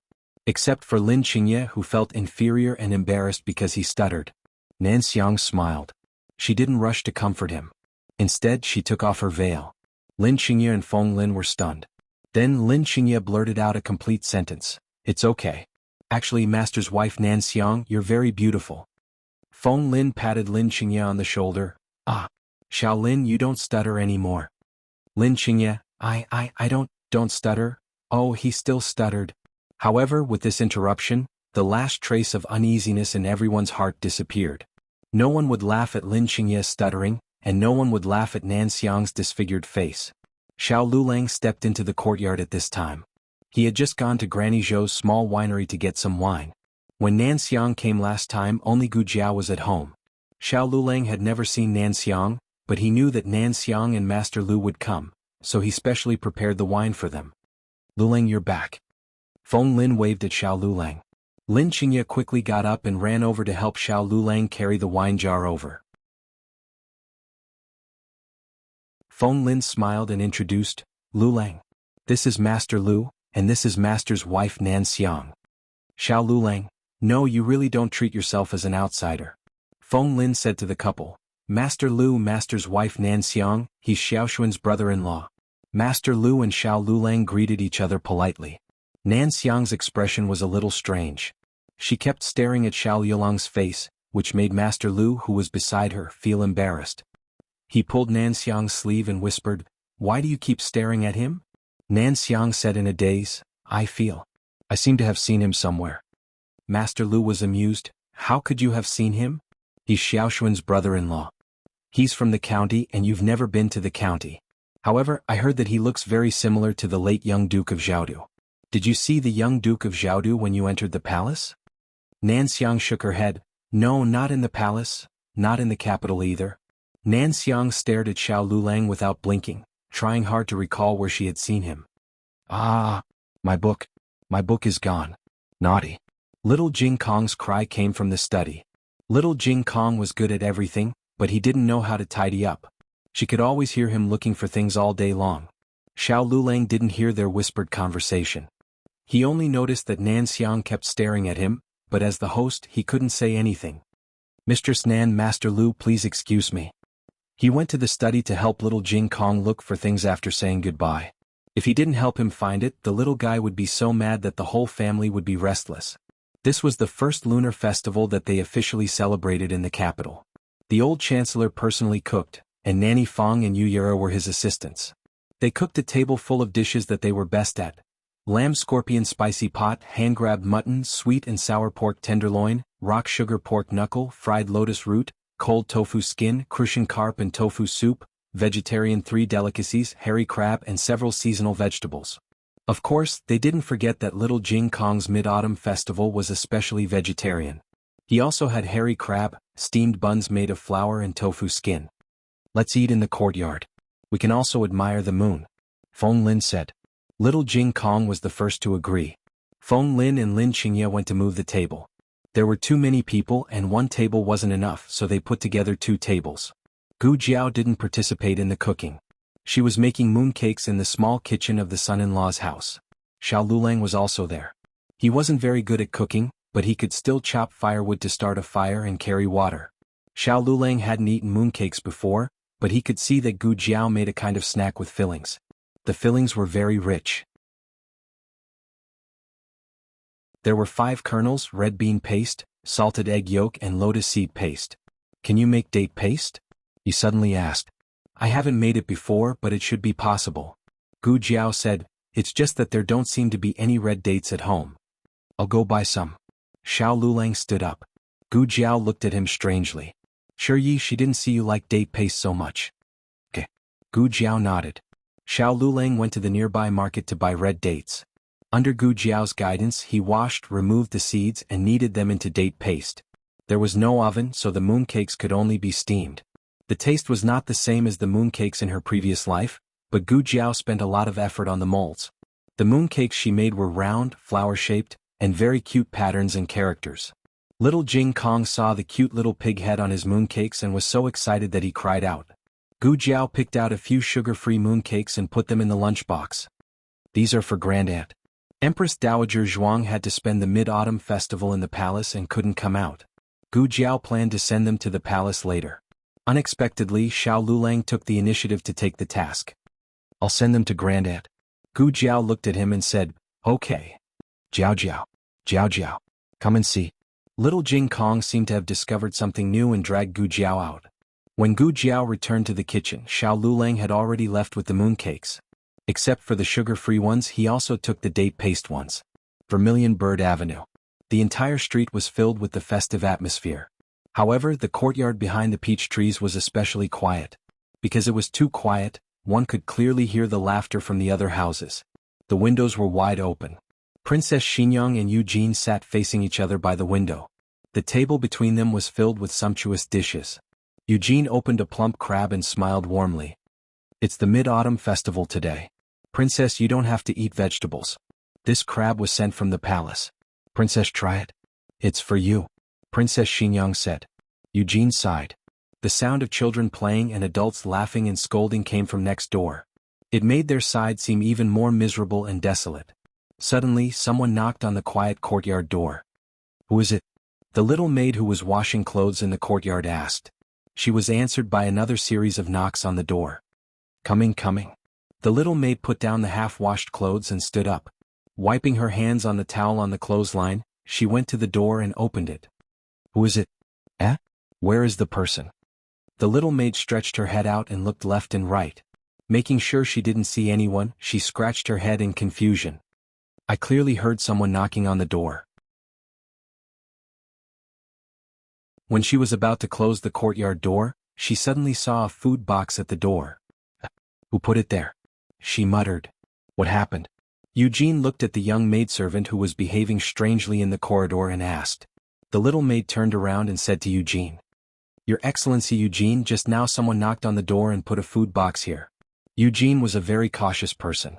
She came to the door and looked at that tightly closed food box. She didn't immediately open it, rather called Long Yi and let Long Yi open it. Be careful, I'm afraid there are hidden weapons inside. Eugene said. She didn't know whether Long Yi could understand or not. But in the end, there were no hidden weapons in this world that could plot against Long Yi. Long Yi opened the food box, and a rich jujube paste fragrance assailed his nostrils. Eugene was dumbfounded. She saw there were no hidden weapons inside the food box. It was clearly a novel and unique snack. Princess loved to eat jujube paste cakes, but almost no one knew. What's the matter? Princess Xinyang walked over with an indifferent expression. The little maid hurriedly bowed to pay her respect. Eugene took the food box from the bosom of Long Yi and handed it over to her. This, I don't know who put it there. Princess Xanyang picked up a mooncake filled with jujube paste and stared at it for a long time. The little maid cautiously asked, "Should I throw it away? Could it be someone poisoned it?"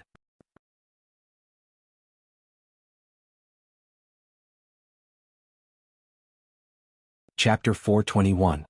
Princess Xinyang didn't say that she would throw it away, but she didn't say that she wouldn't throw it away either. She turned around and went into the house as if she didn't care. Eugene looked at her cold and lonely back. After thinking for a while, she still carried the food box inside. When Xiao Lulang returned to Bishui Alley, little Jing Kong had just returned from the other end of the alley. He went to deliver mooncakes. Everyone took care of them, so Jiao Jiao also made mooncakes for the neighbors. Little Jing Kong was very happy after delivering the mooncakes. He was jumping up and down happily. At the door, he bumped into his bad brother-in-law. He immediately put away his cheerful expression and became serious and stern. "Where have you been? I couldn't find you just now." Xiao Lulang was annoyed and amused by his fatherly tone. "I went to deliver mooncakes just like you." Little Jing Kong was obviously not satisfied with this unspecific answer. He asked, "Where did you deliver the mooncakes?" "In the palace." Xiao Lulang said, "For Grand Aunt." "There's more?" Little Jing Kong put his hands behind his back and tilted his head to look at him. Xiao Lulang said, "Why do you think there's more after what I said?" Little Jing Kong snorted. "I just think there's more." The little guy's intuition was terrifyingly powerful. Xiao Lulang composed himself and stroked his buzz cut. "Let's go in." "Is there more?" Little Jing Kong asked. "Why are you asking this?" Xiao Lulang asked. Little Jing Kong puffed up his chest and said, "I want to know who gave more mooncakes." Xiao Lulang made him laugh again. "Why do you even want to compete with this? Childish." Little Jing Kong put his hands on his hips and stomped his feet. "I'm not childish. At least I won't wet the bed when I'm as old as you." Xiao Lulang tapped his little head with a faint smile. "Are you sure I'm the one who wet the bed and not you?" Little Jing Kong brushed his hand away from his head. "It's you, it's you, it's you." "Ah." The little fellow stuck out her tongue, made a face at Xiao Lulang and slipped into the house. Xiao Lulang chuckled. "And you say you're not childish?" The whole family had a lively meal in the courtyard and admired the moon. Feng Lin and Master Lu drank until they were high. The two of them had their arms around each other's shoulders, almost calling each other brothers on the spot and becoming sworn brothers.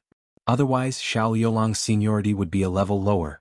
In the future, when he saw Feng Lin, he would not be able to address him as Feng Lin. He would have to address him as Martial Uncle Feng.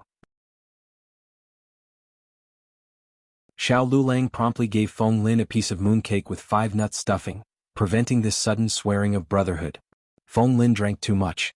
"Take care of him at night," Xiao Lulang said to Lin Qingye. Feng Lin was still living in Lin Qingye's house and paid a friendship rent every month. I will," Lin Qingye said. It was getting late.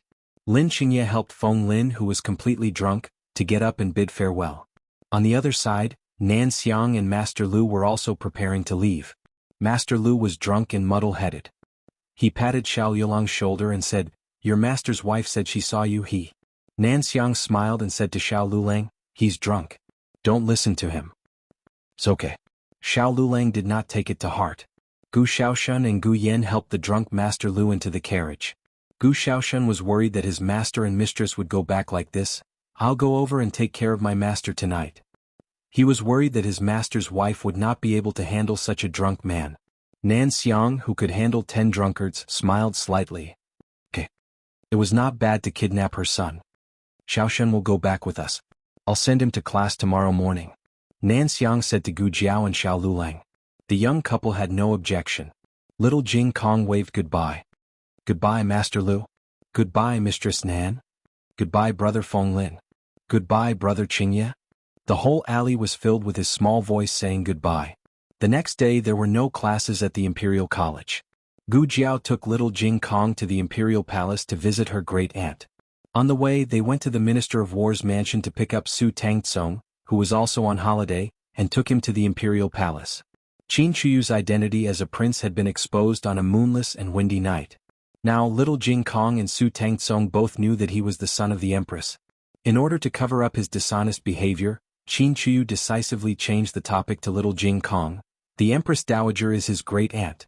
He hid it for even longer than me. Little Jing Kong was admitted to the Imperial College first. At that time, he had already called the Empress Dowager his great-aunt. Qin Chuyu was a transfer student. When it came to the history of deception, little Jing Kong was indeed more experienced than Qin Chuyu. In fact, there was a difference between the nature of these two things. Qin Chuyu deliberately hid his identity, while little Jing Kong did not know his great-aunt's identity at all. However, little Jing Kong did not think about it. For the first time, little Jing Kong, who was a logical person, encountered a situation that he could not refute. Fortunately, Su Tangtsong was a magnanimous person. After a while, he covered up this matter and said, "Let's go play." The three bitches of the Imperial College went to the ends of the earth and wreaked havoc in the Imperial Palace again. The autumn air was cool and the sun was bright. Gu Jiao and Empress Dowager Zhuang took the Phoenix carriage to the Imperial Garden to bask in the sun. Yesterday was the Mid-Autumn Festival. All the princes and princesses went to the Imperial Palace to celebrate the festival. Naturally, Princess Ning also came. Prince Ning's two young commandery princesses went to the Imperial Palace with her. The two young commandery princesses were both 2 years old, which was an adorable age. Noble consort Zhuang liked them, so she let the young commandery princesses stay in the Imperial Palace for the night. Today, Prince Ning and his wife went to the Imperial Palace to take the young commandery princesses home. The two young commandery princesses met the three bitches of the Imperial College by chance and went to play with them. Noble consort Zhuang and Prince Ning and his wife went to the Imperial Garden to wait for them. Unexpectedly, they met Empress Dowager Zhuang and Gu Jiao. Empress Dowager. Noble consort Zhuang stepped forward with a smile and bowed. She turned to look at Gu Jiao. Jiao Jiao is also here. After learning that Gu Jiao was favored, noble consort Zhuang changed the way she addressed Gu Jiao. Grandmother. Prince Ning and Empress Dowager Zhuang bowed and nodded to greet Gu Jiao. Dr. Gu. In comparison, the way he addressed her was much more normal. It was neither too warm nor too distant. It was mainly very natural. Gu Jiao also greeted him naturally, Your Highness, Prince Ning. Later, Princess Ning and Empress Dowager Zhuang also greeted each other. Sit down. Empress Dowager Zhuang ordered, and the palace servants set up tables and chairs for them. Eunuch Qin said, Empress Dowager Miss Gu, sit down. Noble consort Zhuang curled her lips. She, the noble consort, and Prince Ning the prince were here, but Eunuch Qin served an outsider first. Gu Jiao and her grandaunt sat down. Don't you know how to help the Empress Dowager? Noble consort Zhuang looked at Gu Jiao and whispered. She could see that the Empress Dowager was in good health and didn't need anyone to help her. Empress Dowager, it's so sunny here. Why don't we go to the pavilion and sit down? Noble consort Zhuang suggested. Empress Dowager Zhuang said lightly, If you want to go, go by yourself. I'm just here to bask in the sun. Noble consort Zhuang didn't speak. Prince Ning gently mediated, Such a good sun, I'm afraid you won't be able to bask in it after winter. Mother, sit down. Noble consort Zhuang sat down on the other side of Empress Dowager Zhuang, and Prince Ning and his wife sat down opposite the three. Eunuch Qin served tea and snacks. Eunuch Qin didn't know that he would meet noble consort Zhuang and Prince Ning, so he prepared all Gu Jiao's favorite foods. Noble consort Zhuang looked at the table of spicy jerky, crispy peanuts, spicy beans. She frowned and asked, Eunuch Qin, can the Empress Dowager eat these? Empress Dowager Zhuang didn't eat spicy food before. This. Eunuch Qin wanted to say something but stopped. Noble consort Zhuang ordered her little palace maid, Go get some pea cakes and chestnut cakes.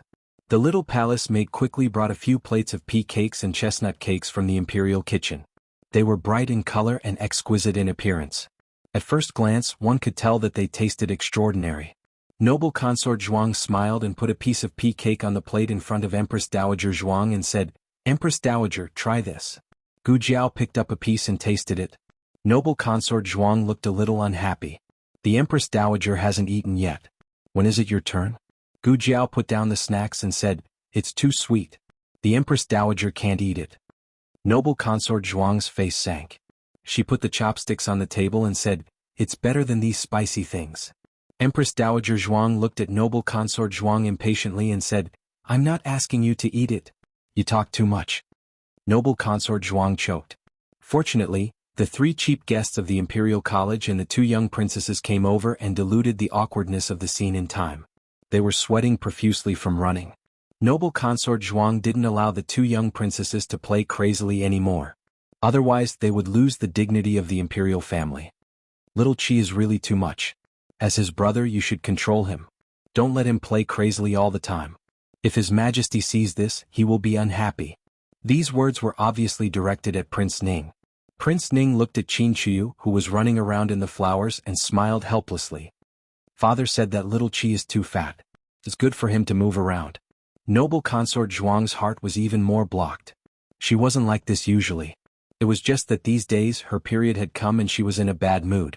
She didn't like everyone. The three cheap guests of the Imperial College ran away again. The two young princesses wanted to follow them, but they had to stay because of noble consort Zhuang's dignity. Gu Jiao originally thought that Qin Chuyu, who had completely released his nature, was a normal child of the imperial family. After seeing the two young princesses, she realized that he was probably an anomaly. The 2-year-old young princesses were already very sensible. They were born of Prince Ning's 2 concubines and were less than half a year apart. They were very close to Prince Ning and nestled in his arms, unwilling to come out. It was a kind of dependence from the heart. It could be seen that Prince Ning was a good father who loved his daughters. "Do you want to eat snacks?" Prince Ning asked his daughters gently. The two young princesses nodded in unison. Prince Ning asked them to take it themselves. One of the young princesses took a piece of pea cake, while the other took a piece of spicy dried meat. She stuck out her tongue because of the spiciness. Prince Ning's eyes were full of smiles. Gu Jiao rested her chin on one hand and calmly watched Prince Ning dote on his daughter. When he smiled, it was as if the ice and snow in the cold winter had melted. He had a high position and was born with a good appearance from the royal family. He also exuded an awe-inspiring righteousness. Gu Jiao couldn't help but think of Commandery Prince, and Commandery Prince was also a man as gentle as jade, but he was more youthful than Prince Ning. Prince Ning had the courage of a superior and the charm of a mature man. Few women wouldn't be fascinated by such a man, right? Gu Jiao looked at Princess Ning on the side. The two children were also close to her. They would ask her for water and wipe their faces. After acting like a spoiled child in front of Prince Ning, they went to her. Princess Ning fed them water and wiped their hands as if she was their biological mother. But they were not her biological children. Did she really not have any grudge? Gu Jiao thought of Princess Ning's illness. The most uncomfortable thing in the world was not that she minded, but that she had to pretend that she didn't mind when she minded. This would make her suffer double the pain. Empress Dowager Zhuang said to the wet nurse beside her, "Take the young princesses to play. Children shouldn't be too restrained." Yes. The wet nurses didn't dare to disobey Empress Dowager Zhuang's order. They took the two young princesses to play with the 3 bitches of the Imperial College. Gu Jiao didn't know if it was her illusion, but she felt that Princess Ning seemed to be relieved. When they were basking in the sun in the Imperial Garden, something happened. The Crown Prince and Crown Princess passed by here. Grand Aunt was here. They had to come and say hello. No matter what people in the royal family thought, they wouldn't show it on their faces. The Crown Prince and Prince Ning looked like brothers. But they didn't expect that Qin Chuyu snatched Su Kanji's trophies, the newly picked dates on the tree. He ran all over the Imperial Garden and accidentally knocked down 2 people. One was the Crown Princess, who didn't have time to sit down, and the other was Princess Ning, who just got up. Qin Chuyu was between the Crown Prince and the 2. Only Prince Ning was close to them. Because of Qin Chuyu's reckless actions, the Crown Princess was even closer to him. He only needed to reach out a hand to support her. But he didn't do that. He didn't even look at the Crown Princess. He stepped forward and hugged Princess Ning, who almost fell on her face. "Are you okay?" He hugged his wife tightly.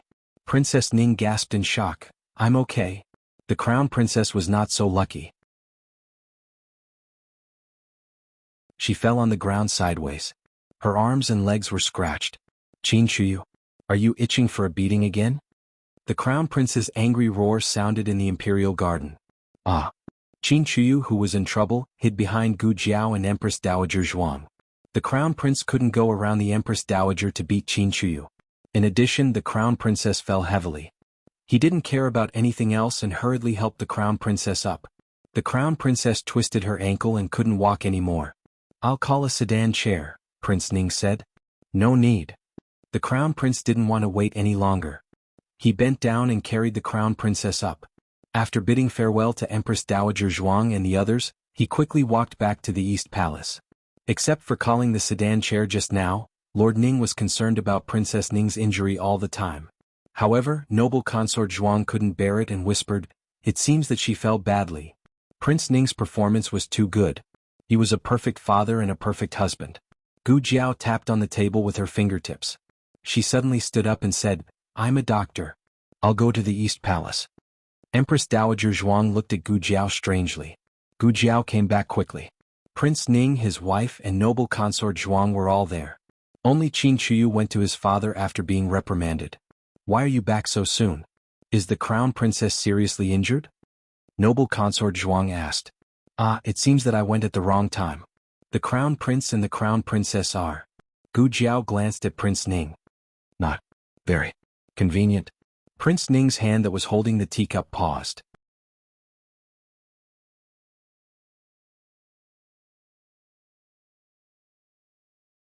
Chapter 422. Everyone was experienced, so how could they not understand what inconvenient meant? Noble consort Zhuang whispered, "You fell like that and still?" Empress Dowager Zhuang glared daggers at her and noble consort Zhuang shut up. It was improper to act like this during the day, but the crown prince and the crown princess had been in love for a long time. Everyone in the 6 palaces knew that the crown prince only favored the crown princess and even dealt with his concubines for her. Empress Xiao forced the crown prince to marry her and almost broke the relationship between mother and son. The crown prince had tied his heart to Wen Linlang and could not bear to leave her even a step. But then again, with Wen Linlang's talent and appearance, she was indeed worthy of the crown prince's favor. There was no woman more beautiful and attractive than her in the whole of Zhaogua, nor was there a more talented counselor than her. The crown prince had waited for her for so many years, but their wedding was less than 2 years old. It was common for them to be inseparable. But so what if he only favored her? She wasn't pregnant. Her son was still capable. Thinking of this, noble consort Zhuang smiled and patted the back of Princess Ning's hand. "Take good care of your body and give birth to a son for Prince Ning next year." Princess Ning's face turned pale almost instantly. "You have nothing to say, right?" Empress Dowager Zhuang glared at noble consort Zhuang coldly and said to Prince Ning and his wife, "Okay, you two can go back. Don't come to the palace if you have nothing to do." Noble consort Zhuang curled her lips and was about to say something, but Empress Dowager Zhuang didn't give her a chance to speak. "You two just take care of yourself." Noble consort Zhuang shut her mouth resentfully.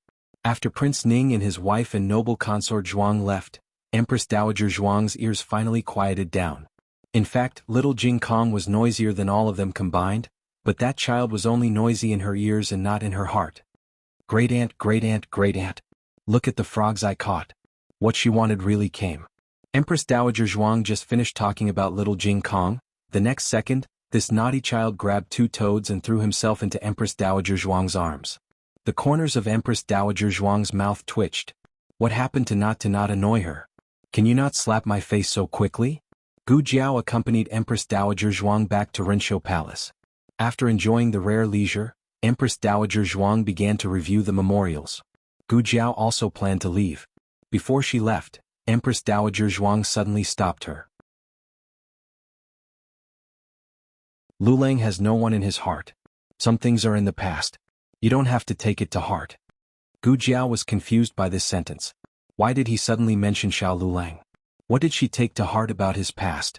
After Gu Jiao left, Eunuch Qin brought hot water to Empress Dowager Zhuang to wipe her face. Seeing that Empress Dowager Zhuang had something on her mind, he couldn't help but ask, "Empress Dowager, what's wrong with you today?" Empress Dowager Zhuang said, "Didn't you see what happened just now?" Eunuch Qin asked, "What are you talking about?" Empress Dowager Zhuang glanced at him. The crown princess was injured. Jiao Jiao actually took the initiative to go to the East Palace to treat her. Does she have such a good temperament? Eunuch Qin thought. How can you talk about your own child like that? How is Miss Gu not good temperament? Well, speaking of which, Miss Gu is indeed a little black-hearted. It doesn't seem like she would take the initiative to treat people in the Imperial Palace. Eunuch Qin still didn't understand. What are you worried about? Empress Dowager Zhuang sighed. I'm worried that she already knows Liu Lang's identity. She cares that Lu Lang used to have a fiancé. Oh. Eunuch Qin's face was full of realization. That's impossible, right? Empress Dowager Zhuang snorted. Otherwise, why would she follow them to watch the fun? Eunuch Qin thought it was reasonable. That's true. Gu Jiao didn't know that her actions had aroused her great aunt's suspicion. She was misunderstood by her great-aunt as jealousy. Well, she probably wouldn't have jealousy for the rest of her life. After leaving Rinshou Palace, Gu Jiao didn't go to Little Jing Kong and Su Tang Tang to take them home. Instead, she went to another place. Prince Ning and Princess Ning took the two young commandery princesses out of the imperial palace. The young commandery princesses had a special carriage. The two young commandery princesses were carried to the carriage by their nannies. Prince Ning also sent Princess Ning to the carriage, but he didn't get in himself. He stood by the window. Through the open window, he gently looked at Princess Ning, who looked a little tired. He said slowly, "You must be tired. You are not feeling well. You should take care of yourself in the mansion." "I didn't think about it. It's not that." Princess Ning saw that he didn't get in and guessed that he wouldn't go back. But she still asked, "Won't you go back?" Prince Ning smiled. Little Qi made a big trouble. He may be punished in the imperial study now. I have to go and see. I can't let father punish him badly. He had always been an elder brother who loved his younger brother. Besides, Little Qi was still young. There was no conflict of interest with him. It was reasonable that he loved Little Qi. Princess Ning looked at him without blinking. There was a trace of complexity in her eyes. "Do you really want to go?" Prince Ning was stunned. Then he showed a helpless smile under her heavy gaze. "You know the crown prince's temper. Although he and Little Qi have the same mother, Little Qi hurt you this time. I'm afraid he is also angry. He won't speak for Little Qi." Princess Ning squeezed the window tightly. "What if I don't let you go?" Prince Ning looked at her dotingly and helplessly. He said with a smile, "Suxin, don't make trouble." Princess Ning lowered her eyes. It seemed that she had given up her nonsense. She let go of the window tightly and said, "Okay." Prince Ning reached out and stroked her cold cheek. "Good girl. I'll go back soon. I'll watch the opera with you in the evening." Princess Ning loved the opera. In order to win his wife's favor, Prince Ning, who had never indulged in sensual pleasures, raised an opera troupe in the mansion. It could be seen that he loved her deeply. Princess Ning didn't ask him to stay. She gently removed the fork and put down the window of the carriage. In the East Palace, the crown princess leaned against the head of the bed, her sleeves and dress lifted up high. The crown prince focused on applying the last wound medicine on her and said as if relieved of a burden, "Okay, it's all done. Wait, don't move. Let me see if there are any other wounds." "No." Princess Ning said, "It doesn't hurt anywhere." Prince Ning said, "You may get bruised and swollen later if you don't feel pain at the time." The crown princess couldn't say anything and allowed him to examine her carefully. When he finished, her face was completely red. He had originally lifted her clothes to help her apply medicine, but seeing her pitiful, flushed and embarrassed appearance, the crown prince felt his throat go hoarse. However, he wasn't a beast to want her when Lin Lang was injured. So, Gu Jiao's inconvenience was just a literal inconvenience. Prince Ning was helping Princess Ning apply medicine and couldn't see guests. He didn't mean anything else. Gu Jiao didn't lie. But she couldn't be blamed if other people imagined it. Princess Ning said to Prince Ning, "Your Highness, go take a look at Little Qi." "I'm fine." "Your Highness, don't be too angry at Little Qi. Remember to put in a good word for Little Qi in front of Imperial Father. His Majesty likes your brotherly love. Don't hurt your brotherly love for a woman." Prince Ning gritted his teeth and said, "I want to beat him up." Princess Ning smiled. "Listen to me, Your Highness." Prince Ning sighed. Okay. I understand. I'll listen to you." When Gu Jiao snuck into the Eastern Palace, Prince Ning had just left. It was still early, so it wasn't appropriate to hide on the roof. She would be easily discovered. Gu Jiao simply climbed over the back door and entered Princess Ning's small storeroom.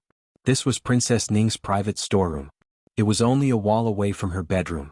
Because her window was wide open, she could see what was going on her side through the crack in the door.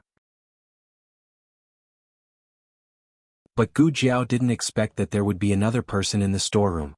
That person clearly didn't expect someone to come to the storeroom at this time. He had clearly calculated the timing. "Forget it, I'll knock him out first." What a coincidence. Gu Jiao also thought the same. So the two of them attacked at the same time. They saw each other clearly and stopped at the same time. "It's you. It's you?" He even spoke at the same time. "Gu Jiao, am I not qualified to act alone? Why is there someone who does bad things with me every time? What are you doing here?" Yuan Tang put down his knife and asked. Gu Jiao glanced at him. "In what position are you asking this question?" Yuan Tang was choked to death. Yes, if she shouldn't have come here, then as a hostage of Qin Nation, wouldn't he have even less reason to appear? Yuan Tang waved the folding fan in his hand and snorted. That's because you didn't tell me anything. I could only investigate on my own. I'm not stupid. You suspected that I had some shady dealings with Zhao Nation's Princess Ning, so I was attacked. As long as I keep an eye on her, I'll definitely find some clues. Gu Jiao grunted. You didn't forget to bring your brain when you went out today. Yuan Tang, was it really good to choke him like this? Gu Jiao noticed that his fan had returned to normal. She didn't know if the punctured fan had been repaired or if he had gotten a new one. There was a mechanism in this fan that could be used as a weapon when necessary. Someone's coming. Gu Jiao suddenly said warily. Yuan Tang carefully sensed his surroundings. Sure enough, he heard a very slight movement above his head. Previously, he had thought that this girl's martial arts were inferior to his. However, after seeing this girl lose control and kill so many assassins, he didn't dare to underestimate her anymore. However, he was still very surprised. This girl's senses were too sharp. The two of them did their best to hold their breaths and minimize their presence. The two of them wanted to see what was going on in the Princess Ning's room, but there was only a crack in the door. Yuan Tang winked and squatted down. Gu Jiao pressed down on his neck and forced him to squat down. Yuan Tang was dumbfounded. I told you to squat down. Gu Jiao mouthed, no need to thank me. Yuan Tang, forget it. A good man doesn't fight with a woman. Yuan Tang squatted down and gave Gu Jiao a high vantage point. The two of them stared intently at the movement on the other side. Since that person had used Qinggong to sneak in, it was probably inconvenient for him to reveal his whereabouts. The two of them looked at that window, a bit worried that the other person would close the window. Fortunately, the other person didn't seem to care about this. After all, this small window didn't face the courtyard, but only a cold storeroom. It was a tall and muscular man. His entire body exuded a noble aura. The moment they saw him, this man's body instantly gave off a suffocating and terrifying aura. It was different from Gu Jiao's terrifying aura when she lost control. Yuan Tang thought that this man seemed to carry an evil, domineering, and possessive aura. Yuan Tang only saw the back of this person. For a moment he couldn't guess who the other person was, much less his intentions. He tried to see something from Gu Jiao's expression. In the end, when he looked up, he only saw a small chin that seemed to be mocking him. The man came to the bedside. The crown prince consort had already rested and was lying on her side on the soft bed. Her hair was black and shiny like satin. She didn't wear any makeup and her eyes were lightly closed. However, it still couldn't hide her beautiful face. Suddenly, the man sat down on the bedside. Yuan Tang was shocked. The crown prince consort had fallen asleep and didn't notice that someone had come into the room. But very quickly she felt a cool hand moving up and down her face and hair. She thought that the crown prince had returned and muttered in a daze, Your Highness, don't make a fuss. This concubine wants to rest. She thought that she had said the last sentence, but unexpectedly she had only said it in her dream. The man's hand that had been gently caressing her hair and face suddenly grabbed her neck. Yuan Tang was a hostage of the state of Qin and could be considered to have weathered many storms. However, he almost couldn't help but cry out in shock. What exactly was going on? He thought that this was the crown prince consort's trusted expert, but he offended his superior and touched the crown prince consort. He thought that this was the crown prince consort's lover, but he seemed to want to kill the crown prince consort. How great was the enmity and resentment! Gu Jiao's expression was very calm, and her breathing was very relaxed. Yuan Tang's mouth twitched. His temperament couldn't compare to a teenage girl's. Inside the room, the crown prince consort was finally woken up. When she saw a familiar face when she woke up, she almost trembled for no reason. What? Scared? The man's half-smiling voice sounded in the empty bedchamber, carrying a hint of ruthlessness and mockery. Yuan Tang felt his heart turn cold. This voice was both familiar and unfamiliar. It seemed like he had heard this voice before, but that person's voice shouldn't be so ruthless. Yuan Tang suddenly felt like he was splitting up. Gu Jiao didn't mind the commotion, and her eyes were actually shining. Yuan Tang, are you serious? The man increased the force of his hand, and the crown prince consort's face turned red. She used a lot of strength to squeeze out the words from her throat. This is the Eastern Palace. Do you want to die? The man's tone was playful and ruthless. It's you who wants to die, Wen Linlang, it's you who wants to die. I don't understand what you are saying. The crown prince consort was almost unable to breathe. The man didn't have the slightest intention of being soft-hearted. I warned you not to get too close to other men. The crown prince consort looked at him coldly. He is the crown prince and I am the crown prince consort. Isn't your words laughable? The man said coldly, at least don't do it in front of me. After saying that, he promptly pulled back his hand before the crown prince consort fainted, harshly pulling her back onto the cold bed. The crown prince consort suddenly couldn't breathe, and she lay on the edge of the bed, panting heavily. The man's icy fingertips tapped her chest. Wen Linlang, remember this. You provoked me first, so this place can only belong to me. If you dare to have feelings for another man, I will kill him. The crown prince consort sneered. He is the crown prince. Kill him if you have the ability. The man sneered. You think I don't dare? As if thinking of something, the crown prince consort's expression froze, and she turned her face away.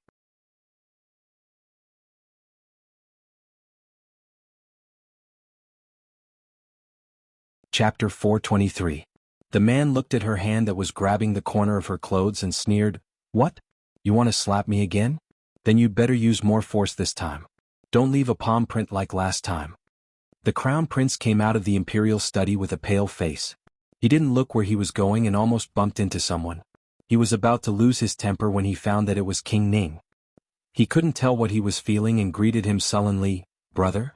King Ning smiled and said, What's wrong? You don't look happy. Did Imperial Father reprimand you or little Seven? The crown prince said bitterly, Father said that I didn't teach little Chi well. What does that have to do with me? Who knows where that little fatty got the courage to run around the palace? King Ning laughed and patted him on the shoulder, saying, You are the crown prince and the elder brother. You are the role model for all the princes. It's inevitable that Father has high expectations for you. Don't worry. Father is just saying. He won't really blame you. As for little Chi, he is at a naughty age. It's normal for him to get into trouble. Father loves him very much. He won't really blame him. These words were quite pleasing to hear. The crown prince wouldn't be jealous of Qin Chuyu for taking away his father's favor. After all, Qin Chuyu was his younger brother and there was a big age gap. Besides, King Ning was right. Father scolded him because he had higher expectations for him than the other princes. He sighed, but Father still wants to punish little Chi. It's useless for me to plead. King Ning smiled and patted the crown prince on the shoulder, saying, Go back to the Eastern Palace first. I'll talk to Father. The crown prince opened his mouth. To be honest, he and King Ning weren't on the same side. King Ning was the biggest threat on his path to becoming the emperor. Not only was King Ning smarter and more capable than him, but also because his father loved King Ning very much. But King Ning's elder brother was hard to hate. His eyes were warm, bright, and honest. He worked hard to be a good son to his father and a good brother to the princes. He was ambitious, but he didn't seem too ambitious. Especially when he had no unspeakable feelings for Linlang. Don't think that I don't know. Old Third, Old Fourth, and even Imperial concubine Shu's Old Fifth secretly admired Linlang. Only Big Brother was open and aboveboard, a gentleman. Thinking of this, the crown prince found Prince Ning much more pleasing to the eye. All right then, I'll leave little Chi's matter to you, eldest brother. Linlang is injured, so I have to go back and take care of her as soon as possible. He had just taken a few steps when Prince Ning suddenly called him, Second brother. The crown prince turned around. Is there anything else, big brother? Prince Ning said, Father has been very worried about the assessment of the 6 departments recently, and the cabinet is also arguing about it. I'm planning to go to the cabinet, do you want to come with me? The crown prince hesitated. As the crown prince of a country, he naturally knew that it was a good thing to participate in government affairs and share his father's burdens, but he was really worried about Linlang's injuries. Prince Ning smiled. Then why don't I tell Father that I'll go alone? Would Father be happy if he knew about this? The crown prince muttered, Father didn't mention this matter just now. Prince Ning smiled. That's because I haven't reported it yet. Fine, he couldn't escape. The crown prince sighed. Then I'll wait for Big Brother to go to the cabinet together. Prince Ning smiled. All right. Seeing the two brothers get into the carriage intimately, Gu Jiao and Yuan Tang, who were behind the tree, stared blankly. Yuan Tang said, No way? They didn't even fight? Does the crown prince think that he's not completely cuckolded enough? Yuan Tang had already found out who the man who secretly met with the crown princess was. Not only because he recognized the other party's voice, but also because when the other party turned around to leave, he accidentally saw the other party's face clearly. His feelings at that time could only be described as extremely surprised. Gu Jiao made a sound of surprise. She was indeed very surprised. Yuan Tang said coldly, "I want to clear my name." Gu Jiao flatly refused. "No." "Why?" Yuan Tang asked. "Consort Rui Wang will die." Gu Jiao said, "She's the only person who can see you secretly meet with the crown princess. She's an important witness. Once you're cleared of the crime, Prince Ning won't keep her alive. You can't talk about morality with people like Prince Ning. Don't expect him to care about brotherhood." Yuan Tang snorted. "Do I have to be a scapegoat for the rest of my life?" Gu Jiao rolled her eyes. "How about, you go and kill him?" Yuan Tang's mouth twitched fiercely. Was he a watermelon? "If I say I'll kill him, then I'll kill him. Also, this is your Zhao country's territory. If I assassinate your Zhao country's eldest son, how many heads do I have to chop off?" As if seeing his complaint, Gu Jiao spread her hands. "Didn't you even assassinate the emperor?" Yuan Tang clenched his fists. "That was just for show. How would I dare to kill your emperor? Do I want to die?" Gu Jiao squinted at him. "Is there any difference between colluding with the enemy's old concubine and seeking death?"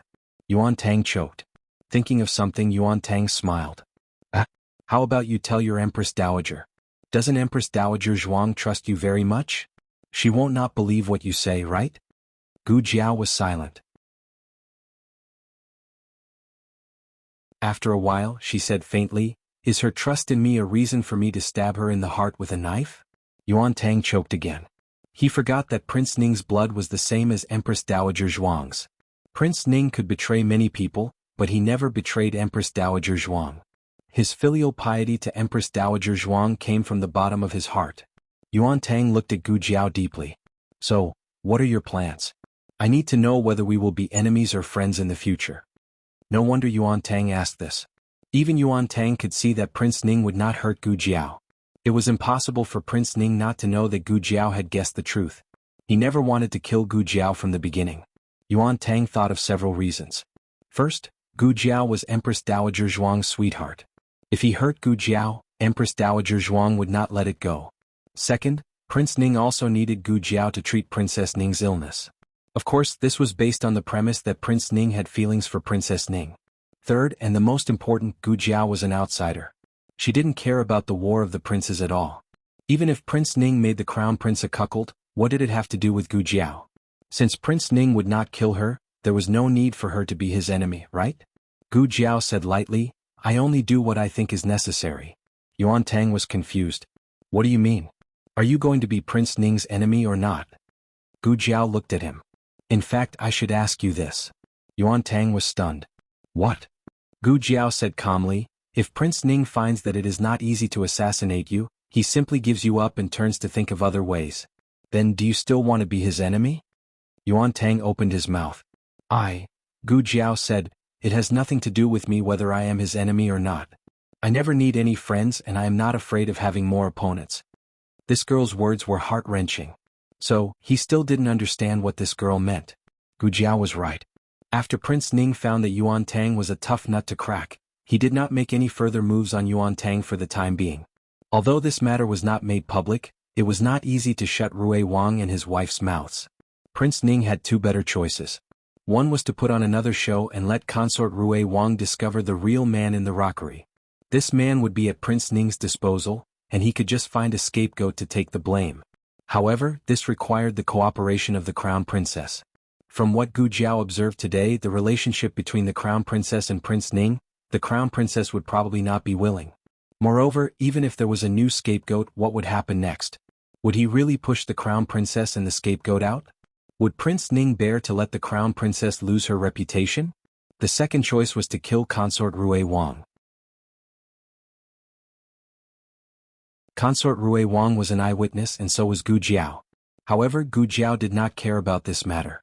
Unlike consort Rui Wang, who had a grudge against the crown princess, she would not easily let go of this opportunity to see the crown princess lose her reputation. "Miss Gu, are we going back to the medical center?" Xiao Sanzi asked in the carriage. "Let's go to Prince Ning's mansion," Gu Jiao said. "Okay." Xiao Sanzi drove the carriage to Prince Ning's mansion. Princess Ning met Gu Jiao in her courtyard. She had someone serve her tea. "Dr. Gu, are you here for a follow-up visit today?" I remember that the follow-up visit is in 3 days. In other words, she could tell that Gu Jiao did not visit her for no reason. Gu Jiao did not mince her words and said directly, "Princess, can I trust you?" Princess Ning's hand that was holding the teacup paused.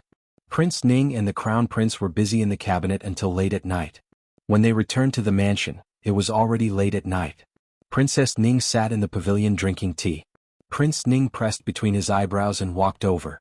A servant opened the curtain for him, and he found that Consort Rui Wang was also there.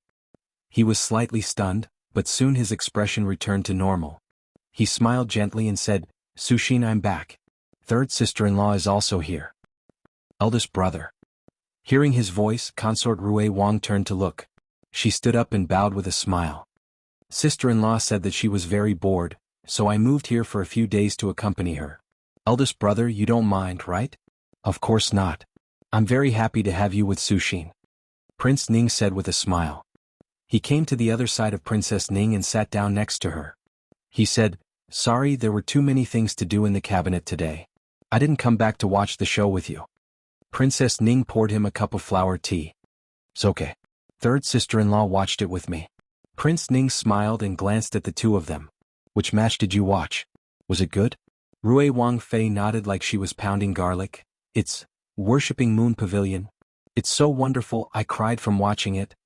Prince Ning smiled and looked at Consort Ning lovingly. "Then did Sushin cry?" Consort Ning asked back, "Your Highness, do you want me to cry?" Prince Ning was stunned again. Then he held one of her hands and asked, "Of course not. I promised Sushin that I wouldn't let you cry in my life." Consort Ning took her hand out of his palm and pushed the flower tea to him.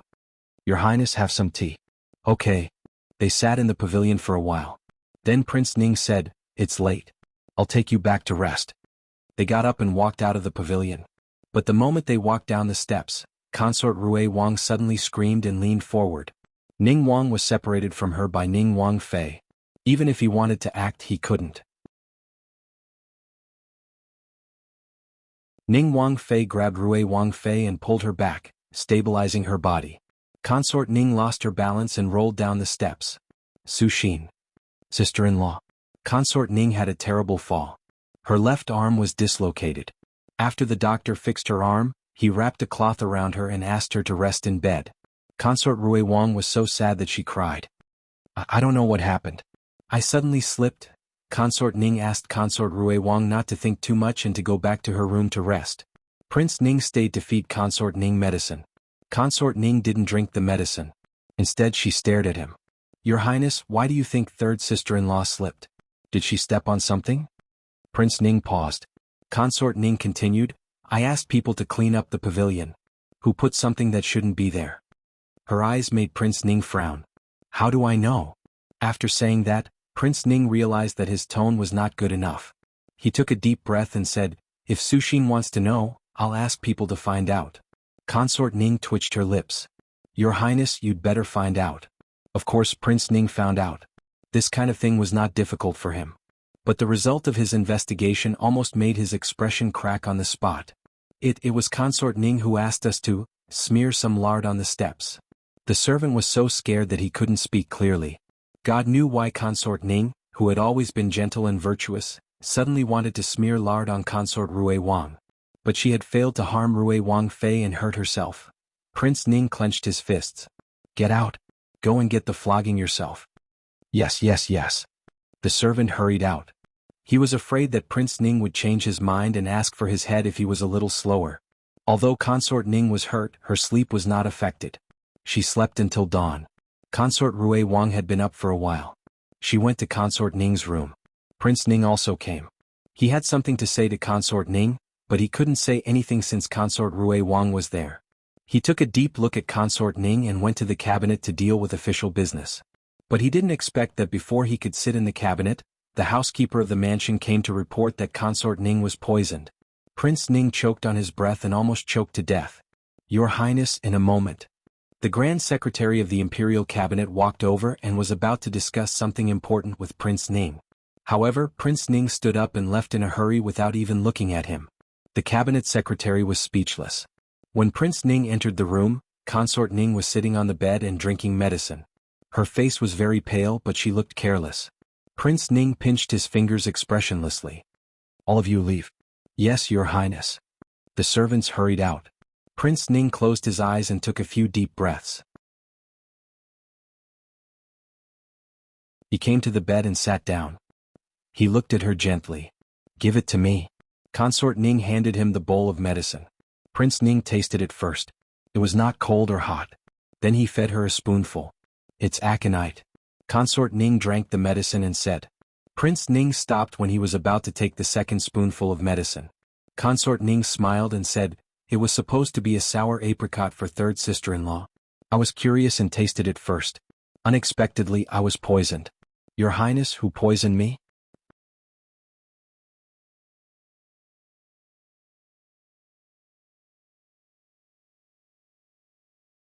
Chapter 424. The novel is updated more quickly. Prince Ning threw the spoon back into the bowl and stared at her. His eyes were not as gentle as before. His eyes were heavy and deep. What do you want to do? Princess Ning raised her head and looked at him without blinking her almond eyes. She smiled and sneered. I don't want to do anything. I just want to tell Your Highness that I don't care about those things of Your Highness. But if anyone wants to kill Consort Rui Wang, they have to kill me first. Prince Ning's pupils shrank as if he had experienced a great shock. Even though he had developed the character of being calm even if Mount Tai collapsed at this moment, he couldn't help but feel a touch of frost between his eyebrows. He clasped her wrist. Those things of mine? You should tell me clearly what those things of mine are. The medicine is cold. Princess Ning smiled and naturally broke away from Prince Ning's hand. She took the medicine bowl from his hand. She had always been afraid of bitterness, but she drank it all in one breath. Not a drop was left. She handed the empty bowl to Prince Ning. Your Highness, please put it down for me. Prince Ning took a deep look at her. Coldness, complexity, and anger flashed in his eyes. But in the end he suppressed them all. He took the medicine bowl and put it on the table. He calmed down and said softly, have a good rest. I'll ask someone to send third sister-in-law back. Princess Ning said indifferently, I heard that aconite is not as toxic as arsenic. I don't know. I haven't tried it. Prince Ning had already stood up and walked out. Hearing this, he suddenly turned around and looked at Princess Ning. Enough, Chuyu. I won't hurt her. Chuyu was Princess Ning's name. Sushin was her name. After the wedding, he had never called her name directly. Princess Ning was stunned and smiled. Your Highness, you'd better remember your words. Prince Ning came out of Princess Ning's yard with an extremely cold look. His henchman followed him and said to Prince Ning, Master, are you really going to send Consort Rui Wang back? Do you want?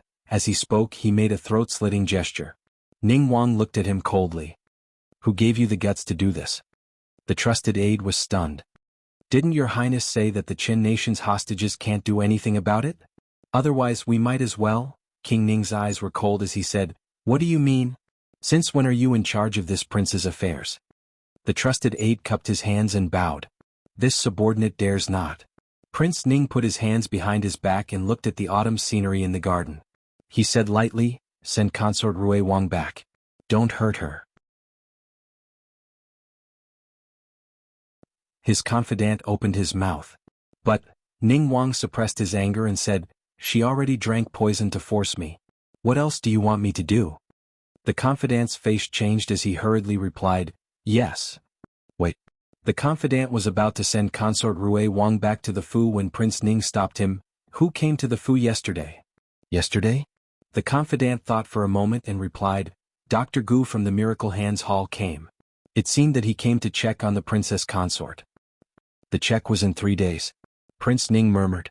His eyes were deep as he said, When did Dr. Gu come? Was it before or after the princess consort sent someone to pick up Consort Rui Wang? Before, the confidant said. Prince Ning narrowed his eyes. 3 days later, Prince Ning caught someone and brought him to Rui Wang's Fu. The crown prince also appeared with him. The crown prince was confused. Eldest brother, why did you call me to Rui Wang's Fu? Prince Ning said, There are some things that I need to explain to third brother and third sister-in-law in front of you. The crown prince asked, What is it? Prince Ning said, You'll know in a moment. Rui Wang and his wife were also surprised. Why would the crown prince lower himself to visit Rui Wang's Fu? When Prince Ning ordered his subordinates to bring a man with his hands tied behind his back into Rui Wang's courtyard, they all widened their eyes. Wen Yang? The crown prince was the first to recognize him. This young man named Wenyang was none other than Wen Linlong's older brother.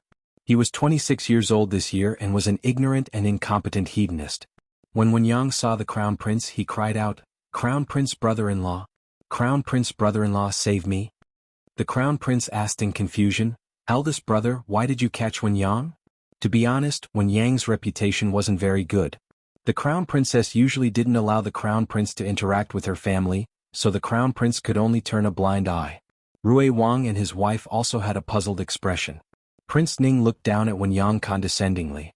There was no longer the usual gentleness between his brows. Instead, it was dyed with a bit of fairness and sternness. 2 days before the Mid-Autumn Festival, did you sneak into the palace? Wenyang was forced to kneel on the ground by Prince Ning's subordinates. He wanted to stand up but didn't have the strength. I wasn't sneaking. I was going to see my sister.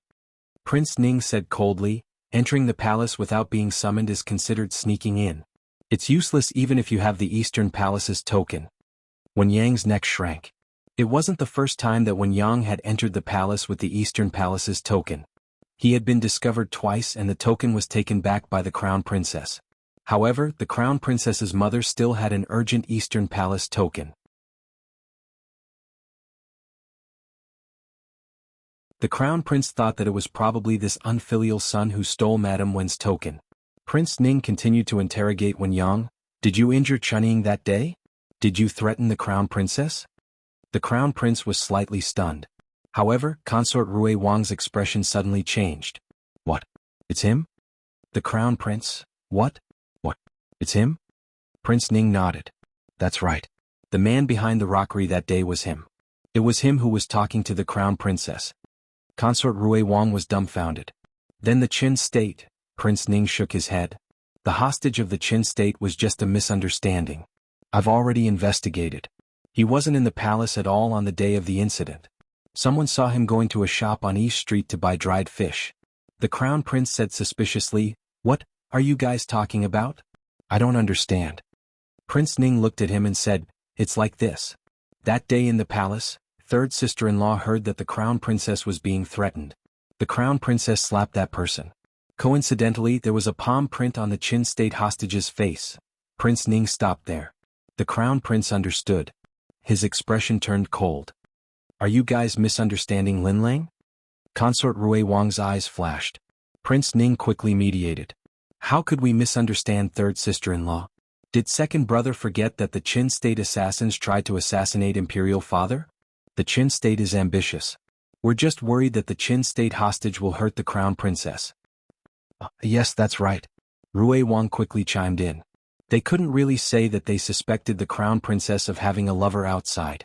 Moreover, from the current evidence, the crown princess seemed to be wrongly accused. Only then did the crown prince's expression turn better. Prince Ning continued to interrogate Wenyang. "What did you threaten the crown princess that day? You better confess honestly. Otherwise, even if you're the crown princess' biological brother, this prince still won't let you off." Although Wenyang was the crown prince's brother-in-law, Wen Linlang was the most important in the crown prince's heart. Whoever hurt her would be at odds with him. The crown prince looked at Wenyang coldly. "What did you say to Linlang? How did you threaten her?" Wenyang lowered his head and said in a trembling voice, I was just a little short on money. I asked her for some money. She refused to give it to me, so I threatened her and said, if she didn't give it to me, I would make a fuss in the capital and let the entire capital know that she was mean to her biological brother, disloyal, unfilial, and heartless. Prince Ning frowned and said, "That's it? Then why did she hit you?" Wenyang muttered, "I only said one sentence to her." The crown prince's face turned ashen. "What did you say to Linlang?" Wenyang cleared his throat and braced himself. I said that she's so heartless. Serves her right that she can't give birth to a child." These words were really heart-rending. Not to mention that when Linlang would slap him, even the crown prince wished that he could slap him a few times. Looking at the crown prince's expression that was gradually turning cold and stern, Wenyang's body trembled. Suddenly, he didn't know where he got the strength from, but he actually broke free from Prince Ning's restraint and pounced over to hug the crown prince's leg. I was blinded by lard that day and drank some wine. I spoke without thinking. Brother-in-law crown prince, please forgive me this time. I won't dare to do it again. I'm Linlong's biological brother. Please forgive me. Please give me a chance to turn over a new leaf. Consort Rui Wang suddenly spoke. Then why did you knock Chunying unconscious? A woman's intuition was always more accurate. The only flaw in the entire matter was that he had knocked Chunying unconscious. Chunying was a servant brought over by the Wen family and she wouldn't do anything to Wen Yang. Was there a need for Wen Yang to knock her unconscious before speaking to the crown princess? Wen Yang's expression froze. Prince Ning rubbed the jade ring on his thumb. Wen Yang let go of the crown prince's leg and said shamefully, I drank a little too much and was a little unruly to Chunying. That girl didn't listen to me, so I hit her. I didn't expect her to faint. The crown prince was unable to restrain his anger. You even dared to touch a female official of the Eastern Palace. I think you don't want to live anymore. Wen Yang knelt on the ground and fiercely slapped himself. I'm foolish. I deserve to die. Brother-in-law Crown Prince, scold me. Why don't you give me a good beating? I won't dare to do it again in the future. Everyone was familiar with Wen Yang's conduct. They originally thought that the Wen family would restrain themselves after the collapse of the cable bridge. It seemed that they had thought too much. Boring. Consort Rui Wang pursed her lips. She thought that she had caught evidence of Wen Linlong's adultery. Who would have thought that it was just a dispute between siblings? It did affect Wen Linlang, but it was pitifully small. After all, the entire capital knew that her family was unreliable. Prince Ning took in Consort Rui Wang's expression. He picked up the teacup on the table and lightly took a sip. After all, it was a big matter that alarmed Prince Ning and Rui Wang. In order to ensure that Wen Yang's words were not one-sided, the crown prince sent someone to the Eastern Palace to call Chunying over. Chunying's testimony was consistent with Wen Yang's. In fact, Wen Yang's testimony was enough to win the trust of others. After all, Prince Ning and the Eastern Palace were on opposing sides. It was impossible for Prince Ning to bribe Wen Yang. Chunying's testimony completely confirmed Wen Yang's crime. Prince Ning could not bribe Wen Yang, let alone Chunying. At least, the Crown Prince and Rui Wang both thought so. However, after the Crown Prince returned to the Eastern Palace, he still told the Crown Princess about Wen Yang. He came to find you. Why didn't you tell me? The Crown Princess was still recuperating on the bed. She lowered her eyes when she heard this. Her jet-black hair slid down her shoulders, making her face look even more pale and weak. Your Highness, the Crown Princess said in a low voice, how do you want me to speak about this? It's already embarrassing for me to have such an elder brother.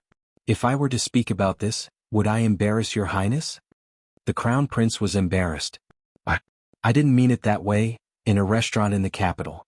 Wen Yang poured a cup of wine for Prince Ning and said with a smile, Your Eldest Highness, my acting today was not bad, right?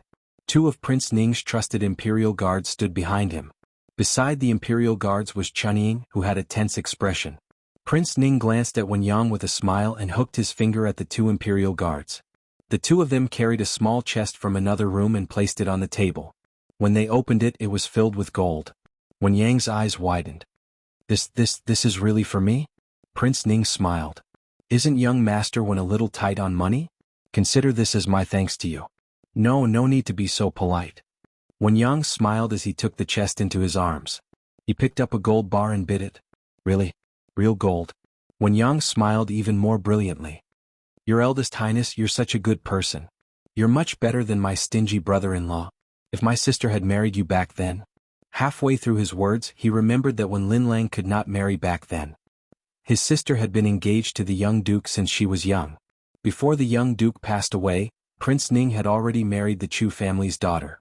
With his sister's looks, it was impossible for her to be a concubine. Moreover, the crown princess was not bad. Wen Yang said, When my sister becomes the empress in the future, I will be the imperial uncle. I will definitely repay your Eldest Highness well. Prince Ning looked at him with a smile that was not a smile.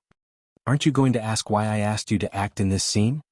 Wen Yang said indifferently, Didn't you say you were helping my sister out? Prince Ning smiled and nodded. Yes, I was helping Linlang out. Wen Yang did not ask about helping her out. He did not care and did not care. Wen Yang waved his hand. In the next second he sat up straight and looked at Prince Ning. He stuttered, Linlang? Prince Ning smiled. Yes, Linlang. Wen Yang's smile gradually froze. Your Eldest Highness, to my sister. Prince Ning looked at the chest in his arms and smiled warmly. Is there enough gold? If not, I still have more. Wen Yang shut his mouth.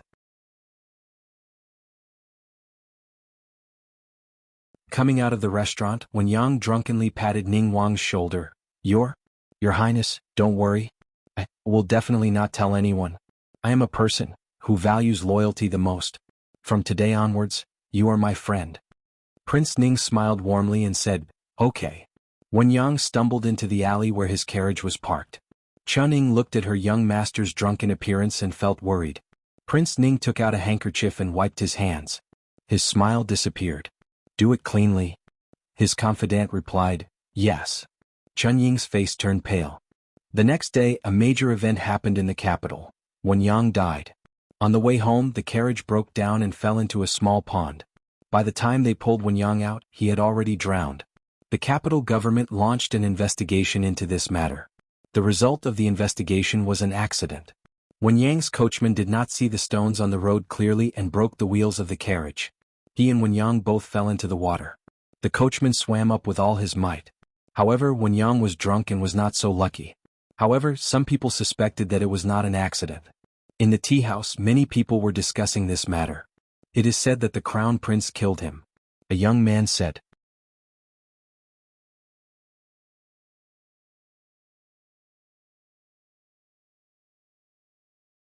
Chapter 425. The middle-aged man at the side said, What? The crown prince? Wen Yang is his brother-in-law. Why would he kill him? The young man chuckled and said, You don't know. The crown prince consort has always disliked the actions of her maternal family and almost cut off all contact with them. Do you still remember the broken cable bridge on the first day of the new year? It was the one family who used the crown prince consort as an excuse to seal the bridge and road. This caused the people offering incense to have nowhere to go and could only squeeze onto the cable bridge. In the end, the bridge broke. Another scholar said, I remember this matter. His Majesty also punished the crown prince consort. The young man said, That's right. After that, the crown prince consort cut off all contact with her maternal family. But who told this Wen Yang to be so stubborn? He actually went to the imperial palace to ask the crown prince consort for money. When he failed, he even scolded the crown prince consort as a hen that can't lay eggs. The original words were not like this, but it became very harsh as it spread among the people. In a fit of anger, the crown prince killed Wen Yang. The young man made a throat-slitting gesture. Gu Jiao heard this news at the medical center. The second boss was gossiping with her. Everyone says it's the crown prince. The second boss said. He had won a place in the Chamber of Commerce to cooperate with the major shops and firmly stepped on Rejuvenation Hall. While he was elated, he walked with wind, let alone speak. Gu Jiao made an "oh" sound and did not speak. Do you think so? The second boss continued to gossip. Of course not. Based on her understanding of the crown prince, he would not do something like killing his brother-in-law. Who the murderer was obvious. It was really an eye-opener for Ning Wang to think of such a roundabout way to save the country. That's right. It was not easy to find a lover with status, but wasn't there a readily available older brother with blood relations? Similarly, a shameful and good-for-nothing brother could be used as a scapegoat. However, Gu Jiao did not expect Ning Wang to be so ruthless. In any case, he was Wen Linlong's older brother. He actually killed him just like that. This ruthlessness and decisiveness was somewhat similar to the rumored former emperor. Even if the crown prince cultivated for another 8 to 10 years, he still wouldn't be as decisive as Prince Ning. If such a person was born in a chaotic world, he would definitely be an overlord. The second boss. Miss Gu. Oh no. As the two of them were talking, shopkeeper Wang rushed in, sweating profusely. Something happened in the workshop. The workshop that shopkeeper Wang spoke of was the pharmaceutical factory of the Miracle Hand Hall. It was located in a spacious area in the western suburbs of the capital. It was originally a small winery, but after it closed down, it was bought by the second boss. The largest production line was the Golden Sore Medicine, which took up 2 courtyards. The second largest production line was the Vanishing Cream and some tonics, which each took up 1 courtyard. By the time Gu Jiao and the second boss arrived at the scene, the fire had already been brought under control, but the stock of Golden Sore Medicine had also been burned out. That's over 1,000 bottles of Jinshuang ointment. We have to deliver the goods at the end of the month. Shopkeeper Wang said bitterly. Are there any casualties? This was Gu Jiao's first question. Shopkeeper Wang called the supervisor of the workshop over. The supervisor said, At that time, everyone was working, so no one went to the storeroom. No one was injured. Okay. Gu Jiao looked at the burnt ruins of the storeroom and nodded. I'll go talk to the army camp. The goods will be delivered in a few days. Second boss, you go and contact them to see if you can buy a new batch of herbs as soon as possible. Oh, okay. The second boss agreed. He then asked about the cause of the fire. How did it catch fire? Didn't I tell you to be careful and not to bring the fire near the storeroom? The supervisor said sadly and apprehensively, this one also doesn't know what happened. This one inspects every day. During the day it's once every 2 hours and twice at night. I didn't find anything wrong. This fire seemed to have suddenly started. Gu Jiao went to the ruins to take a look. The fire had been put out, but there was still a little black smoke coming out of the ruins. Gu Jiao dipped her fingertips on the ground and sniffed. She said lightly, someone set the fire. Someone poured palm oil on the back wall. What? Arson. Who did it? Is it a mole or? The second boss's face darkened. Call everyone here. I want to ask them carefully. Gu Jiao stood up lightly and patted the dust on her hands. No need to ask. They didn't set the fire. It was Prince Ning. It seemed that she had angered Prince Ning by going to find Princess Ning. In fact, she didn't reveal too much to Princess Ning. She only said that Princess Rui Wang had offended someone she shouldn't have. Maybe the other party wanted to harm Princess Rui Wang. As for who that person was and what they did, Gu Jiao didn't mention a word. Gu Jiao didn't know whether Princess Ning had guessed it was Prince Ning or how Princess Ning had saved Princess Rui Wang from Prince Ning. Prince Ning was giving her a warning. Gu Jiao's lips twitched. She wanted to keep this pot of leeks and slowly harvest it, but who told you to owe her? The moon was dark and the wind was strong. Gu Qingfeng's debts were finally paid off. He had a good night's sleep. But what he didn't expect was that in the middle of the night, he felt something scratching his face. He thought it was Gu Qinglin, so he turned over and continued to sleep. Who knew that the thing directly went into his quilt? Gu Qingfeng suddenly woke up and jumped out of bed. Who are you? Little Nine held the quilt on its head and flapped its wings with a confused expression. Gee. After seeing the gerfalcon in front of him, Gu Qingfeng's mouth twitched. After going to Jade Water Alley so many times, it was impossible not to recognize this eagle. Little Nine jumped in front of Gu Qingfeng and arrogantly stretched out its bird claws. Gu Qingfeng took a closer look. Good heavens, there was even a note tied to it. Gu Qingfeng tore down the note and unfolded it. There were only 3 words written on it, Prince Ning's mansion. There was even a bloody knife drawn at the back. Gu Qingfeng, these days people don't even come personally when they call for help. Instead, it's a little bird running errands? Because he was dissatisfied with Gu Jiao's perfunctory attitude, Gu Qingfeng neglected the meaning of the 3 words Prince Ning's mansion. It wasn't until he followed Little Nine to the courtyard walls of Prince Ning's mansion that he finally woke up from his dream and widened his eyes. Where did this girl call him? Prince Ning's mansion? Gu Qingfeng turned to leave. He would be crazy to break into Prince Ning's mansion with her. Unfortunately, Gu Qingfeng left too late. A small hand reached over and grabbed him into Prince Ning's mansion. Gu Qingfeng, as soon as the two landed, a group of patrolling guards passed by. Gu Qingfeng hurriedly used Qinggong to hide behind a large tree with her. When the guards were far away, Gu Qingfeng angrily looked at Gu Jiao. What's going on this time? Why did you come to Prince Ning's mansion? Prince Ning's mansion was the largest prince's mansion in the capital. Although there were no dragon shadow guards, it was heavily guarded and not easy to break in. There are mechanisms, do you understand? He gritted his teeth. Gu Jiao, oh. Gu Qingfeng closed his eyes. He really wanted to die. After a while he finally calmed down. You still haven't answered my question. Why did you come to Prince Ning's mansion? Gu Jiao said righteously, to rob. Gu Qingfeng coldly looked at her dark clothes. Are you sure it's not a robbery? Gu Jiao said, more or less. How did Prince Ning offend you? Gu Qingfeng knew this girl too well. She usually didn't steal for money. Gu Jiao, quickly find out where the gold is hidden in Prince Ning's mansion. Gu Qingfeng, is it really good to slap his face so quickly? Prince Ning was a very rich prince. Gu Qingfeng used his excellent skills to find Prince Ning's little treasury without any effort. How much do you want? Gu Qingfeng asked. How much can the two of us take? Gu Jiao took out 2 big sacks from the small basket. Empty it. Gu Qingfeng. In the end, the two carried 2 sacks full of gold bars out of Prince Ning's mansion. There was still a piece of gold bar that couldn't fit, so little Nine carried it back. The two people and one bird successfully emptied Prince Ning's little treasury. Prince Ning found out about this in the afternoon of the second day. He had just come out of the palace when he saw his trusted guard rushing over. "Master, the treasury was stolen." "Which treasury?" Prince Ning's mansion had several treasuries, including his and Princess Consort Ning's. The trusted guard braced himself and said, "Your little treasury." Prince Ning frowned. He clenched his fists and asked, "How much was stolen?" The trusted guard said guiltily, All of it." Prince Ning's eyes darkened. The prince's mansion is heavily guarded. How could so much gold be moved out? Not to mention there are traps. Is it because the person is dead or the traps can't be moved?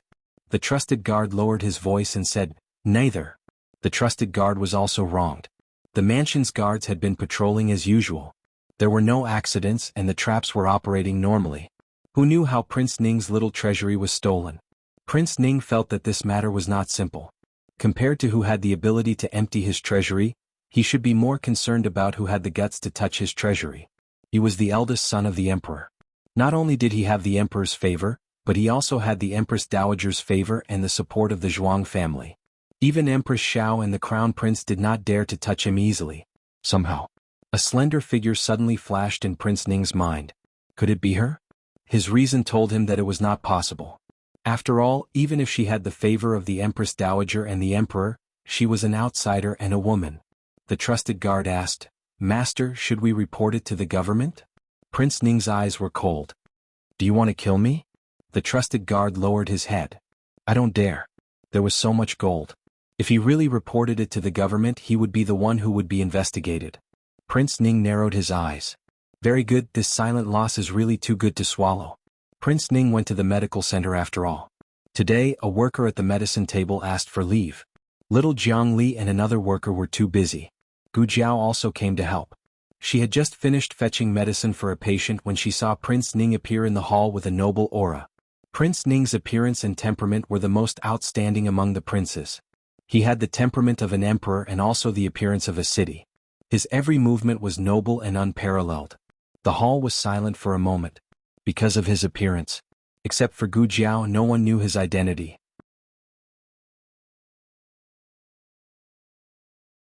But the noble aura that came from his bones still made everyone hold their breath.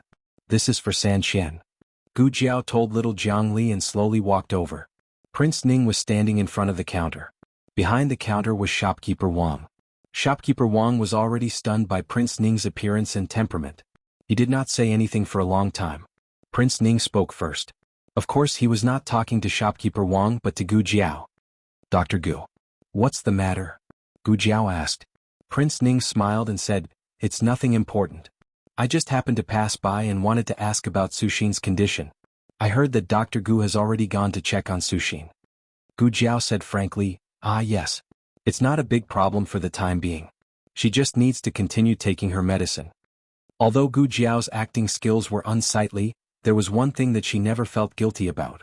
Prince Ning looked at her deeply. "I wonder where Dr. Gu was last night?" Gu Jiao raised her eyebrows. "Renshou Palace. I wonder why your highness is asking about this?" Thump. Shopkeeper Wang behind the counter knelt down. Prince Ning's expression did not change at all. He still had a warm smile but his eyes were sharp. He leaned closer to Gu Jiao and slightly lowered his noble head. This posture was a bit intimate in the eyes of others.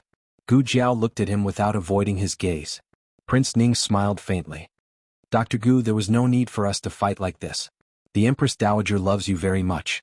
We're on the same boat." Gu Jiao, "Oh, so people on the same boat can kill each other and set things on fire?" Prince Ning leaned forward and whispered in her ear, "You're still young and don't know the dangers of the Jianghu. For the sake of the Empress Dowager, I'll give you a few words of advice. As a person you should know your limits. Don't overestimate yourself and don't be too greedy. The water in the capital is deep. Just swim casually. Don't get addicted to swimming. I'm afraid you won't be able to swim." Gu Jiao also whispered, "Don't worry, Prince Ning. I'm very good at swimming." Prince Ning narrowed his eyes at her arrogant words. He straightened up and said meaningfully, "Dr. Gu, take care." Gu Jiao crossed her arms. "Take care. I won't see you out." After Prince Ning left, shopkeeper Wang wiped his cold sweat and stood up with the help of the counter. Fong fong fong.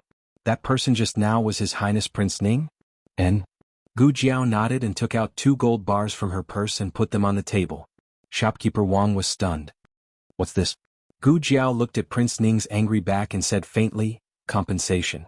It's from the arsonist. Shopkeeper Wang. After Prince Ning left the medical center, he immediately went to the Imperial Palace. He naturally had to investigate whether Gu Jiao slept in Rensho Palace last night. However, not long after he entered the palace, he saw the dazed crown princess near the throne room. There was only Chunying by the crown princess' side. Chunying saw Prince Ning come over and tactfully retreated to the side. The crown princess was still immersed in great shock and didn't realize that there was someone else by her side. How could it be? Really? Why? She looked in the direction of the throne room and grabbed Chunying's hand while speaking incoherently. When she felt the man's touch through her fingertips and palm, she turned her head with a start and quickly pulled her hand back. At this time there was no one nearby. Moreover, she was standing behind a large tree. Her field of vision was very well hidden. Prince Ning approached her without any misgivings. His broad chest was practically pressed against her slightly trembling back. What did you see that caused you to lose your composure? The crown princess turned her face away and avoided his presence. She seemed to have a bit of vengeance and anger. Ahing has returned. Prince Ning frowned. What did you say? The crown princess faintly turned around and looked at him with a mocking expression. Ahing has returned. The Xiaoheng that you killed has returned.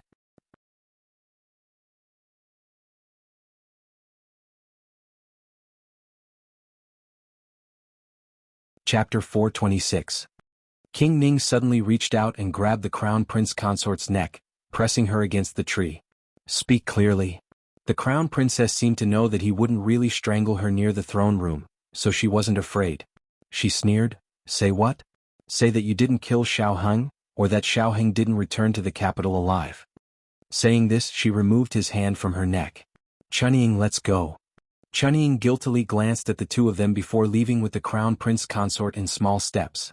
Ning Wang supported himself with one hand on the tree, his eyes cold. Qi Fei, he called.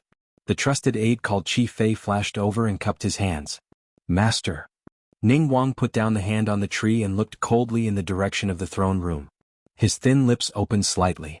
Go investigate who entered and left the throne room in the past hour. Yes. Qi Fei moved quickly. He contacted their spies in the court and found the list of names that Ning Wang needed almost effortlessly. On the carriage, Qi Fei reported the names to Ning Wang. Grand Secretary Kong of the Cabinet, Minister Su of the Ministry of War, Minister Zhao of the Ministry of Works, Grand Secretary Yuan, Chancellor Hua. Xiao Xiuzhua. Ning Wang's hand that was stroking the jade ring on his thumb paused. Chancellor Hua and who? Qi Fei said, Xiao Xiuzhua of the Hanlin Academy, this year's top scholar. I think he's called Xiao Lulang. Ning Wang was pensive. That person who looks like the young marquis? Qi Fei nodded. Yes, it's him. Xiao Liulang's appearance was no secret in the court. The common people might not have heard of it, but people like Ning Wang's crown prince had heard of it. He was born in the countryside, but he passed all the trials and entered the Imperial College with excellent results. In the first spring examination he became the top scholar. Some people said that his results were obtained by relying on his relationship with Marquis Xianping. Marquis Xianping had lost his beloved son and coincidentally met someone who looked so similar to his son, so it was inevitable that he would place his love on him. No one suspected that he was Xiaoheng because Xiaoheng was already dead. This was what everyone believed without a doubt. As for Xiao Lulang, Prince Ning actually knew more than ordinary people. For example, the Empress Dowager was not recuperating in the temporary imperial residence. She was wandering among the commoners. During that period of time she was rescued by Xiao Lulang and Gu Jiao. It was not important whether Xiao Lulang relied on his own power or the emperor or the Empress Dowager's favor. If he wasn't the real Xiaoheng, Prince Ning wouldn't care about him. Xiaoheng was dead, so no matter how much Xiao Lulang resembled Xiaoheng, he would not be Xiaoheng. However, if Xiaoheng didn't die, then only Xiao Lulang would be Xiaoheng. Master, there are a few more, do you want to hear them? Qi Fei asked. No need. Prince Ning rubbed the jade ring on his thumb. Investigate the relationship between Chancellor Hua and Xiao Lulang. He couldn't determine whether Wen Linlong's words were true or not, so he couldn't just listen to her side of the story. It wasn't hard to investigate this. Before returning to the Imperial College, It was still relatively easy for the old chancellor to hide his whereabouts. However, now that he was an official in the imperial court, he stepped into the eyes of the common people and left more clues. In addition, the people in the Imperial College all thought that the old chancellor was in contact with Xiao Lulang because he felt that he looked like his beloved disciple who had already passed away. No one doubted him, so he naturally didn't have to spend too much effort to hide it. In just 2 days, Qi Fei had found out about the fact that the old chancellor lived next door to Xiao Lulang. He calls the old chancellor Grandpa Gu, Qi Fei said. Prince Ning frowned. If he didn't remember wrongly, Xiao Lulang and Gu Jiao called the Empress Dowager Grandpa. The Empress Dowager and Chancellor Hua. Prince Ning furrowed his brows in annoyance. Continue. Yes. Qi Fei said, it was Xiao Liulang's family who moved to Jade Water Alley first, and then Chancellor Hua moved there. Prince Ning said, was it before or after Chancellor Hua returned to the Imperial College? Qi Fei said, before. A bold guess suddenly rose in Prince Ning's heart.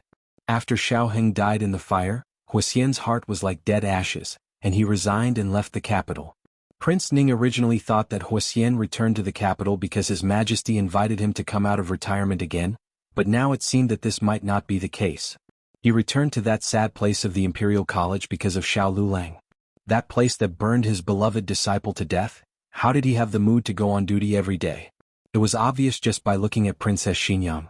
She still didn't dare to return to the princess estate because she was afraid of being hurt by the scene.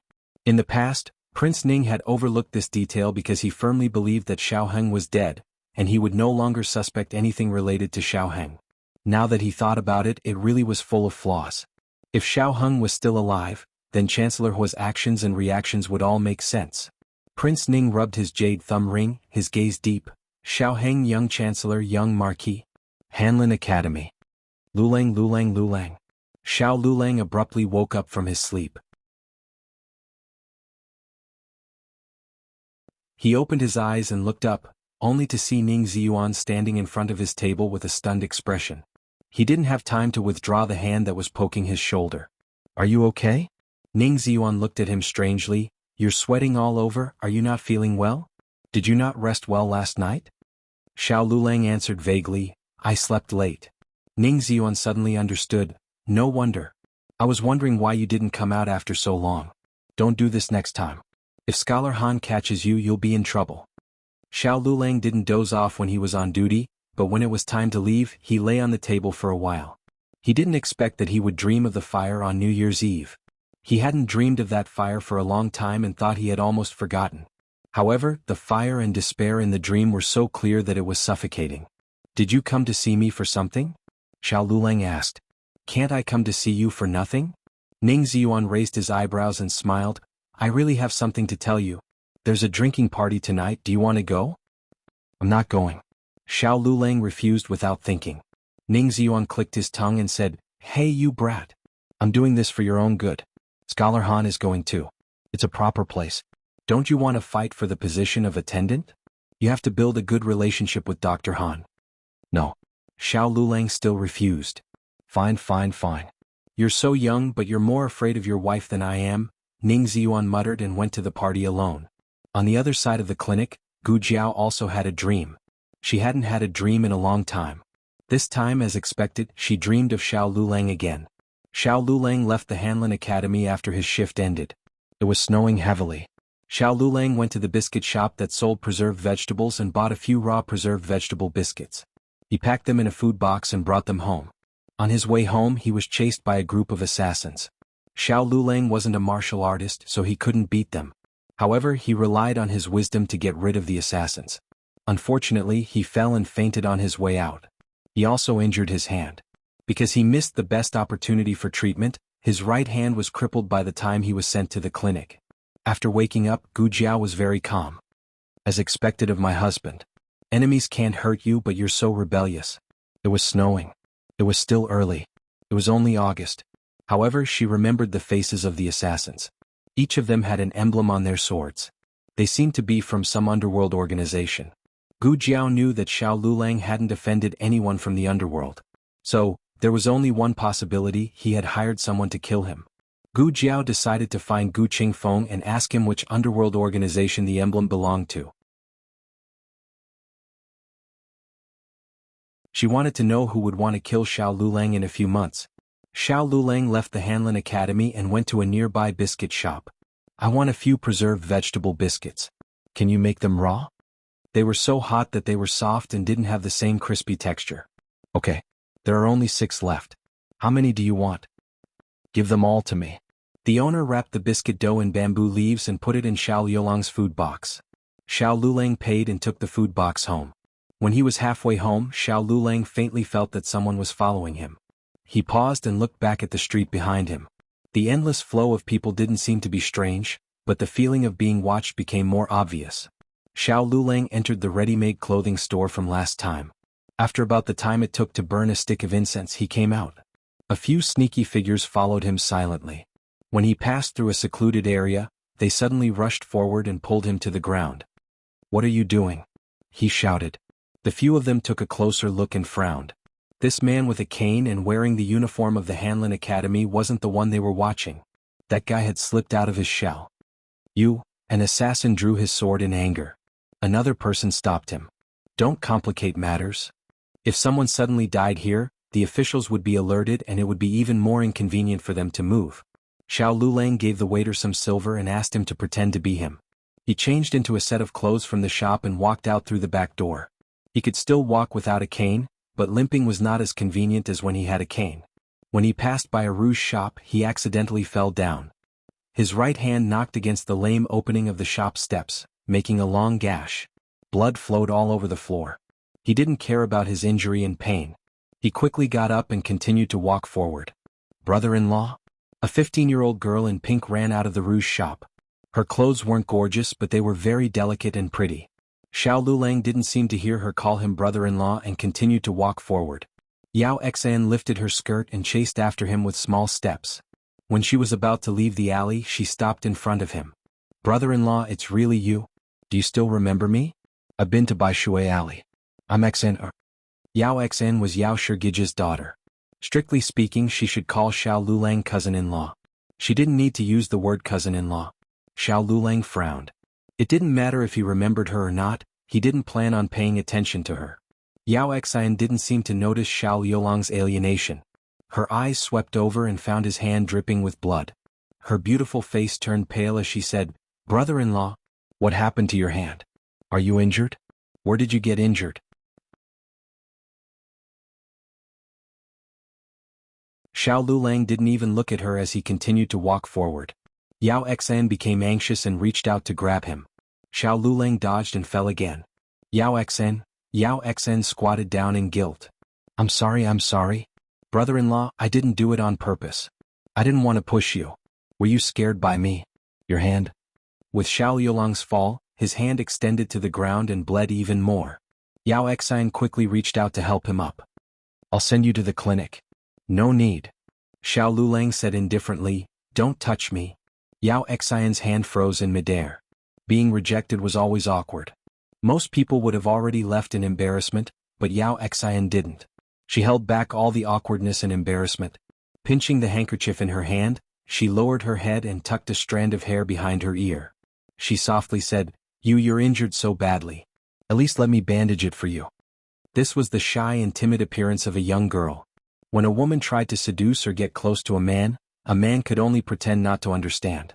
Xiao Lulang originally only felt unfamiliar and alienated with Yao Xan. But now his eyes were a bit colder. He looked at her coldly. You want to be my concubine? Yao Xan had never expected that this man would suddenly say such a thing. She was completely stunned. Xiao Lulang sat on the cold ground and looked at her with a cold smile. What? Did I say something wrong? You don't like me? You don't want to climb into my bed? Yao Xan's entire face turned red. She couldn't tell if it was because she was embarrassed or not. From the first time she saw him, her heart had been captivated. She thought that she would forget about him when she went back, but all she thought about was that incomparably handsome face. He was also the new top scholar and was the emperor's most important official. Even if she had to be his concubine, she would be willing. It was just that his words were too embarrassing and a little disrespectful. This was the real Xiao Lulang. He wasn't a modest gentleman, nor was he a kind classmate. He wasn't even a good person. He was just an evil person with a dark heart. He didn't have any sympathy for the fairer sex, nor did he have any gentlemanly demeanor. He only suppressed his evil and gave Gu Jiao the Xiao Lulang she wanted to see. She wanted him to study, so he went to study. She wanted him to have friends, so he went to make some friends. She wanted him to be a good official, so on the surface he was a fair and honest official. What was respect? He didn't understand. Yao Xen wasn't worthy. The words of climbing into his bed made Yao Xen feel a sense of humiliation that she had never felt before. Her eyes turned red as she said, I sincerely admire brother-in-law. Even if brother-in-law doesn't have any feelings for me, you don't have to humiliate me like this. Sincerely? Xiao Lulang gave a cold smile and pointed to the other side of the alley. Over there are people chasing after me. If you go and lure them away, they may or may not kill you. It all depends on your luck. Do you dare to go? Yao Xian's face turned white. Xiao Lulang sneered and used the hand that wasn't stained with blood to stand up. Yao Xian quickly said, It's not that I don't dare. It's just that it's useless even if I go. I won't be able to hold them back and will only expose brother-in-law. Xiao Lulang threw a nail at her. Pick it up. Yao Xian didn't understand and picked it up. Xiao Lulang said coldly, Swallow it. Yao Xen was so frightened that she threw the nail in her hand and it smashed into the blood on the ground. Xiao Lulang snorted, Sincerely? Yao Xen said unwillingly, Has my cousin swallowed a nail for you before? She hasn't. Xiao Lulang looked at the noisy street. I can't bear to do it. If she had to swallow it, it would be me swallowing it for her. Lunatic. This man is a lunatic.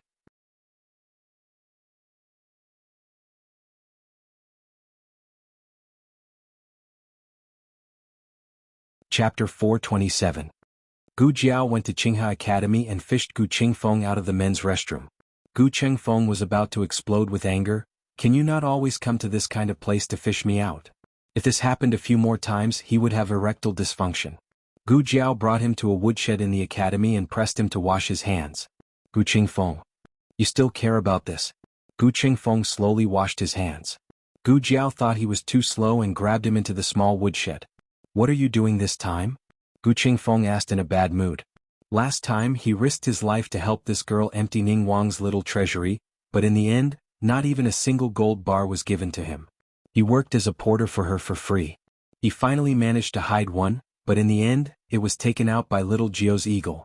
Even the eagle was the same as her. Are you angry? Just say if you're angry. I have something to ask you. Gu Jiao casually broke off a branch and squatted on the ground to draw the emblem of two blades. Do you recognize this? Gu Qingfeng was still complaining about the gold bar. He snorted and said, Dual blade sect, what's wrong? Don't you want to rob them? I say, have you been thinking about money lately? Robbing everywhere, you're not afraid of being exposed. I'm not robbing them this time. Gu Jiao said, Are they very powerful? Gu Qingfeng squatted down beside her and said in a neutral tone, That depends on who it is compared to. Compared to the Thousand Secrets Pavilion, this kind of old Jianghu organization, there is no way to compare it. However, among the new sects that have risen in recent years, it can be considered relatively outstanding. Why are you asking about this? Gu Jiao said, It's nothing, this sect may offend me in the future. What do you mean by may offend you in the future? Do you know them? Do you know divination or do you know how to dream? Gu Jiao also asked for the Twin Blade sect's address and roughly understood their general situation. Since there was still some time before the incident, Gu Jiao decided to keep an eye on them for a period of time. After leaving the Qinghe Academy, Gu Jiao went to the Hanlin Academy. The road was a little congested. By the time they arrived at the Hanlin Academy, it was already past the end of the shift. Gu Jiao saw that the biscuit shop was still open. She thought for a moment and walked over to ask, Boss, do you still have preserved vegetable biscuits? The boss smiled and said, Your husband bought the last few dried vegetables. Because they always patronized his business, the people in the bakery already knew that Gu Jiao and Xiao Lulang were a couple. Did my husband buy it raw? Gu Jiao asked subconsciously.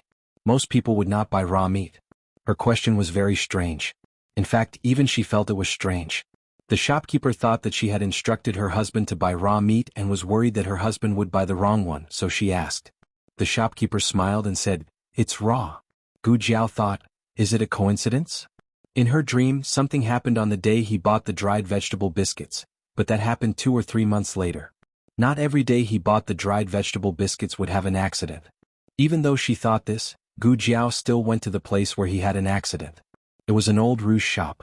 Its business had been snatched up by the surrounding shops, so there were very few customers coming in and out. Perhaps it was because of this that the scene was well preserved. No one had discovered or destroyed it. Gu Jiao saw the dried bloodstains on the ground. Gu Jiao crouched down and carefully looked at the traces of the bloodstains. In her mind, she couldn't help but imagine the scene of him falling down again and again. Yes, he fell down twice. The first time was when he knocked on the door of the shop, cutting the web between his thumb and forefinger and his arm. The second time was when he fell on the ground a few steps forward. There was a bloody handprint where he supported himself. In her dream he only fell once. It was a world of ice and snow. He fell quite miserably and fainted on the spot. What's going on? Did the things in the dream happen in advance? This was the first time Gu Jiao encountered this kind of situation.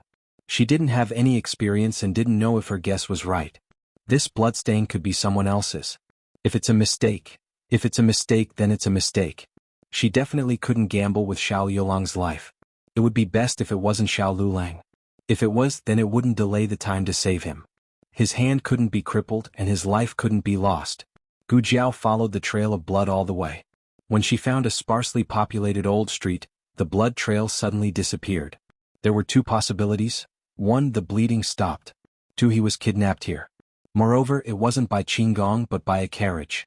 Using Qinggong in broad daylight would be easy to be discovered, and there would still be some bloodstains left behind. But Gu Jiao didn't find anything even after searching the outer walls. With her husband's unlucky body, it was unlikely that the bleeding stopped. It was more likely that he was accidentally kidnapped. Gu Jiao's guess was right. Xiao Lulang was indeed unlucky to be kidnapped. He had clearly shaken off those assassins and went to hire a carriage. Xiao Lulang hadn't been to that old street for a long time, so he didn't have a deep impression of it. Thus he found a carriage and asked for directions. The carriage he asked for just happened to be the assassin's carriage.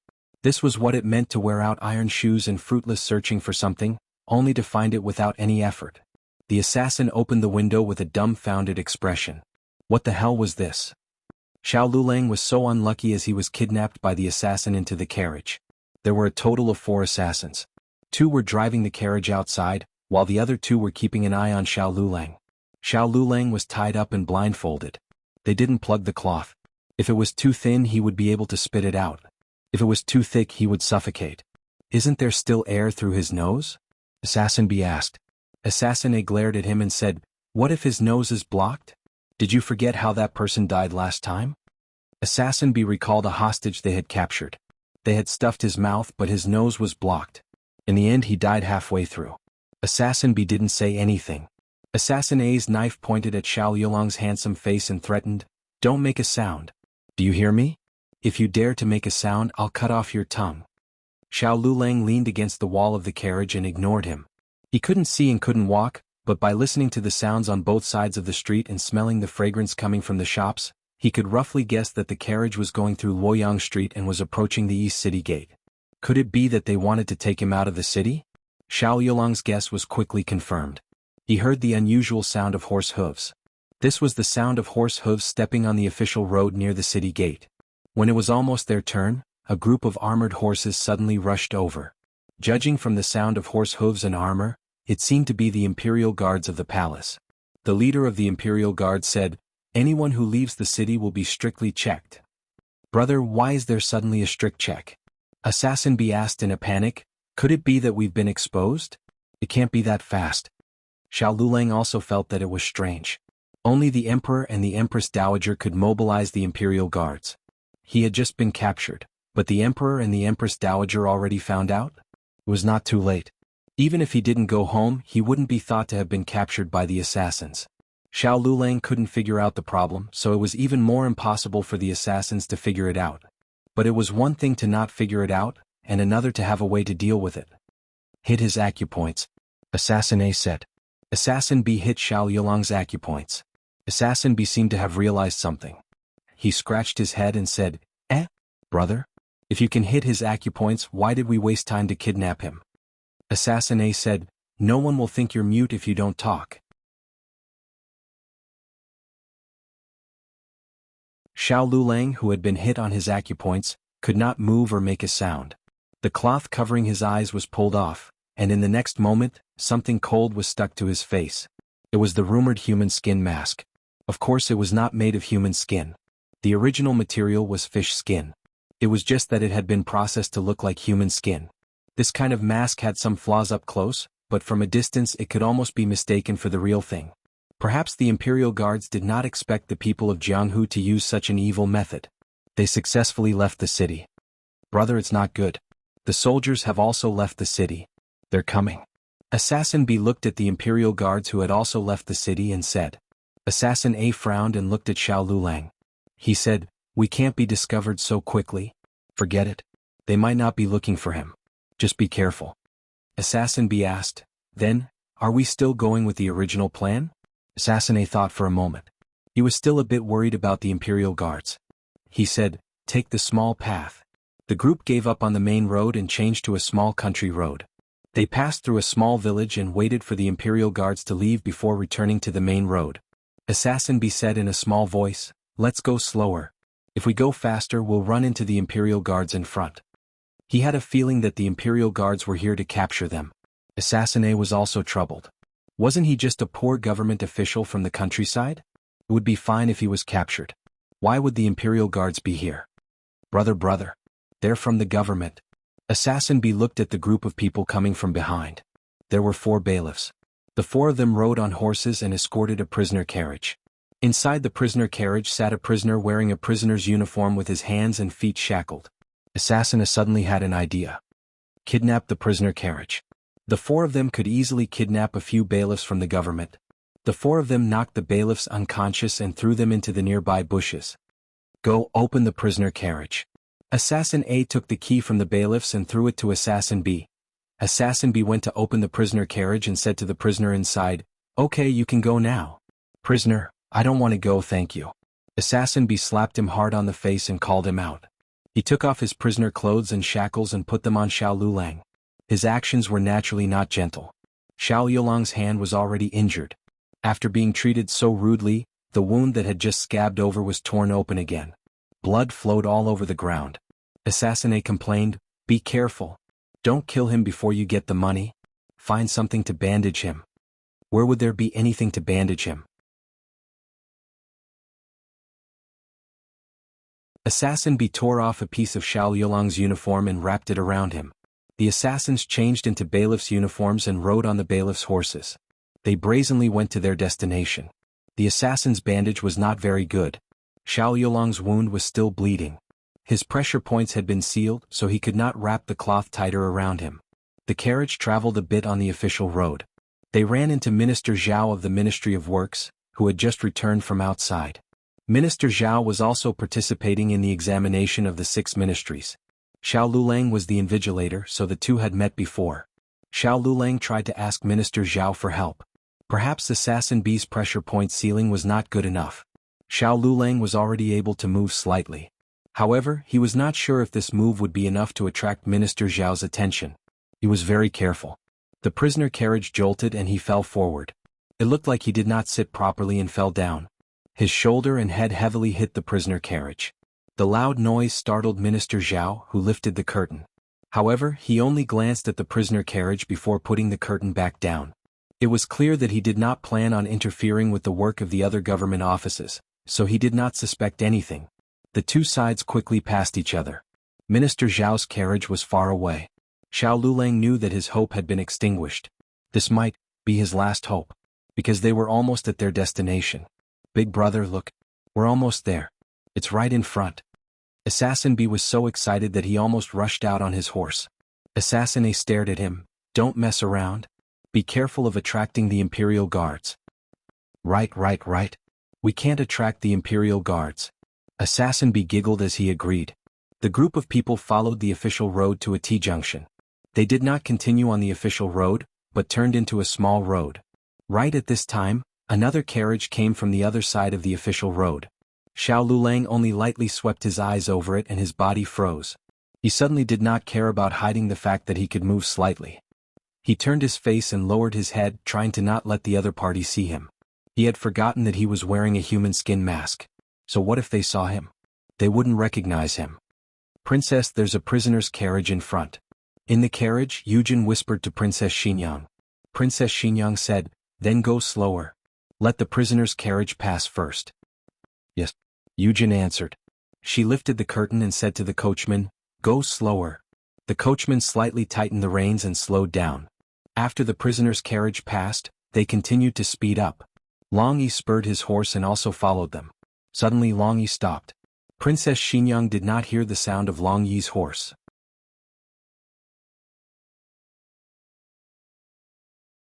She frowned and lifted the curtain to take a look. Sure enough, Long Yi's figure was nowhere to be seen. "Stop," Princess Xinyang said. "Yes." The coachman stopped the carriage.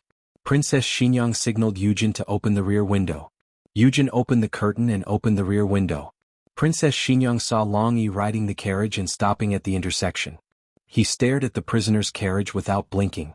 Princess Xinyang looked at the prisoner's carriage. Her expression did not change at all. She said, "Long Yi, let's go." Long Yi did not leave. In the prisoner's carriage, Xiao Lulang dripped blood. Drop by drop it all spilled on the road. Long Yi got off the horse. Princess Xinyang coldly said, "Don't touch the prisoner's carriage." Shadow Dragon Guard would not disobey his master's orders. Princess Xinyang did not allow him to touch the prisoner's carriage, so he really did not touch it. The next second he slashed with his sword. The 4 assassins were chopped to death on the spot. Long Yi calmly put away his sword. He walked over and directly grabbed Xiao Yulang's cage. Princess Xinyang angrily looked at him. He rolled his eyes. Because his hands were busy, he could only use the tip of his foot to kick the carriage. It was as if he was saying, "Here, the prisoner's carriage is here. I did not touch it. What I touched was the cage."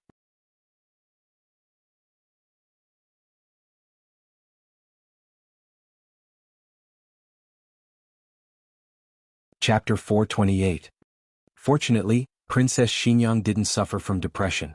Otherwise, sooner or later she would be angered by Long Yi. Of course, Princess Xinyang could order Long Yi to put down the cage, throw it away or abandon it.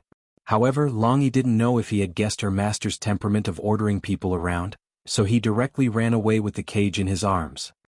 He left Princess Xinyang with only the back of his head, which seemed to say, run away, I can't hear you." Yujin's expression was indescribable. She turned to look at Princess Xinyang, opened her mouth and said, "Princess." Princess Xinyang's face was cold and she didn't say anything. She casually put down the curtain.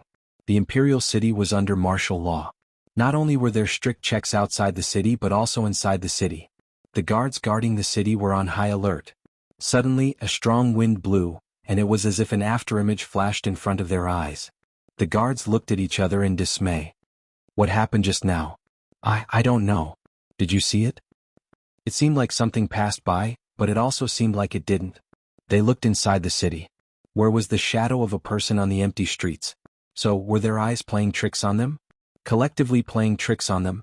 Soon, Princess Xinyang's carriage arrived at the city gate. After checking the token, the guards respectfully saluted and let Princess Xinyang's carriage pass.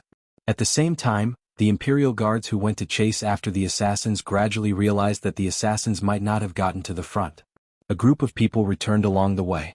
On the way back, they found the prisoner carriage that had been stolen, and the 4 bailiffs, who were already cold. Another group of imperial guards found the real bailiffs who had been knocked unconscious in a bush 3 miles away. After the bailiffs woke up, they told them about how they had been robbed. The prisoner ran away. Could it be that his friends stole the prisoner carriage? An imperial guard asked. A bailiff said, "Impossible. That prisoner is a wily old fox. He doesn't have any powerful friends." As they were speaking, the prisoner released by the assassins obediently returned. From his mouth, the imperial guards found out that there were 4 assassins. They seemed to have captured another person. Their purpose of disguising themselves as bailiffs was to quietly transfer the hostage under the noses of the imperial guards. The prisoner did not see what the hostage looked like, but the guards boldly guessed that the hostage was Xiao Lulang. The assassin had been killed and Xiao Lulang had disappeared. Who had taken him away? And where was it taken? We've been guarding the main road, but we didn't see anyone pass by. Could it be, they've returned to the capital? One of the imperial guards guessed. The leader of the imperial guard said, "Have you carefully checked all the carriages entering the capital?" The subordinate said, "There are 2 people whose carriages were not checked." The leader of the Imperial Guards frowned. "Who is it?" The subordinate said, "Minister Zhao and Princess Xinyang's carriage."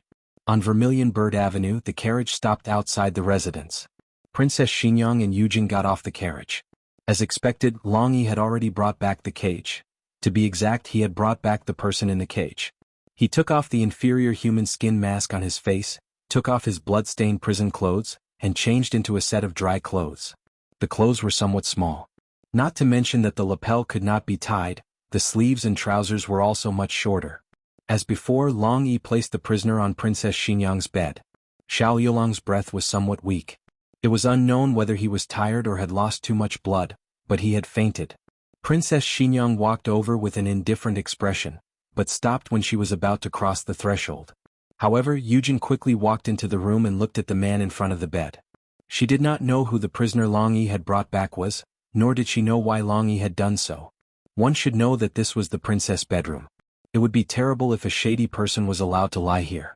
However, when she arrived in front of the bed and saw the pale handsome face, she was stunned. "Princess." Yujin walked out with a shocked expression.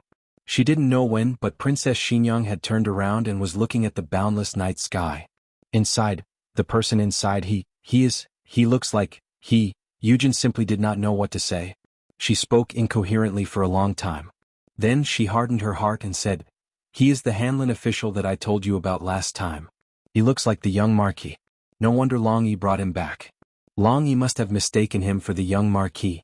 Princess, quickly come in and take a look. Don't blame Long Yi for recognizing the wrong person. They really look too similar. I almost suspected that the young Marquis had come back to life. Moreover, their ages are similar. If the young Marquis was still alive, he should be around this age." Princess Xinyang did not speak. "Princess, I didn't lie to you, he really?" Yujin's words came to an abrupt end when she saw Princess Xinyang's expression. Princess Xinyang's face was as cold and lonely as before. Her eyes were complicated and seemed to be mixed with many emotions, but there was no surprise. All of Yujin's voice disappeared. However, it only took a moment for Eugene to find it again. "Princess, you know." Yujin wanted to ask when she knew. Was it when Long Yi had rescued the prisoner carriage or earlier? Princess Xinyang turned around and went to the study next door.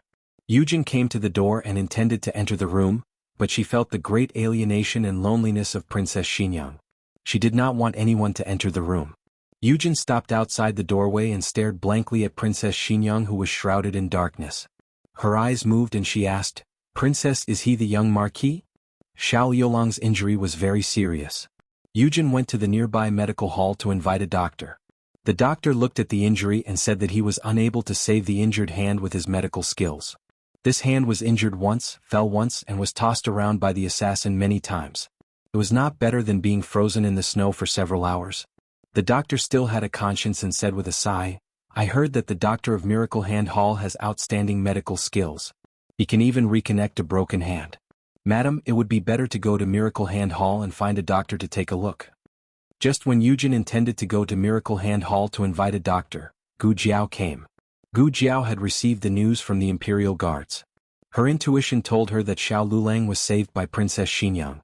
As for whether it was Princess Xinyang or Long Yi who saved him, she did not know. Yujin was slightly surprised. "Miss Gu?" Gu Jiao said, "Is my husband here?" Yujin confusedly looked at her. "Your husband?" Gu Jiao said with a serious face, "Hanlin official, Xiao Lulang." Eugene was speechless once again. She feared that all the surprises in her life were used tonight. Gu Jiao went to Princess Xinyang's room. At this moment, she did not have time to ponder about Yujin or Princess Xinyang's psychological activities. She immediately checked Xiao Yulong's injuries. Just like in the dream, his right hand was injured. Even the location of the wound was exactly the same. However, he had encountered other things on the way, so his injuries were more serious than in the dream. At this point, she was finally able to conclude that the matter in the dream had been brought forward. She just couldn't figure out why it was brought forward. Gu Jiao opened the small medicine box and took out disinfectant to clean Xiao Yulong's wound. The place that had scabbed over with great difficulty once again oozed blood. Gu Jiao smelled the scent of fresh blood. She closed her eyes and began an arduous cultivation. Gu Jiao came out of the room less than half an hour later. The operation on Xiao Lulang was far more difficult than the operation on other patients. This man's temptation to her was too big. Even his blood made her more excited than other people's blood. She had no choice but to spend more effort to suppress it. It was over half an hour later. Xiao Lulang lay quietly on the bed with an 4 drip. Yujin brought in a basin of hot water. It was the first time she had seen such a strange thing. She couldn't help but take a second look. Thank you. Gu Jiao accepted the hot water and wiped Xiao Liulang's face and hands. Dr. Gu. Yujin hesitated. What's the matter? Gu Jiao asked. Can you go see the princess? Tell the princess. Yujin glanced at the unconscious Xiao Lulang and swallowed the words, young duke. The patient's condition. Okay. Gu Jiao put down the handkerchief and went to the study next door. There were no lamps in the study. Only the cold moonlight and the scattered candles in the corridor shone in. Princess Xinyang sat by the windowsill with her back to the door. Gu Jiao gently knocked on the already open door, then walked over. She sat down in front of Princess Xinyang. What are you doing here? Princess Xinyang indifferently asked. She didn't raise her head to look at Gu Jiao and continued to look at the night outside the window. Gu Jiao said, his injury is not serious. I came to inform the princess. Princess Xinyang indifferently said, what does it have to do with me whether he is okay or not? Gu Jiao raised her eyebrows. If it has nothing to do with you, then why did you take him in? Princess Xinyang indifferently said, it was Long Yi who picked him up. Gu Jiao, oh. Princess Xinyang expressionlessly looked at Gu Jiao. You don't believe me? Long Yi picked you up. Gu Jiao strangely asked, does Long Yi often pick people up like this? He picks one up and throws one on your bed? Princess Xinyang coldly looked at Gu Jiao. Gu Jiao rested her elbows on the table and rested her chin on her hands as she looked at Princess Xinyang. Princess, you recognized him long ago, didn't you? You also inquired about him and knew about my relationship with him, so that night you didn't throw me out? She was wondering why Princess Xinyang would be so merciful and let her, a doctor from the medical hall who she had only met once or twice, occupy her princess bed. Are the mooncakes delicious? He personally went to buy the red dates. Gu Jiao asked. At this moment, if she couldn't guess who the mooncakes were made for, then it would be unreasonable. No wonder he took the initiative to go to the palace to deliver mooncakes, and even brought the date paste filling that her great-aunt didn't like. Princess Xinyang turned her face, unpalatable. Gu Jiao said, so you ate it? Princess Xinyang choked. I didn't eat it, Yujin ate it. Gu Jiao, so you accepted it? Princess Xinyang, where did this girl learn the skill of digging holes for others? Gu Jiao actually didn't understand. Originally, she thought that Xiao Lulang hated Princess Xinyang, so he didn't want to recognize her, but now it seemed that wasn't the case. As for Princess Xinyang's attitude towards Xiao Lulang, Gu Jiao was even more puzzled. She thought that Princess Xinyang didn't know that her son had returned to the capital alive, but now it seemed that wasn't the case. This mother and son pair was really strange. Xiao Liulang's main injury was on his right hand, and the rest of his body only had some light abrasions. The reason why he was unconscious was because he had lost too much blood and was too tired. But Long Yi seemed to think that he had suffered a very serious injury, and even his mood was depressed, so he didn't bother Gu Jiao anymore. Gu Jiao felt that this was very good, at least her little hand had escaped a disaster. But seeing Long Yi so unhappy, Gu Jiao decided to compensate him in other ways. Eugene made snacks for Gu Jiao and Gu Jiao left half for Long Yi. Seeing that she only ate half, Eugene asked, is it not tasty? Gu Jiao said, no, I left it for Long Yi. Long Yi is unhappy? Eugene looked at Long Yi inside the room. Long Yi was Shadow Dragon Guard, so how could he be unhappy? Eugene asked, how did you know? Gu Jiao said, I felt it. Eugene was puzzled, why didn't I feel it? In fact, no one felt it. Long Yi was occasionally disobedient, but he didn't have any emotion, so they couldn't feel it. Gu Jiao touched the bridge of her nose. She thought that everyone could feel Long Yi's emotion. Could it be that only she could?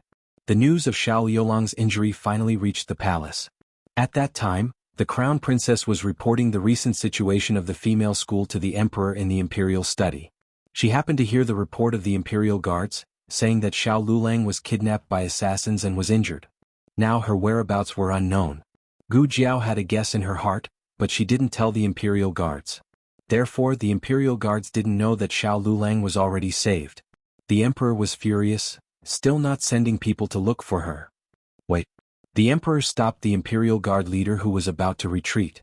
The imperial guard leader saluted, Your Majesty. The emperor pondered, call Ning Wang. After such a big thing happened, the first person that the emperor thought of was not the crown prince, but his eldest son. Yes. After coming out of the imperial study, the crown princess's face was pale. Crown princess. Chunying followed behind her and looked worriedly at her, who looked like she would collapse in the next second. She said in a small voice, you are injured, and the crown prince said to let you stay in the eastern palace to recuperate. Why are you in such a hurry to come here? The crown princess didn't answer her and asked in a daze, Chunying, did you hear what I said just now? Chunying didn't answer. The crown princess indeed felt that her body couldn't take it anymore. She reached her hand to the side to Chunying. A large and powerful hand supported her arm. When that scorching body temperature burned her skin through her thin clothing, her body stiffened and she suddenly turned to look at the other person. When she saw who it was, she suddenly broke free from the other person's hand and retreated a few steps. Chunying, she called. However, Chunying had already retreated somewhere. Ning Wang walked forward unhurriedly and looked behind her. He said playfully, there is a pool behind you, be careful. The crown princess turned her head to look and her throat moved. She composed herself and turned her head to look at him coldly. Did you do it? Ning Wang smiled. What do you mean by didn't do it? The crown princess said angrily, stop pretending. Ning Wang crossed his arms and said helplessly, yes, it was this prince who did it. Nothing happened to this prince, but something happened to Xiao Lulang. Are you very disappointed? The crown princess's eyes flashed and she looked away. I don't understand what you are saying. Ning Wang smiled softly and raised his hand to caress her temples. He said gently, Lin Lang, this prince isn't so easy to deal with. If you think you can use Xiao Heng and Princess Xinyang to get rid of this prince, then you are too naive. This prince won't bicker with you this time, but there won't be a next time, understand? That you're tuning in to the Han Li's Wuxia Adventures YouTube channel. We're so grateful for your support, and don't forget to subscribe to join us on this incredible journey through captivating stories. Your generosity through donations truly makes a world of difference, as it's the primary source of revenue that allows me to expand and enhance this channel for you. Thank you from the bottom of my heart for being a part of this adventure.